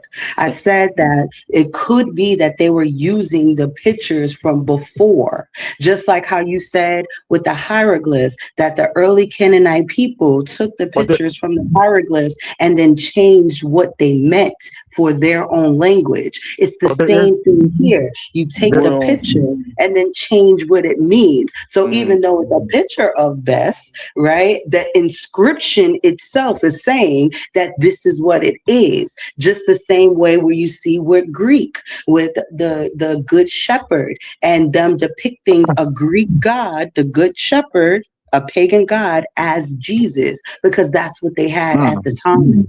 Well, actually, still that's still a that's still an incoherent argument because of two things, right? Number one, still the picture drawing is not a is not a it's not a pictograph or logograph. It's not that. It's a drawing. It's a graffiti, right? are you, because it looked like their boyfriend and girlfriend. It looked like some medieval stick figures. I'm not sure if you've seen it, but Yeah, you would never and to see my that.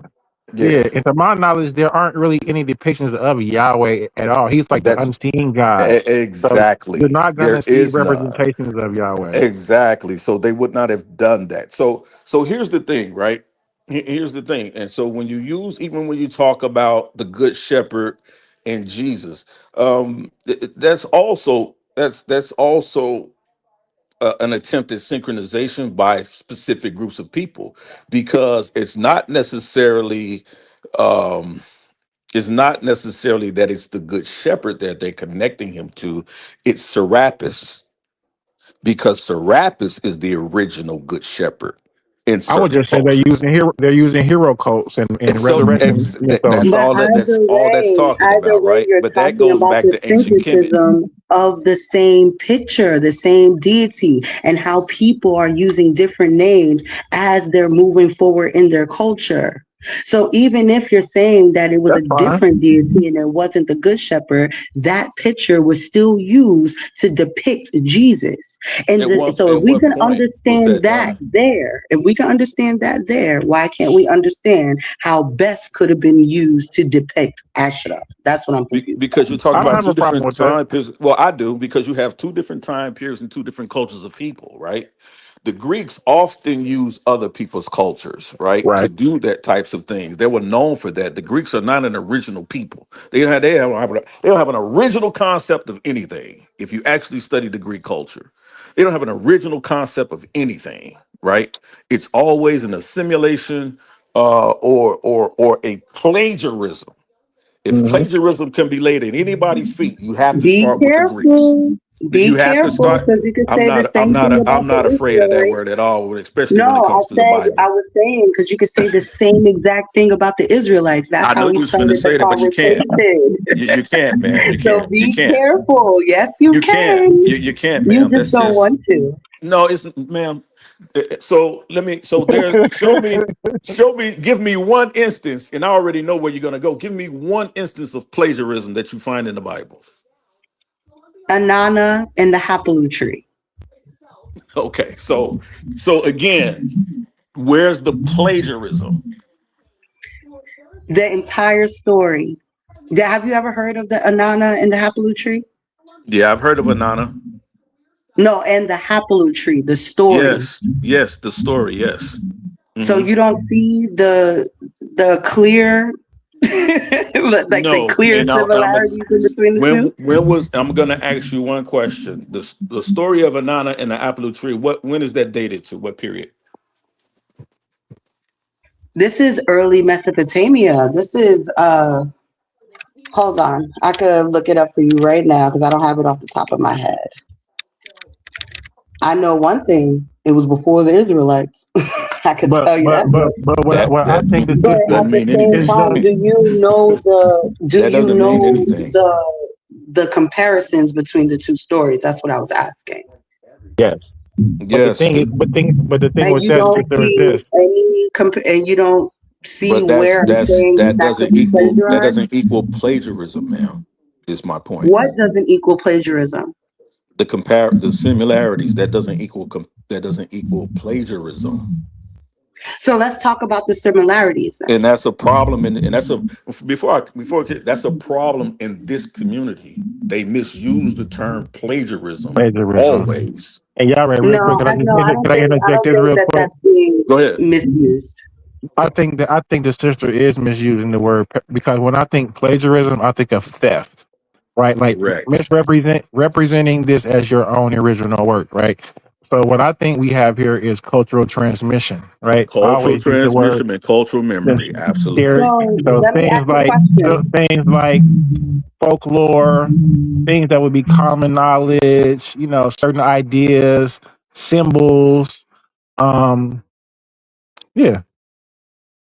So let me So we're ask a not. It's question. not So stealing. let So me I'll ask a give you. So question. in When y'all learn the story of Genesis, do y'all say that this comes from the story of Anana and the Hapalu tree? Is that something that y'all say?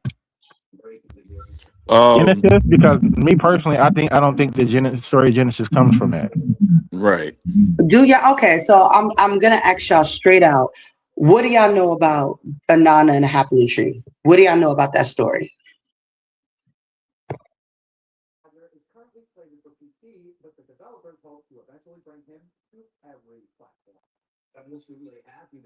Oh, you want us to talk about the similarities of it? Is that what No, you're I want to asking? know anything you know about that story. Anything. What do you know about that story? That Anana is a Mesopotamian goddess. That's it? Yeah, that's all we need for this conversation.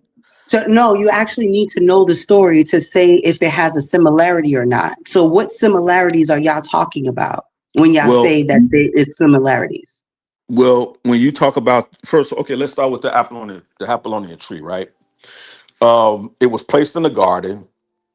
Um, it was a garden, I believe it was, if I remember the story correctly, it was a garden that was gifted to her. But in the story, um, it was a source of, um, I would say, wisdom. It was a source of wisdom, but it's all metaphoric, right?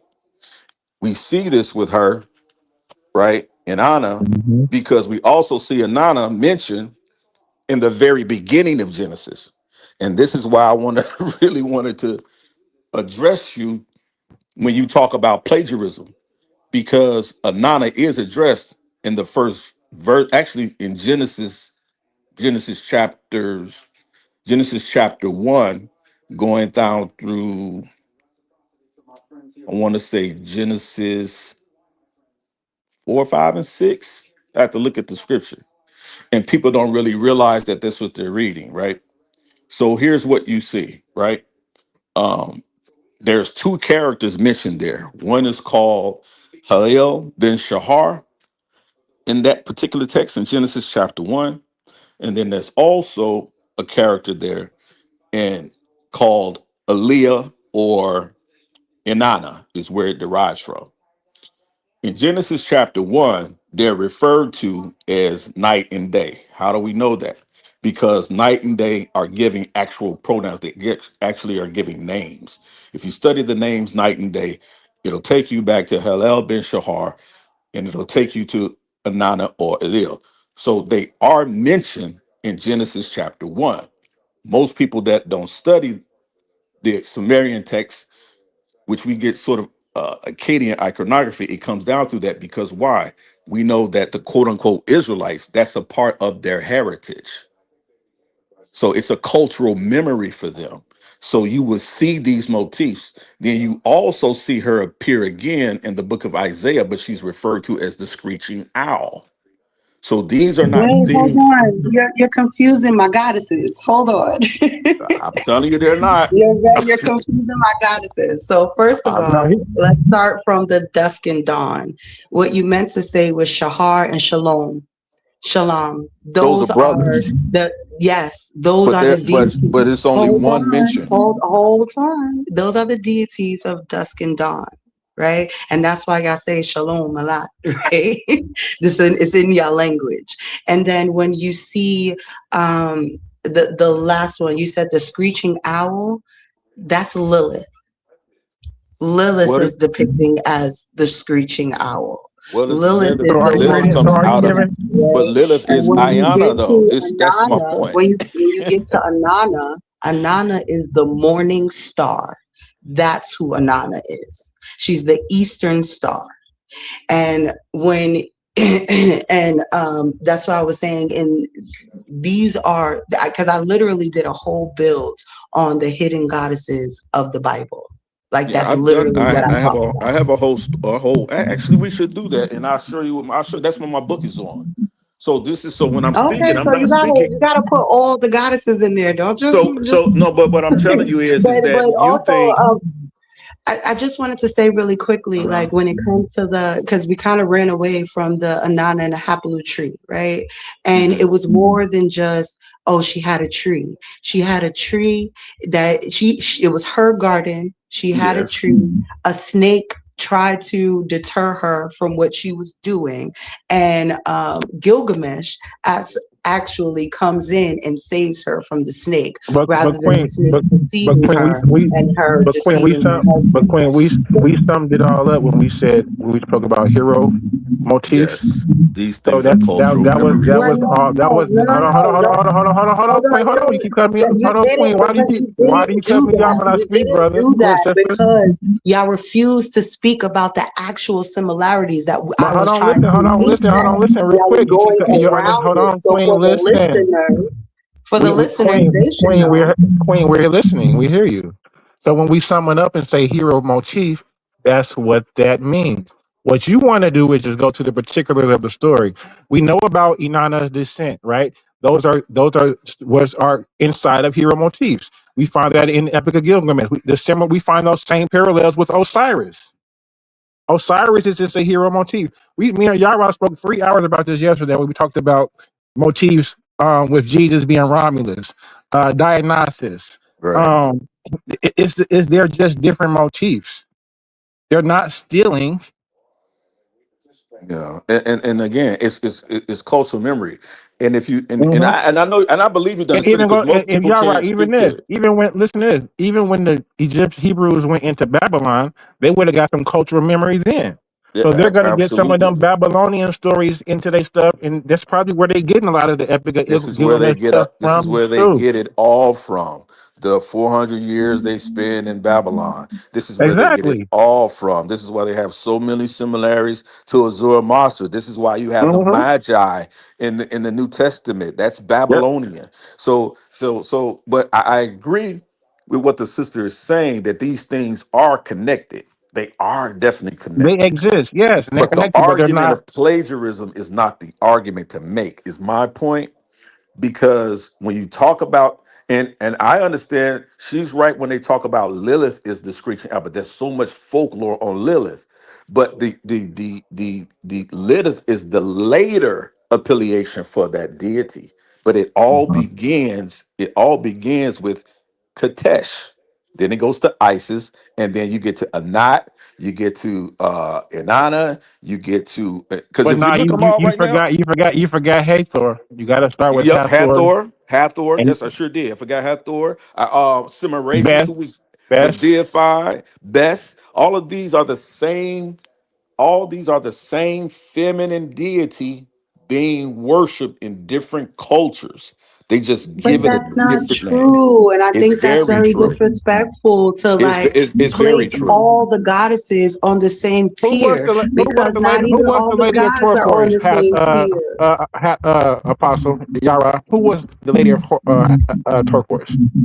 Hathor. Hathor. Right. So, and who was she later to become? Um, Isis. All of them. ISIS. She's fused with ISIS. She's actually Right, also fused with right, Anat.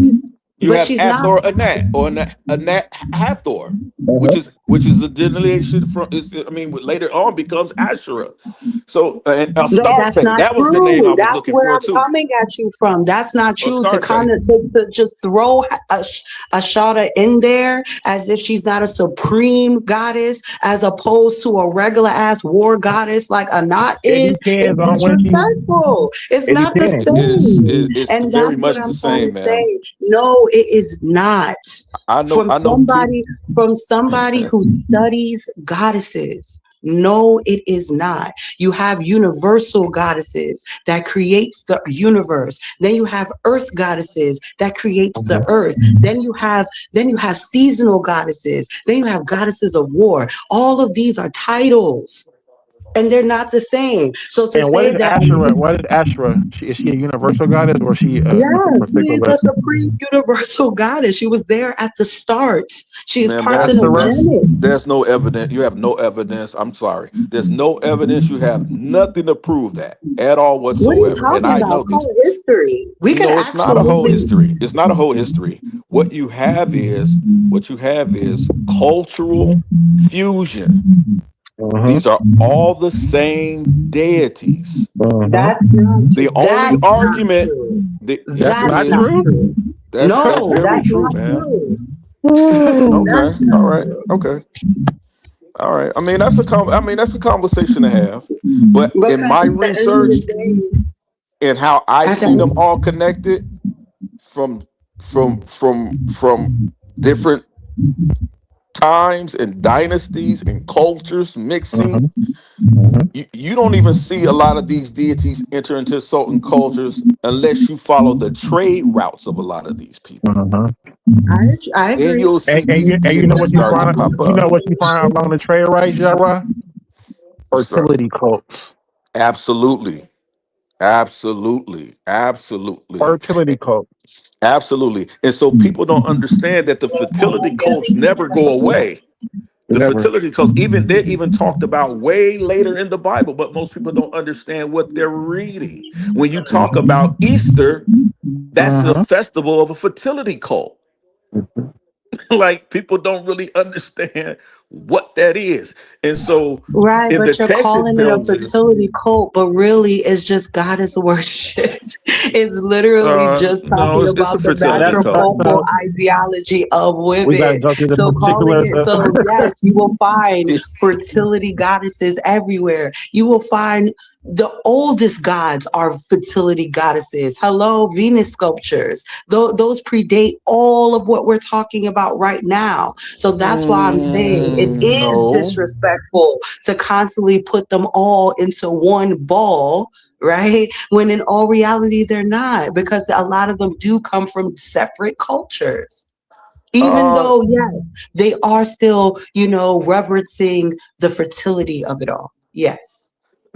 no, the evidence of the connectiveness of them all is evident and prominent. So I understand But what you're that saying, but it's evident. So there's really no argument So if for that. syncretism doesn't equate to plagiarism, why Hmm. does now connectedism automatically it means syncretism, or the Because that's fact that what it it's all is. the same? That's what it is. It's not plagiarism. That's what it is. Right, but it's not plagiarism when we're talking about your stuff, right? It's When we're not talking about plagiarism how about any of when we're it. talking about how you're taking stories stories, you're not telling people where these stories are coming from, and you're using the stories as if it was only your stories. That's not plagiarism. But but that's syncretism. But when I'm saying that, okay, well, all of these people, right? All of these cultures, yes, you'll find horned goddesses everywhere. Why? Because a lot of these people are pastoralists. Like, of course, they're making gods in faces of the things that they're doing, because that's what pantheonic gods do. It's not just it's a god of sex, it's a god of seasons, it's a god of horns, there's a god of sand for Yahweh, right? There's a whole types of different gods out there, and I think it's disrespectful to not put it on a real frame of so people can understand what we're talking about. Asherah is not the same as Anana. You know how they're not the same? Because Anana has a mother and Asherah doesn't. That's how we know they're not the same. Well, She's I primordial. can easily prove that to you, and you could do the homework yourself if you like to. Go look at the oldest iconography, the oldest depiction of Inanna, and then you look at the oldest image of Asherah and tell me if you don't see that they're the exact same. And then Yeah. while you at it, take a trip over to Isis and tell me, look at the oldest image of Isis and tell me if you don't see the exact same icon. And you know I've why They're the you done that know, hold on, same. hold already, on, and I hold on, would sister, love real to quick. bring you back to the statement that you made earlier about the hieroglyphs. How the early Canaanite people saw the hieroglyphs, took the pictures, and then gave those pictures a new meaning. That's what you said earlier. No, So that's why not can't what that I same said, man. logic? That's Why not can't what I that said same though. logic be put right now? That's not Hold what on, I said that's though. not what he That said. That's is actually what you what. said. Hold on. That's what I said, and that's not what I said. I said that the Proto-Sinaitic script came about from Semitic miners that took the Egyptian iconography and used their Semitic language on the symbols. That's what was said. So now my question to you would be, when they use the symbols, did they use the exact same words that the Egyptians used No, they use their for own those language. symbols? They use their language. Right. So we're Just saying just the like same just just thing. just That's just literally like what I just said. so just like the Greeks would do with like the demonic or the Coptic, right? Where they would use the Greek language and then place that language upon Egyptian symbols. It's not stealing. I'm not saying that it's stealing. That's what I'm saying is I'm using your own logic against what we're talking about right now, against you right now. But that's not You our So logic understand even because that. even You even even in the understand. Hold example, on. even Hold go on. ahead. You understand that these people are taking the iconography from one Hmm. culture and then Hmm. putting it into their own with a different translation of those iconographies. We understand that. But when it comes to these goddesses, it's like y'all don't understand that they're taking the pictures of these goddesses and then putting a new spin on them. Y'all don't Well, get no. that. Well, well no. Like for Like, well, hold on. Like no, for no. When it hold on. comes to the goddesses, they're all the same for some I'll give strange you. I'll reason give because you. they use the I'll give same you because one they picture. example, are. and then No and I'll matter give you. how you I'll, argue against it, man, it's easy to show. I'll give you one. Archaeologically, we can show that. I'll give you one example that I handed to y'all, right? So when you mentioned Anat and Asherah, right? So when we look at Anat, she's Baal's sister, right? But she's also in some instances his wife, right? So in the instances when she's his wife, she will be the head pantheon of the with Baal. Similar, the same thing with Asherah. So at sometimes you will probably see Anat in Asherah depicted as the same thing. I guarantee you, you could I'm literally. not arguing that. I'm arguing that just because they're depicted the same doesn't mean that they are. Well, She's they're arguing playing the same plagiarism. role She's arguing plagiarism. as the consort of the in that pantheon. So if El is the head pantheon, the Malek, then his consort is Asherah, right? Just so like we see when Yahweh becomes the head of the pantheon to the Hebrews, then he has the same consort Asherah. And guess what? We can go and you shoot if you shoot right back down to the Elephantine Jews. they have the same consort or Yep. not. Facts. Yeah.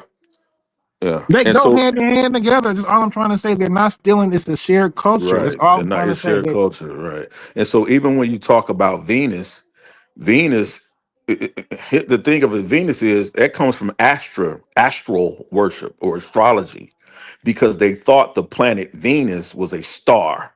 And the reason why it was so prominent, because at a certain point in time during the evening, it's the brightest star in the sky, right? Only second to the sun. It's the brightest star in the sky. And so you see this attraction to Venus because of that. But we know Venus is also in the Greek is Aphrodite.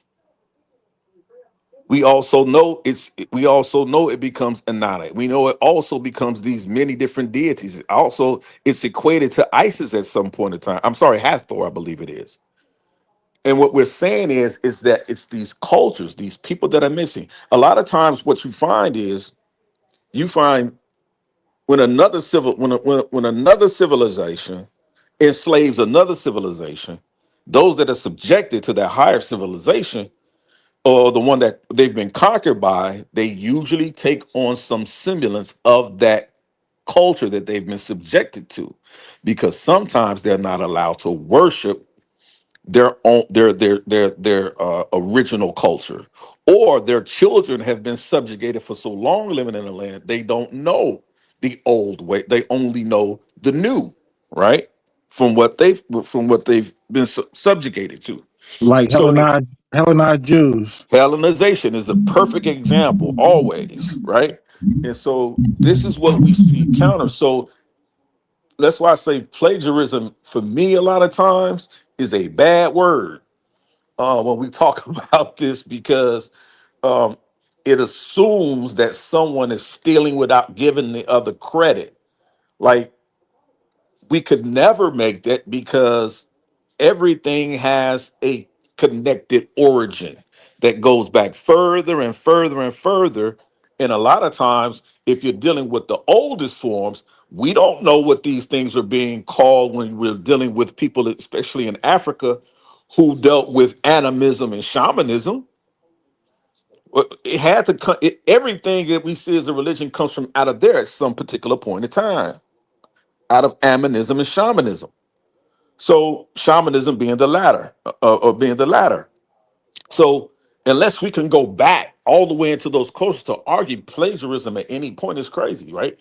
Um, when people talk about, you can see uh, plagiarism in the Bible. You can see Amenemope in the book of Proverbs, right? I believe chapters 14 and 22 or something like that, right? I tell people, if you look at what you see, Amenemope is a wisdom text, right? But what you see is a collection of wisdom. This is a collection of sayings. We see things. No one ever argues whether or not the Bible plagiarizes from the codes of Hammurabi, but we can see an eye for an eye older in the codes of Hammurabi than we can in what we understand the writing of the Torah. So we can see these things, but nobody argues plagiarism because nobody really cares about that argument. Why? Because we know Hammurabi is too close. It's shared. They look at it as a shared cultural custom and history, right? So a lot of these things, again, to honestly have these conversations. And I love the bill and I love the wisdom that the sister has, because many people can't even have this conversation. So I really do appreciate her. I don't want her to think that I'm jumping at her. Me and King J are not doing that at all. And I think I can speak for King J on that. But to have that particular bill, everybody can't have that bill. So I would love to just come in and have a bill and show my work, and you can show yours, so sources, and we can just show the differences in it, right? I think that's important, and that's respectable. So, like, I got much respect for your breakdown of your knowledge. Um, it's just, I to me that word plagiarism, to me that's how you destroy actual history. When you start Yeah. talking about plagiarism, you don't really see things plagiarized until you get to these Europeans, right? Because I sometimes, guess I just think that that's just playing semantics, right? All right. And all of these conversations are subjective. If you don't see it as plagiarism, that's fine. I absolutely do, because they're not giving reverence to this people that these stories is coming from. The Israelites didn't create these stories. They got So it just from a somewhere else. question to you, Queen. Just real quick, just a quick question because we definitely enjoy your build. We're not jumping for, like the brother said. But I have a question. The role of Asherah in the Israelite cult, right? So, because I do find some occurrences where she's mentioned as, would you say that she's the queen of heaven that they bake the cakes to? So I do see some occurrences. I would equate her with the Queen of Heaven, the one they break Okay. the cake to. I do not Yes. give that title to Anana. Okay, so I see occurrences where they worship her in good esteem, but I also do see occurrences where they forbid her worship. So would you say overall that the Asherah cult is a pagan deity to Israel, or is it a part of their actual pantheon? Well, you say it's not a pantheon. So does history matter, or time period? Because sometimes they look a little monotheistic, sometimes they look poly. What do you think? Like just going through, not conflating history, but just like period So by to not period. conflate history, I feel like historically the Israelites were more I don't think pantheonic would be the right word for it, but there is a word where, God has a consort and y'all follow those two deities. And I believe that Israelites absolutely believed in that until the Deuteronomists came through. When the Deuteronomists came through and started to change the rules and, put a more stricter presence on goddesses, on the women, that's when you see the erasure of these goddesses. Now you can't call them by their names. Now they get cute little names like Holy Spirit and things like that. And the reason why you keep on hold on real seeing quick, the Israelite women I, going back to it, really quick, you see the go ahead. Israelite women going back to it because she is the goddess of their ancestors. That's it. Because look, you'll be somebody who will make my points in this argument when I like to argue that El comes before, there is no Yahweh, El comes first. Because you would be able to establish that Asherah is El's wife first, correct? Yes, Asherah is El's wife first, and she's also Baal's wife because the El split his kingdom into 12 kingdoms or whatever, and gave him one a space to all of his sons and daughters. Right? And in that space, so if you were in a place that they worship Baal, the next the wife of Baal would be Asherah because she was the supreme deity. Like that's who she was. Anat is more like Baal's sister. Well, she is his wife Same sometimes. deity. It's Still not the same deity. It's not the It's still same. the, You cannot, same so hold deity. on. Are you the same as your son? Yes, my son is the same as me. So so the mother's DNA doesn't count? It absolutely does count. Exactly. So because you and your son have different mothers, is he not different from you a little bit? No, he's not different from me. If you seen him, you'll be like, "That's your twin." Nah, he ain't different from me. No, I'm not talking about looks. I'm just talking about us being different people. Because we come from two different parents, we're just different a little bit. I'm not trying to take away from that being your little man's, your twin, or nothing like that. But because you have a different mother and he has a different mother, that means he has a different DNA code. That's the same thing could be said about Asherah. Asherah is the queen of heaven, the Atharat of the sea. Say that again. Asherah is what? Not like how she said that. You said Asherah. Atharat of the sea, lady of the sea. Anana has never been the Atharat of the sea. So how could they be the same? Because I can explain that very easily.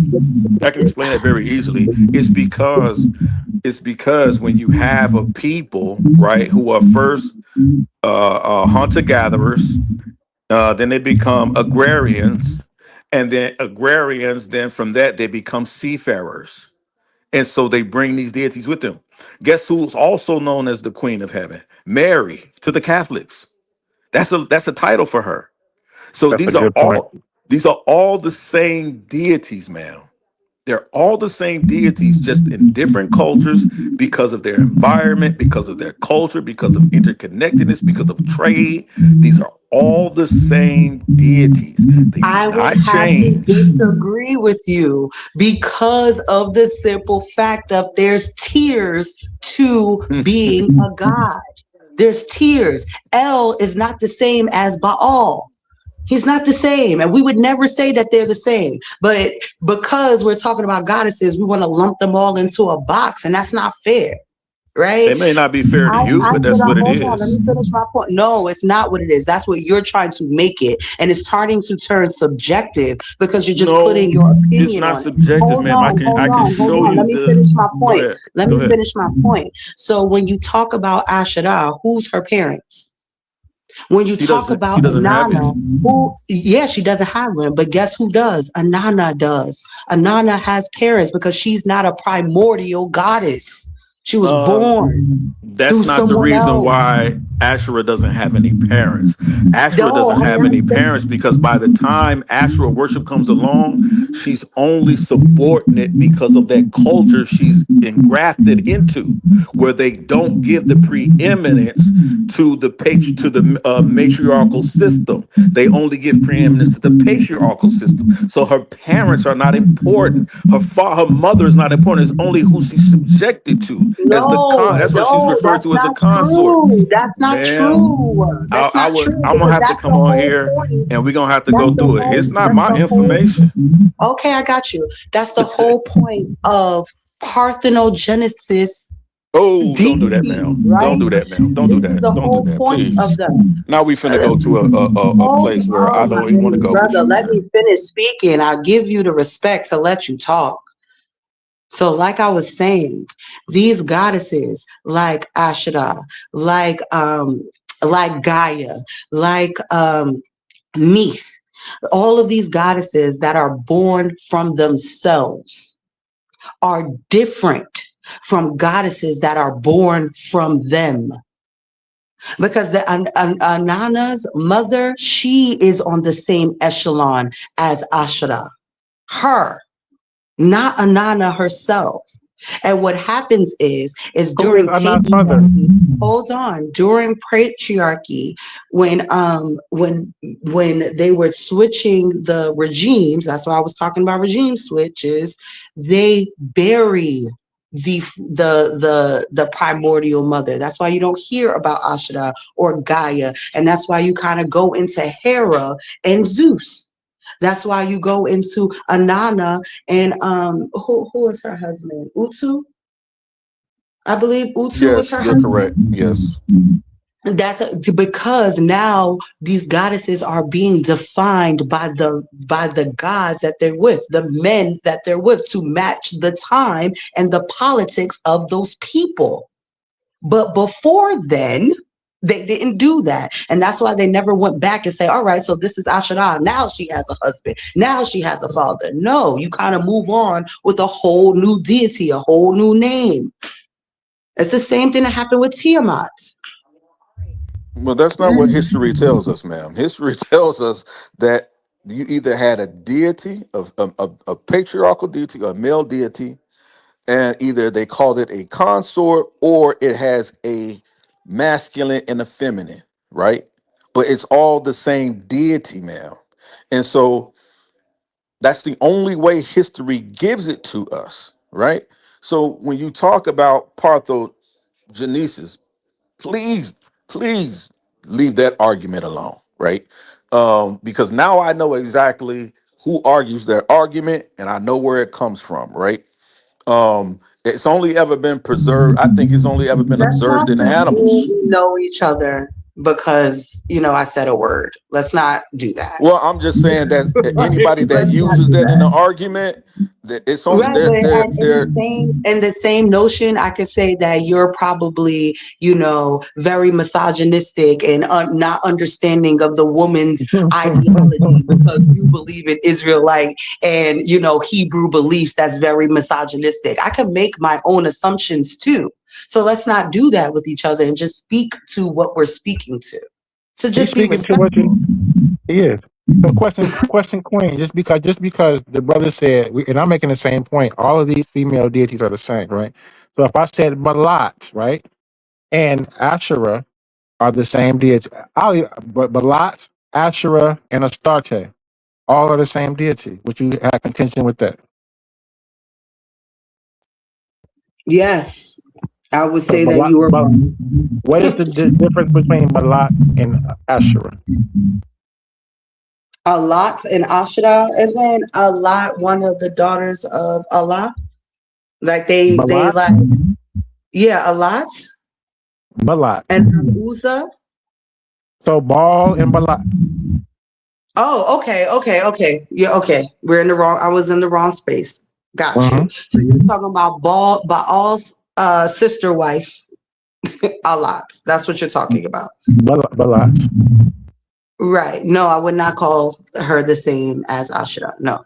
I would put Ashura on the same echelon as Neith, who is another parthenogenesis. You said me?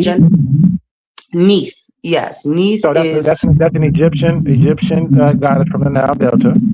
yes. I will put Yes. her on the same echelon as Neith. I will put her on the same echelon as Gaia. Mhm. So are you Primordial mother. suggesting that Sophia's, most of I forget the name of Sophia's mother. Her, right? I didn't know if Sophia had a mother. Oh yeah, let me get you the name, Sophia. Okay. I'm familiar with Sophia, and then I'm familiar with knowledge and wisdom, of course, and I'm familiar with the Yagabo as this universal deity. So I thought maybe that was the. Mm-hmm. Give me 1 second.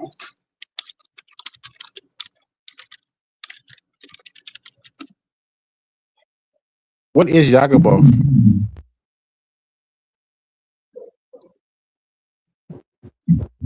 So who is Yagabo? Yagabo.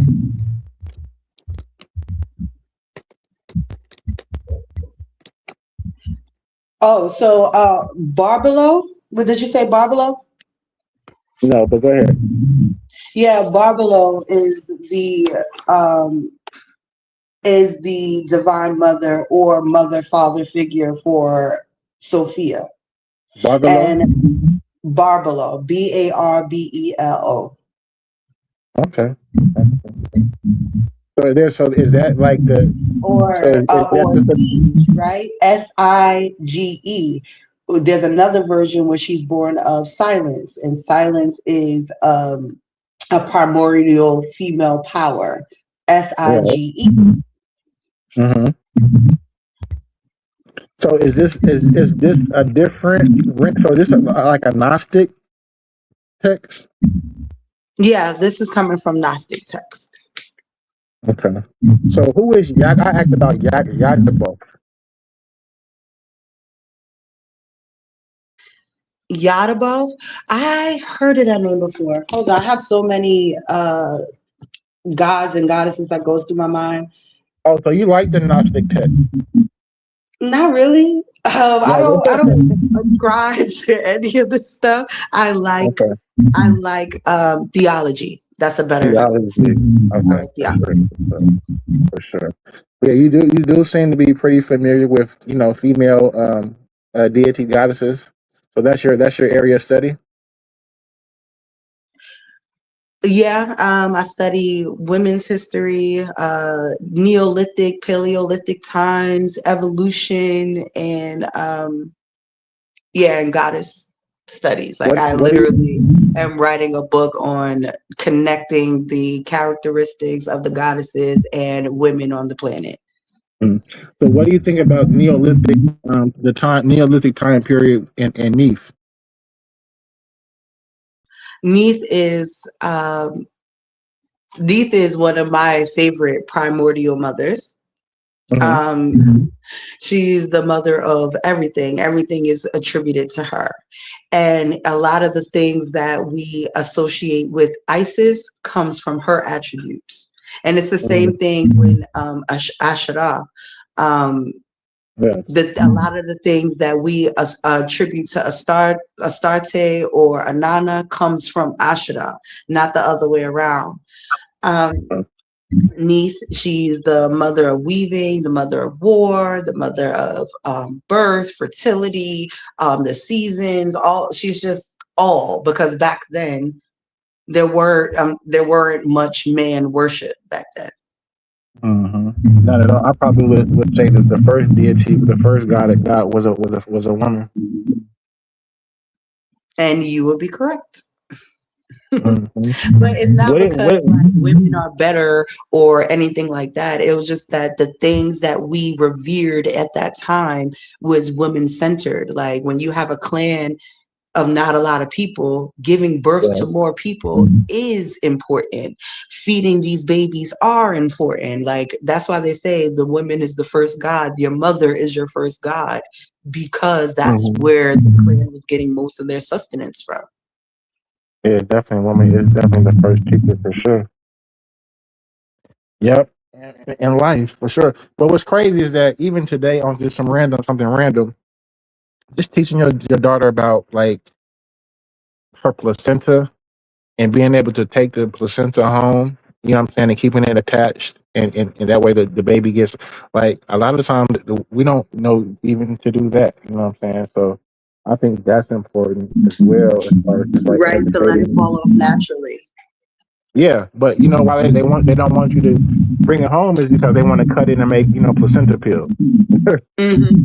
Yeah. It's a $1 billion business. But so what do you Now think about that the we can start blaming on the European and the white folks.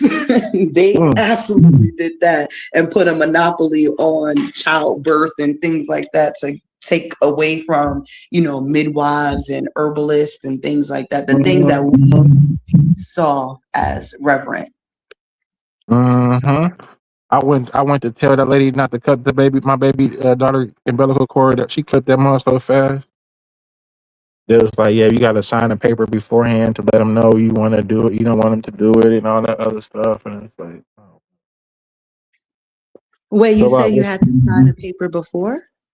they want you to in order to let them know beforehand. You got to sign a paper and let them know. If not, they gonna do what they supposed to do. That is actually very good information. I'm sorry you didn't know that before, your child was born, but No, for I all didn't. of the other people out of YouTube land, sign them papers first. Hell yeah! Like if you want, for real. So I didn't know, but education, knowledge is power. So you know what I'm saying. So, but what do you think about the X and the Y chromosome, and which one came first?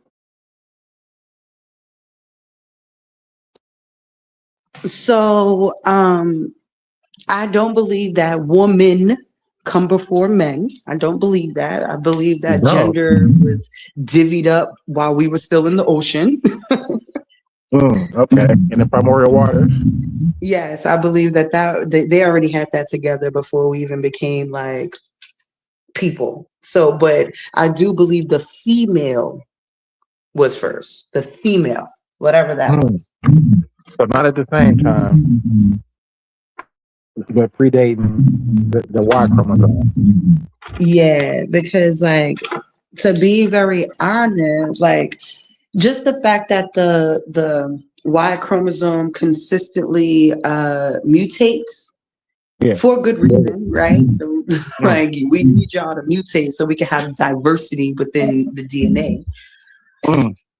But the fact that the X doesn't mutate just tells me that it is the primordial sex. It is the first thing. The fact that the mitochondrial DNA is found inside of females, not necessarily in males. And the little bit that y'all do have, y'all don't pass it on to your children, and y'all get it from your mothers. So So just from that information, I assess that the female came first. That doesn't Right. mean women, ladies. Women are very specific to humans. I'm saying female. Yeah, you should do a presentation on that. Because to my understanding, the Y is simply a mutated X chromosome. So it was XX. There was a mutation into the Y, and here we are as men. You know what I'm saying? So that's what I thought. And basically, are we genderless or are we X until like the 5th month? If Yeah, testosterone, they won't tell you. Sorry, give me 1 second. I'm at work. okay.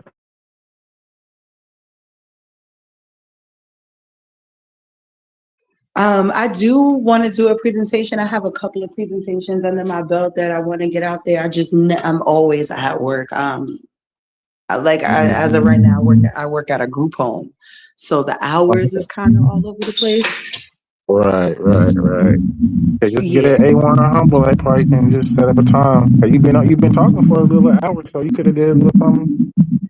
right. But I don't have any of my information in front of me. This is all Okay, off the top of the dome. right. So That's why I be getting tongue tied. I be messing up. Like when I do a presentation, like I gotta come to y'all right because the way that people be coming, I gotta make sure I dot all my I's and cross my T's. on your shit for sure. But yeah, I think actually y'all had jumped off, and I just was really trying to just get an idea of what how you think. Yeah, I know I'm the new kid around here, so I'm an acquired taste. So I'm gonna give y'all time. Definitely looking forward to seeing and hearing more from you. Your points of views. Thank you. If y'all ever want to come through, I do run my own YouTube channel. I'm starting back up at the end of this month. It's called Dual Concepts. Yeah, if y'all could ever come through, we could chop it up some more about any topic. I'm really just a history buff at heart. Versatile. Yeah, when you said Neolithic and that time period, I'm like, oh yeah, she's smart. But I like that time period as well. I like the Merimde culture, Malibutu. I like Egyptian history, so Right, the exactly. Green Sahara, that time period, Paleolithic in the Paleolithic. Yeah, I have a couple of things on my YouTube. I have like African migrations. I did a couple of panels. People come, like Humble was saying on Bigo. I used to host people's presentations or debates and things like that. They're all up there on my YouTube. I'm gonna get it started back up again. Get it popping for sure. Yeah, gonna definitely check you out. Yeah, I'm probably finna jump out, grab something to eat. But yep, I'll be. Come back later for. I think somebody's gonna be doing something on here in an hour or so. Oh yeah, y'all right finna jump back on. That's why you probably jumped off to get it together. Yeah, get it prepared. Right. All right, yep. So I'll see y'all soon. Okay, I'll talk to y'all later. Peace.